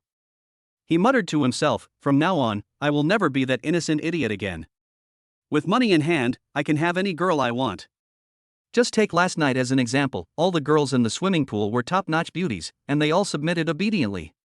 Besides, I have the obedient and sensible girl by Shu Yao. In the future, I will have Zhang Shuyao, Li Shuyao, etc., and there is no need to talk about love. Seeing that Xiaziheo didn't want to continue the conversation, everyone stopped making trouble. After eating and drinking their fill, the group drank some tea as Xiaziheo asked, intentionally or not. "Right, I haven't been to class for the past 2 days, so I was wondering if there was anything going on at school." Ding Buchuan looked at Xiaziheo strangely and said, "Strangely enough, during the past 2 days when you disappeared, the counselor didn't mention it, as if nothing had happened. The school also didn't react in any way." Xiaziheo was delighted. He didn't expect that Tan Shuji would be so concerned. He just sent a message and everything was arranged. It seems that I need to re-evaluate the value of the people in my address book. Chapter 54. I'm in Jiangcheng. Tianchuan Communications Headquarters. Han Xingjun moved his slightly stiff shoulders and neck. Since arriving at the company in the morning, he has met with several of the group's accompanying CEOs and the general managers of the subsidiaries. While listening to the work reports, he also gained a better understanding of the group's current achievements in the communications industry. He even skipped lunch and had a quick meal in the company cafeteria. Then there were 3 meetings in a row. Looking at the Vacheron Constantin on his wrist, the time had already come to 4 p.m. Phew. I always feel that the itinerary arranged by the boss this time is a bit of a letdown. It was just a formality, after all. Han Xingjun leaned back in his chair, looked up at the ceiling with his eyes, and was in a completely empty state. Knock, knock, knock. Enter. Gao Ya pushed open the office door, holding a document in her hands, and came to Han Xingjun. Sir, this is the business plan for the TH Club. Mr. Lu Bowen sent it over an hour ago. I've had a preliminary look and there don't seem to be any major problems. I need you to have a look now. Han Xingjun still tilted his head back and waved his hand, saying, just tell me how much startup capital you need. Sir, if this project goes smoothly, it will require at least 720 million yuan in the early stages, of which the purchase of the manor will require nearly 600 million yuan. Just transfer the money directly from my personal account. You will have to work hard, and you will personally control the early financial work. After the club's team members have stabilized, you can hand over. I understand, sir. Gao Ya said crisply. The room was quiet for more than 10 seconds. Han Xingjun saw that Gao Ya, who had finished reporting, had not left. He turned his head back and looked at the other person. Do you have anything else? Gao Ya hesitated for a moment and said, Sir, do you need me to massage you a little? You look a little tired. Han Xingjun smiled and said, It's fine. You also have a lot of work to do. Go downstairs first. By the way, contact Dong Yajun on Amy's side for me and ask about the Junlin Capital team and when they can depart for China. Yes, sir, I'll go out first. After the current task was temporarily completed, Han Xingjun, who had nothing to do, started to use TikTok. Since returning to China, under the influence of those around him, Han Xingjun had also started to use short video apps in his spare time. Sometimes he even wondered if he could also make videos to record his simple life. Or maybe he could set up a media company. He wasn't looking to sell anything, just to select a group of handsome men and beautiful women, create a refined persona for each of them, and then coordinate with various parties to form a couple or something. The main focus would be entertainment, to satisfy some of his own interests. When he thought about this, Han Xingjun couldn't help but think of the TH Club. He remembered Lu Bowen saying that he wanted to train the girls recruited by the club to become internet celebrities, so perhaps the two could be compatible. As for those handsome young men, who says that only men can join the club? Those single rich women are also fine. So, Han Xingjun sent his ideas to Gao Ya, asking her to urge Lu Bowen and the others to step up their preparations. If additional funding is needed, she can make the decision herself for less than 100 million. Continuing to swipe through Douyin, Han Xingjun suddenly saw a familiar figure. Hello everyone, welcome to Mumu's live broadcast room. If you like Mumu, you can click the light sign, there is a lucky bag in the upper left corner, family members remember to grab it. Oh, I almost forgot about this girl. If I remember correctly, the other person is also from Jiangcheng University, and is still a sophomore. Mr. Han, don't you have any classes in the afternoon, and are still broadcasting? Han Xingjun's appearance instantly attracted Xia Zimu's attention. Brother Han, you haven't been to my broadcast room in the past few days. Mr. Han, you're quite short of money? I gave you more than 2,000 carnival points last time, so you shouldn't be in such a hurry to start broadcasting. It's not that, I don't broadcast just for the rewards. Usually when I'm not in class at school, I just broadcast for fun when I'm bored. I don't like going out anyway. Mr. Han, I'm in Jiangcheng right now.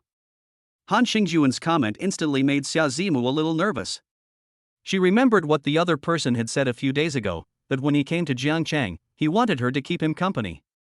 After casually spending a few carnival points, Han Xingjun exited the broadcast room and opened WeChat. After all, there were tens of thousands of viewers watching in the live broadcast room. It was not convenient to say many things directly.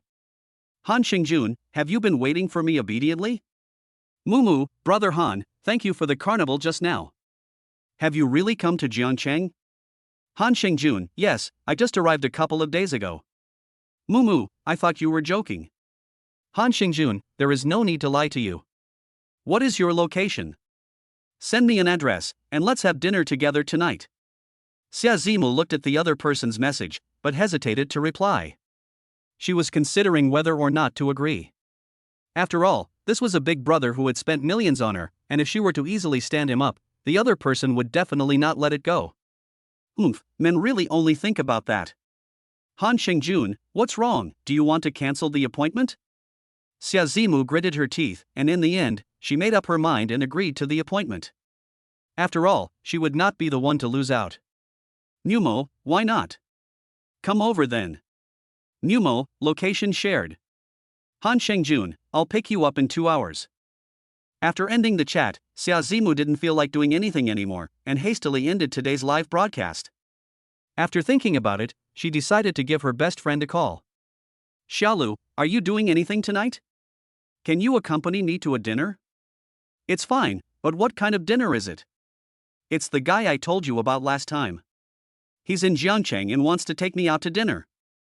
The local tyrant who spent over 2,000 yuan on your carnival? He's really here?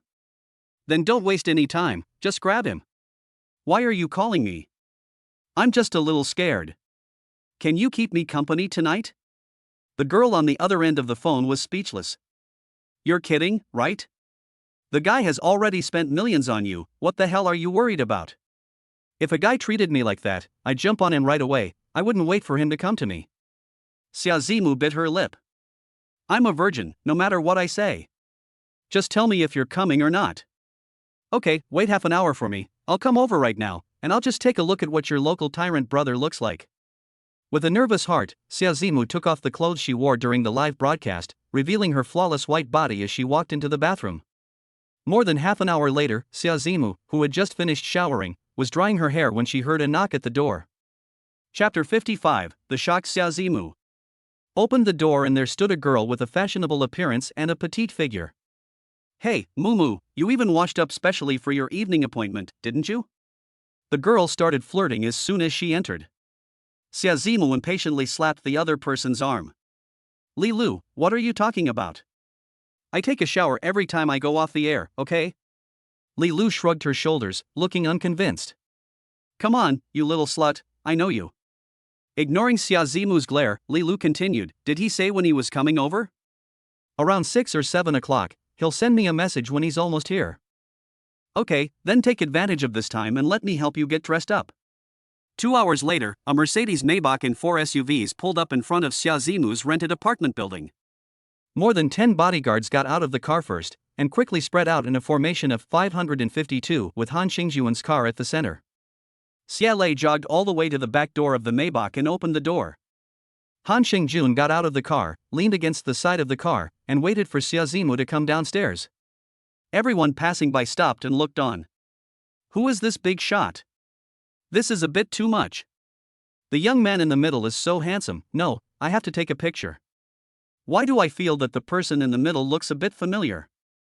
It seems like I saw him on TikTok a while ago. Hey, now that you mention it, I also remember, isn't he the mysterious young master from Linhai who became popular a while ago? Yes, it's the mysterious young master who appeared at Linhai Airport. I liked that video at the time, let me find it. A large proportion of young people in the crowd recognized Han Xingjun.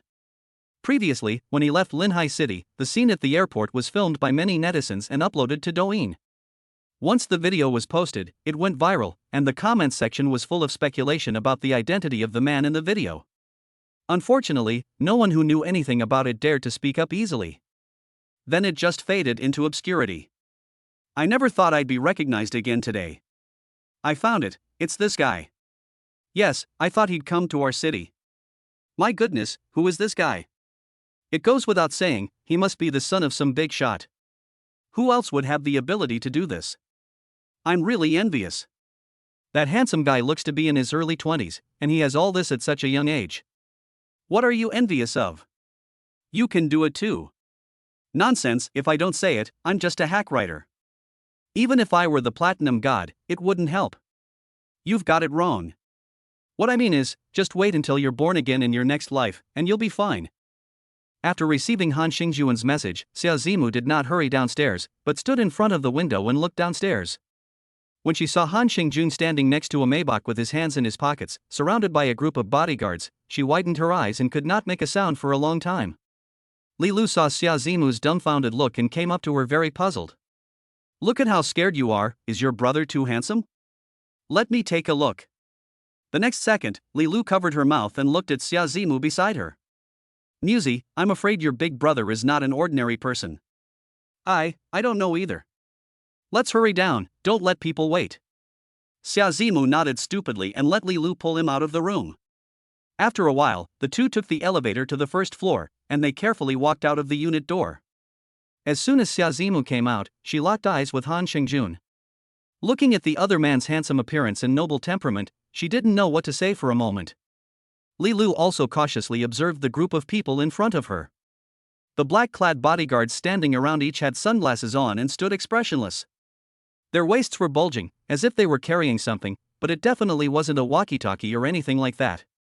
Li Lu immediately associated this with a plot on TV. Could it be a gun? This is in a big building, how could they possibly allow someone to carry this openly? Han Xingjun looked at the two girls, who were so nervous, with a smile on his face as he walked forward. As he moved, the bodyguards around him also moved. Xia Zimu and the other girl unconsciously took a step back. Don't back up anymore, or you'll hit the door. Han Xingjun said with a teasing smile. Xia Zimu looked back, and less than 20 centimeters behind him was the unit door that had already closed tightly. Then hello, brother Han. Xia Zimu said with a slight tremor. Don't call me brother, call me brother.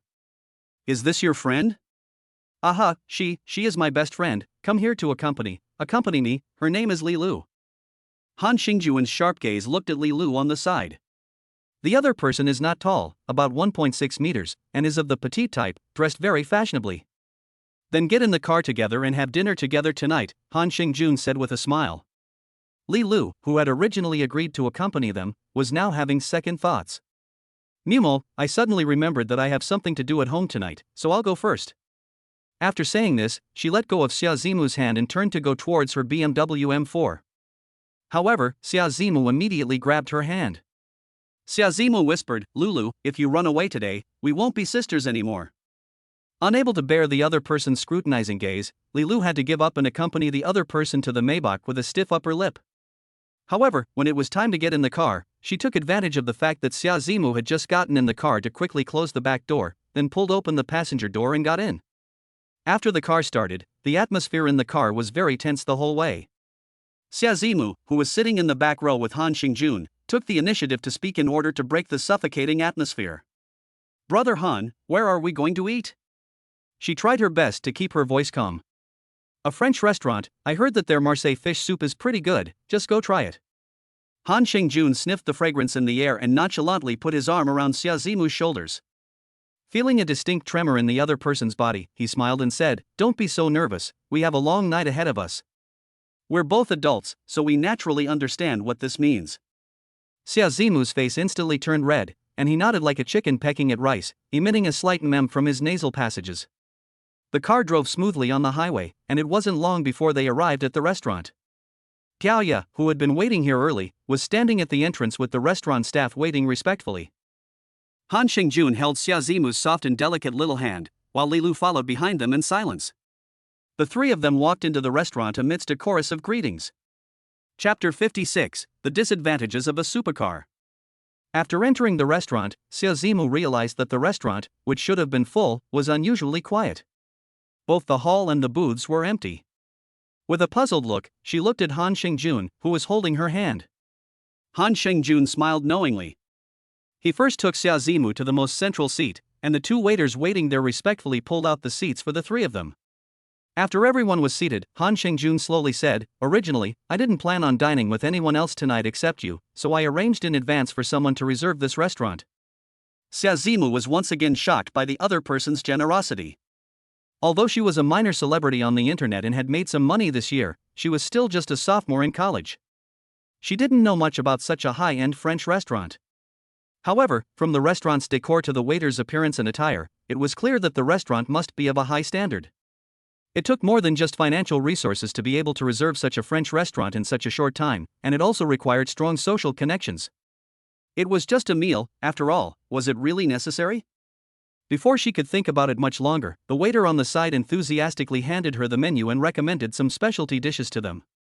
Han Xingjun looked at Xia Zimu and asked tenderly, Do you have any preferences? I'm fine with anything, you just make the decision. The main thing was that Xia Zimu had never eaten French food before and had no idea what to order. If he accidentally ordered the wrong thing, it would be a big joke. Han Xingjun gave a slight smile and then turned to Li Lu and asked, "Where is Miss Li?" Li Lu shook her head, "No thanks." She just wanted to be invisible and quietly finish her meal and leave. The man sitting across from her was too well known and mysterious, and she didn't want to get involved. Seeing this, Han Xingjun casually ordered some classic French dishes.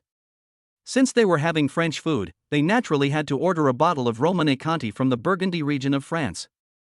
This was Xia Zimu's first experience dining in such an environment, and she couldn't help but feel a strange feeling in her heart. It was as if, at that moment, she had become superior.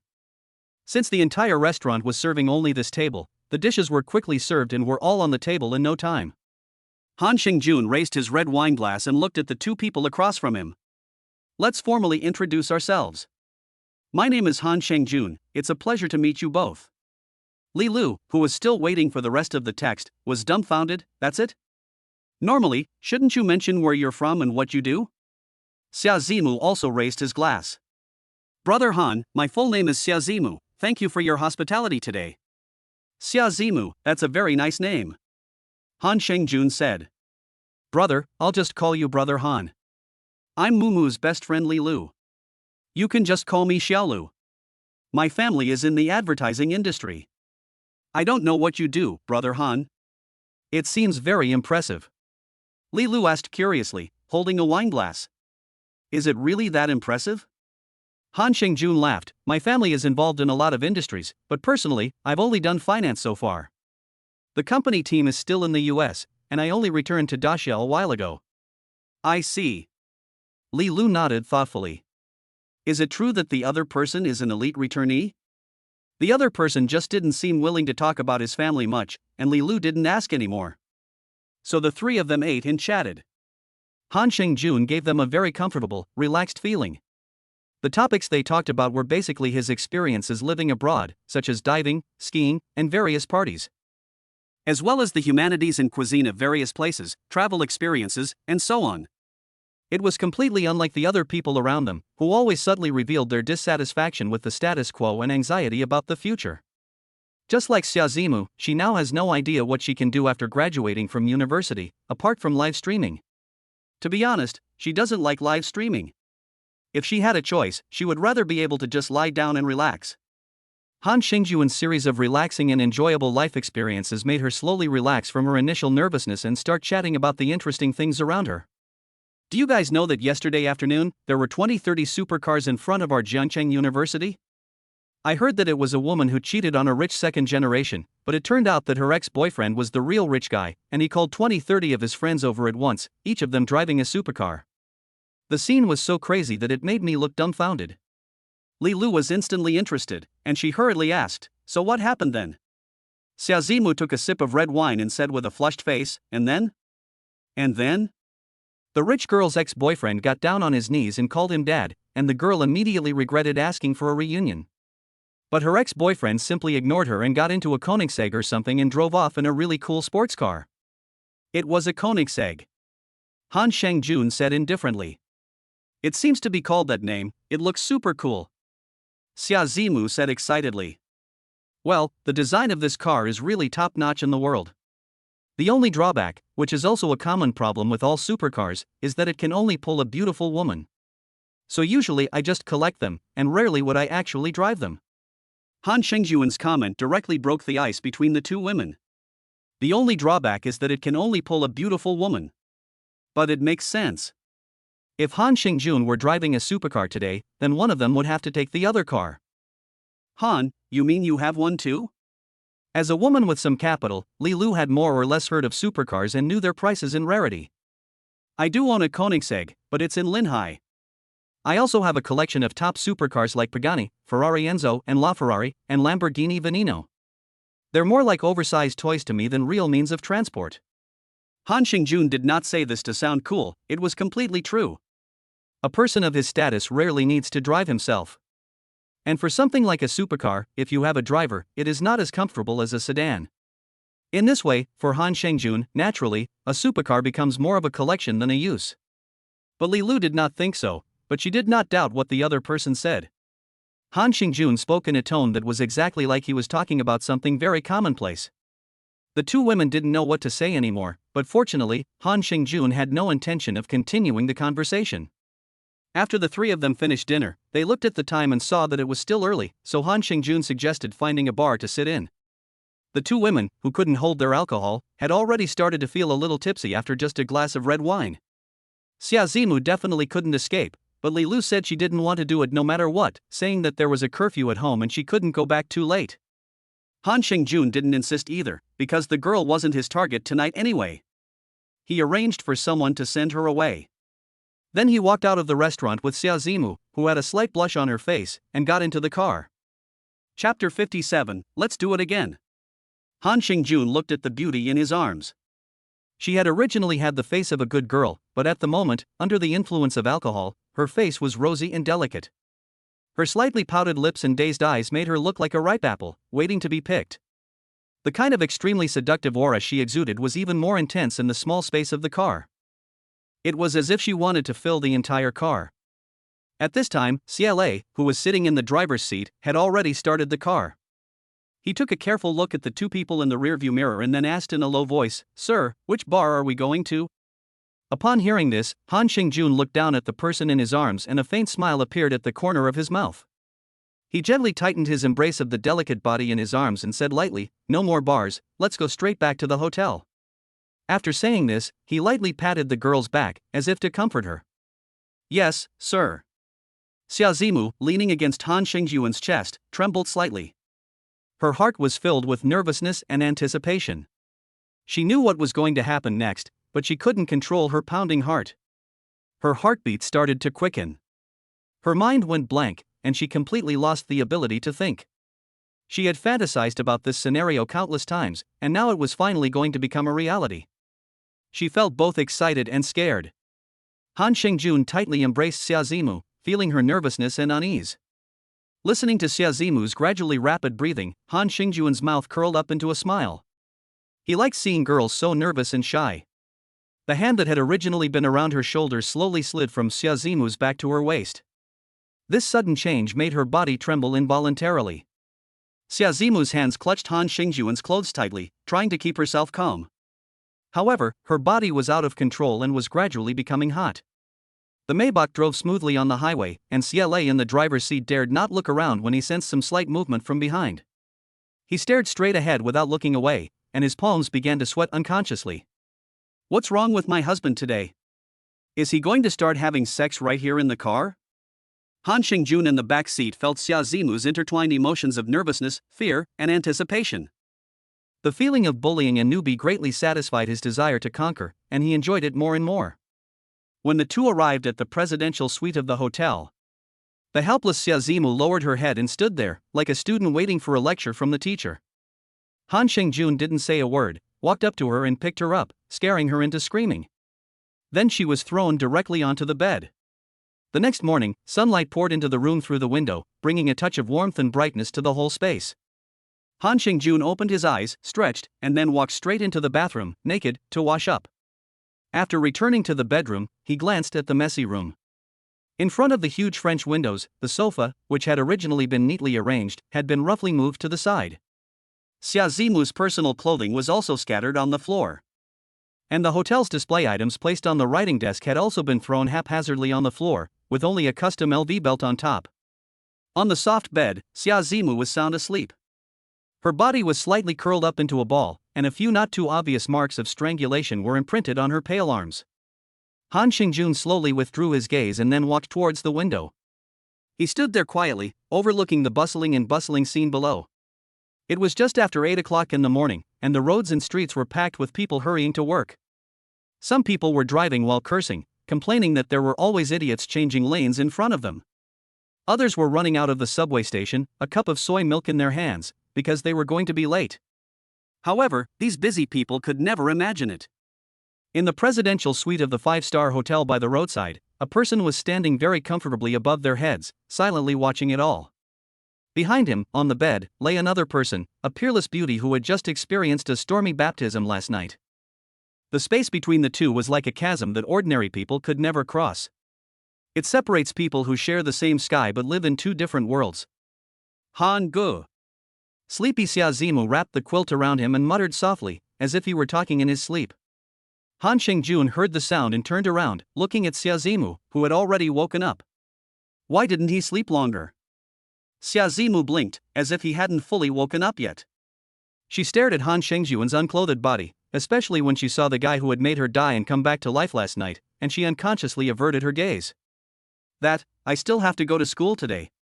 Han Shengjun gave a faint smile as he slowly came to the other person's side.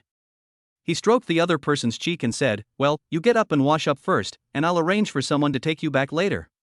Xia Zimu hesitated for a while, then let go of the quilt in her arms and reached out her arm to hug Han Shengjun's strong waist. Then she pressed her side against his chest, feeling his strong heartbeat, and gathered her courage to say, "Han Go, will you be my boyfriend?" Her tone was soft, with a hint of expectation and nervousness. Han Shengjun pushed her shoulders away and said, "We're just like this now, isn't it good?" His voice was low and full of magnetism, and it was impossible to tell the emotions behind it. Xia Zimu's eyes dimmed a little. Han Shengjun didn't care about this, and just said in a slightly commanding tone, "Try not to start it in the future. My woman doesn't need to please other men for those 3 idiots. I will transfer money to you every month in the future, enough for you to use. You can first rest assured and finish university." Han Shengjun's voice was calm and firm, as if stating an ordinary matter. However, to Xia Zimu, these words were like a bolt of lightning that split the fog in her heart, allowing her to instantly understand Han Shengjun's true intentions.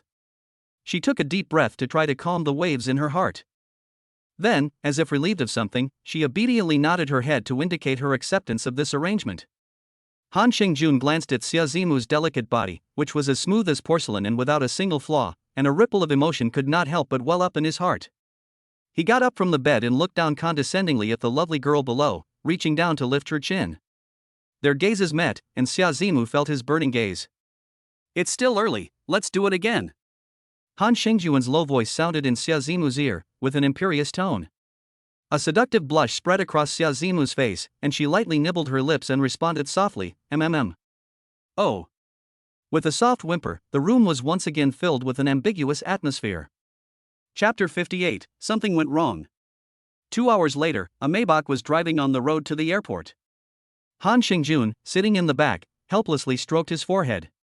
An hour ago, he had just finished his morning exercise and was cuddling Xia Zimu on the bed, but suddenly he received a phone call from Meng Shiyu. The other party had already boarded the earliest flight to Jiangcheng and would arrive around noon, asking Han Shengjun to pick her up. This woman is absolutely crazy. If it weren't for the fact that the other party was in the prime of life, with a good appearance and figure, Han Shengjun would have thought that this woman was unable to get married. Since the little white rabbit had come to him on her own initiative, there was naturally no reason to let her go. Han Shengjun then arranged for Xia Zimu to be sent back, while he got into his car and went to the airport himself. "Sir, I just received a message saying that Miss Xia has been safely delivered to Jiangcheng University." Gao Ya, who was sitting in the front passenger seat, said. "What about Li Yike? I remember asking you to book her a return flight ticket yesterday. Ms. Li's flight was at 10 o'clock last night, and because it was so late, I didn't bother you at the time."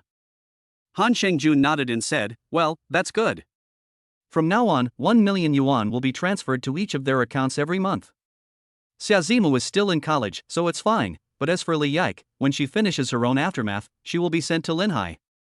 She will be settled in the community where Ning Qian and her sisters live. I think the security measures there are quite good." "Understood, sir." After a pause, Han Shengjun spoke again. "By the way, speaking of those 2 sisters, how are they enjoying themselves in Nanhai?" In the past 2 days, Han Shengjun has been receiving photos from the sisters from time to time.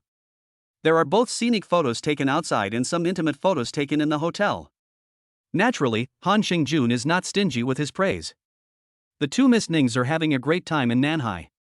Our people are following them 24 hours a day, so please rest assured, sir. We have also warned or forcibly expelled those who tried to flirt or accost them. Well done. When we get back, go to the finance department and apply for a 100,000 bonus yourself." "Thank you, sir, these are all things I should do." Gao Ya smiled. It wasn't long before the car arrived at the airport. Xia Lei was sent Meng Shiyu's photos, and he was told to arrange for 2 people to go to the airport and wait for them. Han Shengjun closed his eyes in the car to rest and think about the next arrangements. This little girl definitely can't be rejected directly like other women. After all, his father Meng Yi was no small person, and he was also a close friend of his father for many years before his death. In fact, if he had met him in person, he should have called him uncle. However, due to the Han family's extraordinary status in the Great Xia, they naturally could not be judged like ordinary people. So, he simply waited until she arrived, and then arranged for Gao Ya to take her out to eat and have fun, before sending her away after a little tour. Now I can't eat it, and it's just an eyesore sitting there. Han Shengjun, who was thinking, was suddenly interrupted by a phone call. Looking at the number, it was a local landline in Zhengcheng. This is Han Shengjun, what's up? Shengjun, this is Gao Ya. Gao Yi's familiar voice came over the phone. Yi, just tell me what's up. Han Shengjun, who was waiting for the rest of the sentence, heard the phone on the other end being taken over by someone else. Hello, this is the Zhengcheng Public Security Bureau. Your friend is suspected of involvement in a missing person case, and we may need your assistance with the investigation. May I ask if you are available to come to our office to make a statement? Han Shengjun frowned. He already knew what was going on. Did the Gao brothers not clean up their mess that night? Why are they calling me? Hand the phone to the person I just spoke with. I need to confirm something with him. Han Shengjun's tone was flat, and his bearing exuded an air of authority. This made the security guard on the other end of the line flustered. He had never encountered someone who could remain so calm after receiving a call from the police. I'm sorry, the person you are calling is now a key suspect and cannot answer your call. Please come as soon as possible. Beep beep beep. What is going on? The security guard looked at the phone in disbelief. The other party actually hung up directly. What kind of nerve does he have? He turned to Gao Ya, who was sitting calmly, with no hint of the nervousness that a suspect should have. Did he tell me to answer the phone, and you didn't agree? Humph. Lu, take this person away, and separate them from the others. Before anyone else could come and drag him away, Gao Ya stood up on his own. Although his hands were cuffed behind his back, he still held his head high and his chest out, giving off a sense of total oppression with his 1.87 m height. Believe it or not, you will let us out in half an hour at most. Hearing such arrogant words, the security guard raised his foot to kick, but was cleverly avoided by Gao Ya. Where do you think you are? You can just leave whenever you want? After Gao Ya was taken away, the security guard calmed down his excitement, took a sip of tea, and prepared to call back the phone number again. Another security guard ran down the stairs panting. Team Leader Chen, the security bureau wants you to come over right now. What happened? I don't know, but the security bureau is pretty angry, so be careful. Team Leader Chen went to the security bureau office with a sense of foreboding. As soon as he entered, he was met with a scolding. Are you trying to get yourself fired, or are you trying to take me down with you? 10 minutes later, Team Leader Chen, red-faced, came out of the office and shut the door behind him. After arriving in his office area, he first let out a sigh, then shouted at the top of his voice, Xiao Lu. Team Leader Chen, what's wrong? Release the people. Release the people? Team Leader Chen, release what people? The group called Gao Ya, release them all. Team Leader Chen sat in his chair with a sad face and a very low tone of voice. But Team Leader Chen, This is an order from the top, hurry up and release the people first. When Gao Ya walked to the door with his younger brother and the others, he deliberately looked back and gave Chen a meaningful look. He smiled at the corner of his mouth, didn't say much, and just walked away. As soon as he got out, he called Han Shengjun. Brother, thanks. It's a small matter, but you guys need to be more careful in the future. It's not fun to keep so many people down there. I was careless this time, brother. I definitely won't ask you for such trivial matters in the future. Why don't we go out for a drink tonight? Han Shengjun was still not sure what to do with Meng Shiyu in the evening, so he said, let's talk about it later. I might have other plans in the evening. Okay, then, brother, I'll wait for your call tonight. Han Shengjun hung up the phone and said to Gao Ya, take care of the follow-up, and don't report back to me. The tone was like he was ordering an insignificant task. Yes, sir, I understand, Gao Ya responded respectfully. Chapter 59, You're not my fiancé yet. The departure gate at Zhengcheng Airport was packed with people, and the noise was incessant. Meng Shiyu wore a pair of sunglasses on her face, a beige trench coat, and black high heels on her feet. She walked lightly, dragging her suitcase out of the airport corridor. The two bodyguards at the pickup point kept a close eye on the exit, afraid of missing their target. Finally, when Meng Shiyu's figure appeared in their field of vision, they immediately became nervous and hurried over to her. Meng Shiyu stopped in her tracks, looked up, and surveyed the two men who had suddenly appeared in front of her through the lenses of her sunglasses. They were tall and physically fit, wearing matching black suits that gave off an air of majesty and oppression. A chill ran down Meng Shiyu's spine, and her alertness quickly rose. One of the bodyguards said respectfully, "Hello, Miss Meng. Mr. Han sent us to pick you up." When she heard that they were Han Xingjuan's men, her previously tense nerves gradually relaxed. "Where is he himself? Why didn't he come to pick me up himself?" Meng Shiyu's voice carried a hint of dissatisfaction and displeasure. "Sir is waiting in the car outside." "Please follow us, Miss Meng," the bodyguards replied carefully. Meng Shiyu snorted, obviously disappointed that Han Xingjun had not come to greet her in person. She thought to herself, this guy really went too far, he's already at the airport, but he's not even willing to come in and greet her. However, in the face of these two bodyguards, Meng Shiyu didn't bother to make things difficult for them. After all, they were just following orders. "Let's go, don't make your young master Han wait any longer." The bodyguards felt relieved and hurriedly went up to take the suitcase from Meng Shiyu's hands. A moment later, Han Xingjun, who was sitting in the car, saw Meng Shiyu finally come out of the airport through the car window. The bodyguard following Meng Shiyu consciously quickened his pace, arriving at the car before her and opening the door. "Welcome to Jiangcheng, Miss Meng." After Meng Shiyu got into the car, Han Xingjun smiled at her. Meng Shiyu took off her sunglasses and said, "Young Master Han, it's really hard to see you." "It's not that hard. You're seeing me now, aren't you? If I hadn't flown here on my own initiative, I don't know when I would have been able to see you." "Maybe. You just came over here. Does your father know?" "He's just like you, running around all day, so he doesn't care where I go." "Okay, what do you want to eat for lunch?" Han Xingjun asked. Meng Shiyu said indifferently, "It doesn't matter, you decide." Usually, whether it's breakfast, lunch, or dinner, Meng Shiyu doesn't personally ask about it. The family's personal food butler will arrange everything, ensuring nutrition and health while also controlling quality and taste. So from a young age, she didn't have many opinions about what to eat. Not to mention that if Han Xingjun took her out to dinner, could it be bad? In the end, Han Xingjun chose a Western restaurant with 3 Michelin stars. The reason for choosing this place was simply that girls, they all love the exquisite and the beautiful. Just as Michelin restaurants are good at this, Han Xingjun felt that they should be able to satisfy Meng Shiyu. If it were just about taste, he himself would never choose to eat at such a restaurant.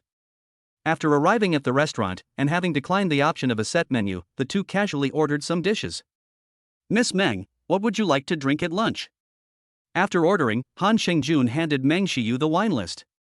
After glancing at it casually, she turned to the waiter beside her and said, "Please open a bottle of Margaux for me, one with a long age." After the waiter left, Han Xingjun said with a smile, "I didn't think you would drink at lunch. I'm used to drinking a little red wine every day. My personal diet butler told me that drinking the right amount of red wine every day can help improve the pigmentation of a woman's skin." "That's great.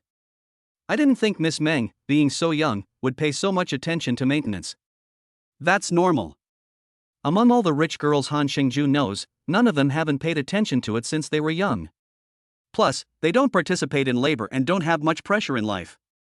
As a result, most of these women still look in their 20s even when they are in their 30s or 40s. Many women envy the beautiful young women online who have outstanding personalities and are glamorous and bright. They are clearly in their 30s or even 40s, but they look similar to a young girl in her 20s. They are all curious about what cosmetics these beautiful young women usually use and what they eat. Little do they know that others may have started managing various aspects of their lives at their age or even earlier. A personal diet manager, personal trainer, personal skincare consultant, etc. These things cannot be achieved simply by putting on a mask more often and buying a few thousand yuan worth of skincare products. Of course, but can you stop calling me Miss Meng? It makes you sound so formal." Meng Shiyu said angrily. They were both engaged to be married, but he always deliberately kept his distance from her, which made her feel uncomfortable. "So what should I call you?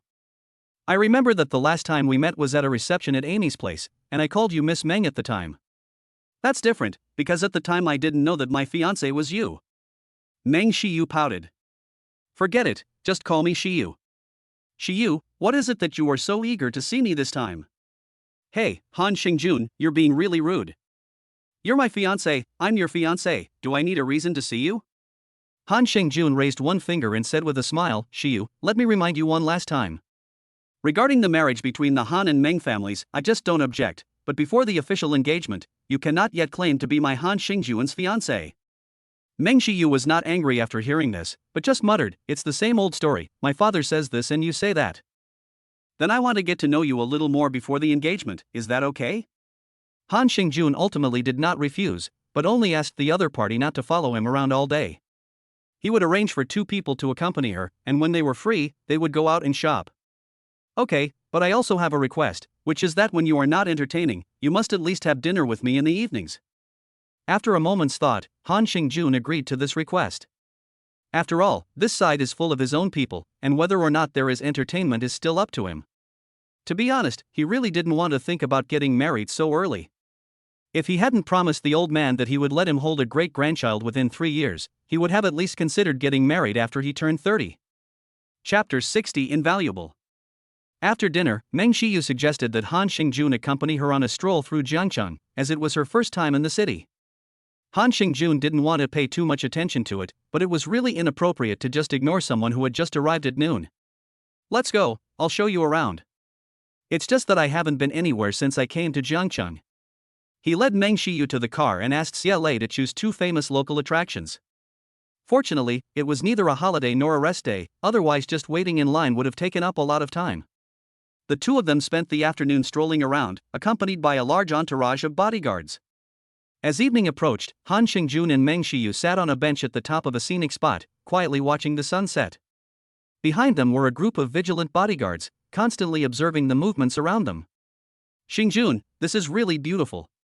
Meng Shiyu leaned against Han Xingjun's shoulder, her gaze softly watching the evening sky in the distance.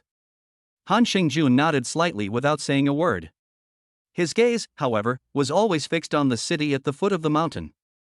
I have some questions for you. Well, ask. Meng Shiyu glanced behind her.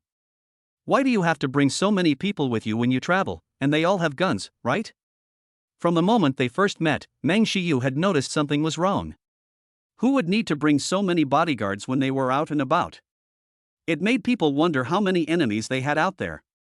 And she, with her extensive knowledge, could tell at a glance that these bodyguards must have all served in the military and were all elites. Han Xingjun smiled and opened his arms, resting his back against the backrest of the bench. Do you really want to know? Is there anything you can't tell me? Do you really have enemies out there? Han Xingjun pondered for a moment. You know my identity, right? Well, of course I do, the eldest grandson of the Han family of Daxia, the future heir of the Tianquan group. But what does that have to do with this? Is someone trying to kidnap you? Han Xingjun put a smile on his face and said with a slight seriousness, there is an old saying that a gentleman does not stand under a dangerous wall. I, Han Xingjun, these 3 words represent not just me personally, or the Han family. It represents tens of millions of families, ordinary people as well as dignitaries. If anything happens to me, the entire Tianquan group could fall apart. Therefore, the royal family of the Great Xia does not want anything to happen to me, and neither do the tens of millions of families. Meng Shiyu nodded as if she understood, and then said, but the Han family is still here, and there are so many heirs to the family. How could anything happen to the group? And you are fine and young, so how could anything happen to you? I think you are just worrying too much. Upon hearing this, Han Xingjun's gaze suddenly became sharp.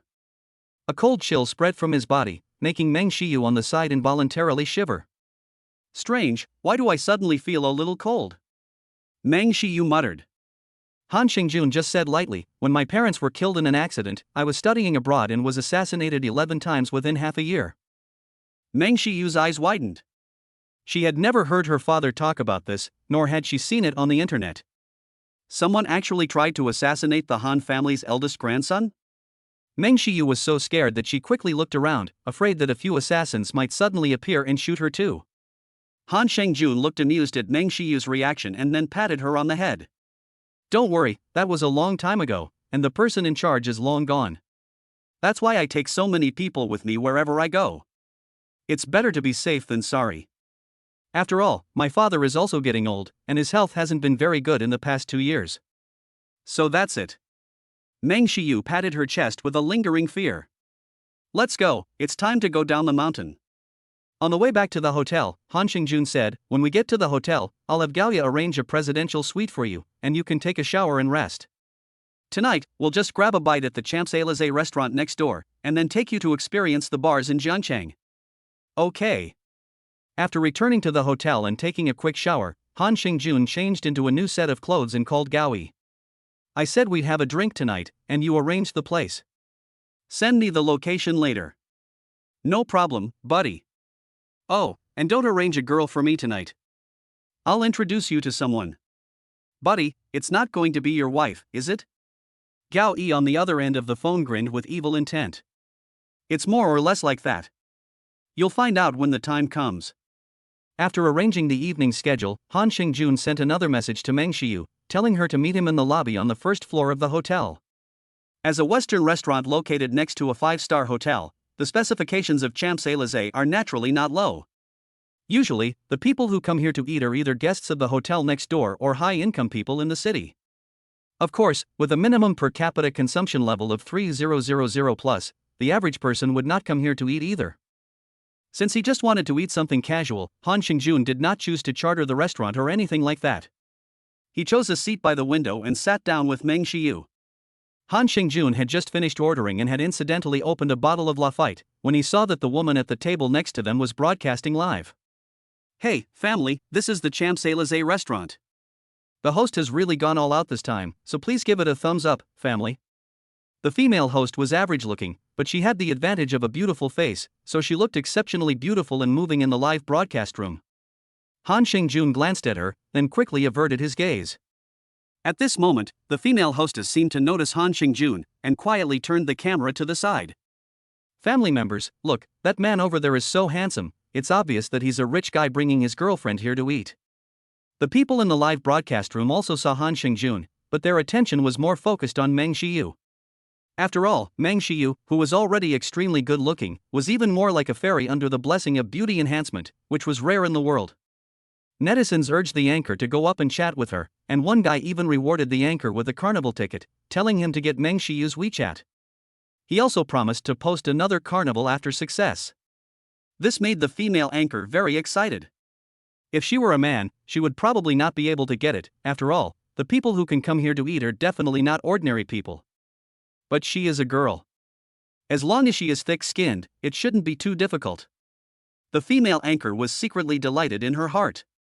After this wave, she would get her money's worth today. She then agreed to the older brother's request and made up her mind in her heart. She got up and walked towards Han Xingjun.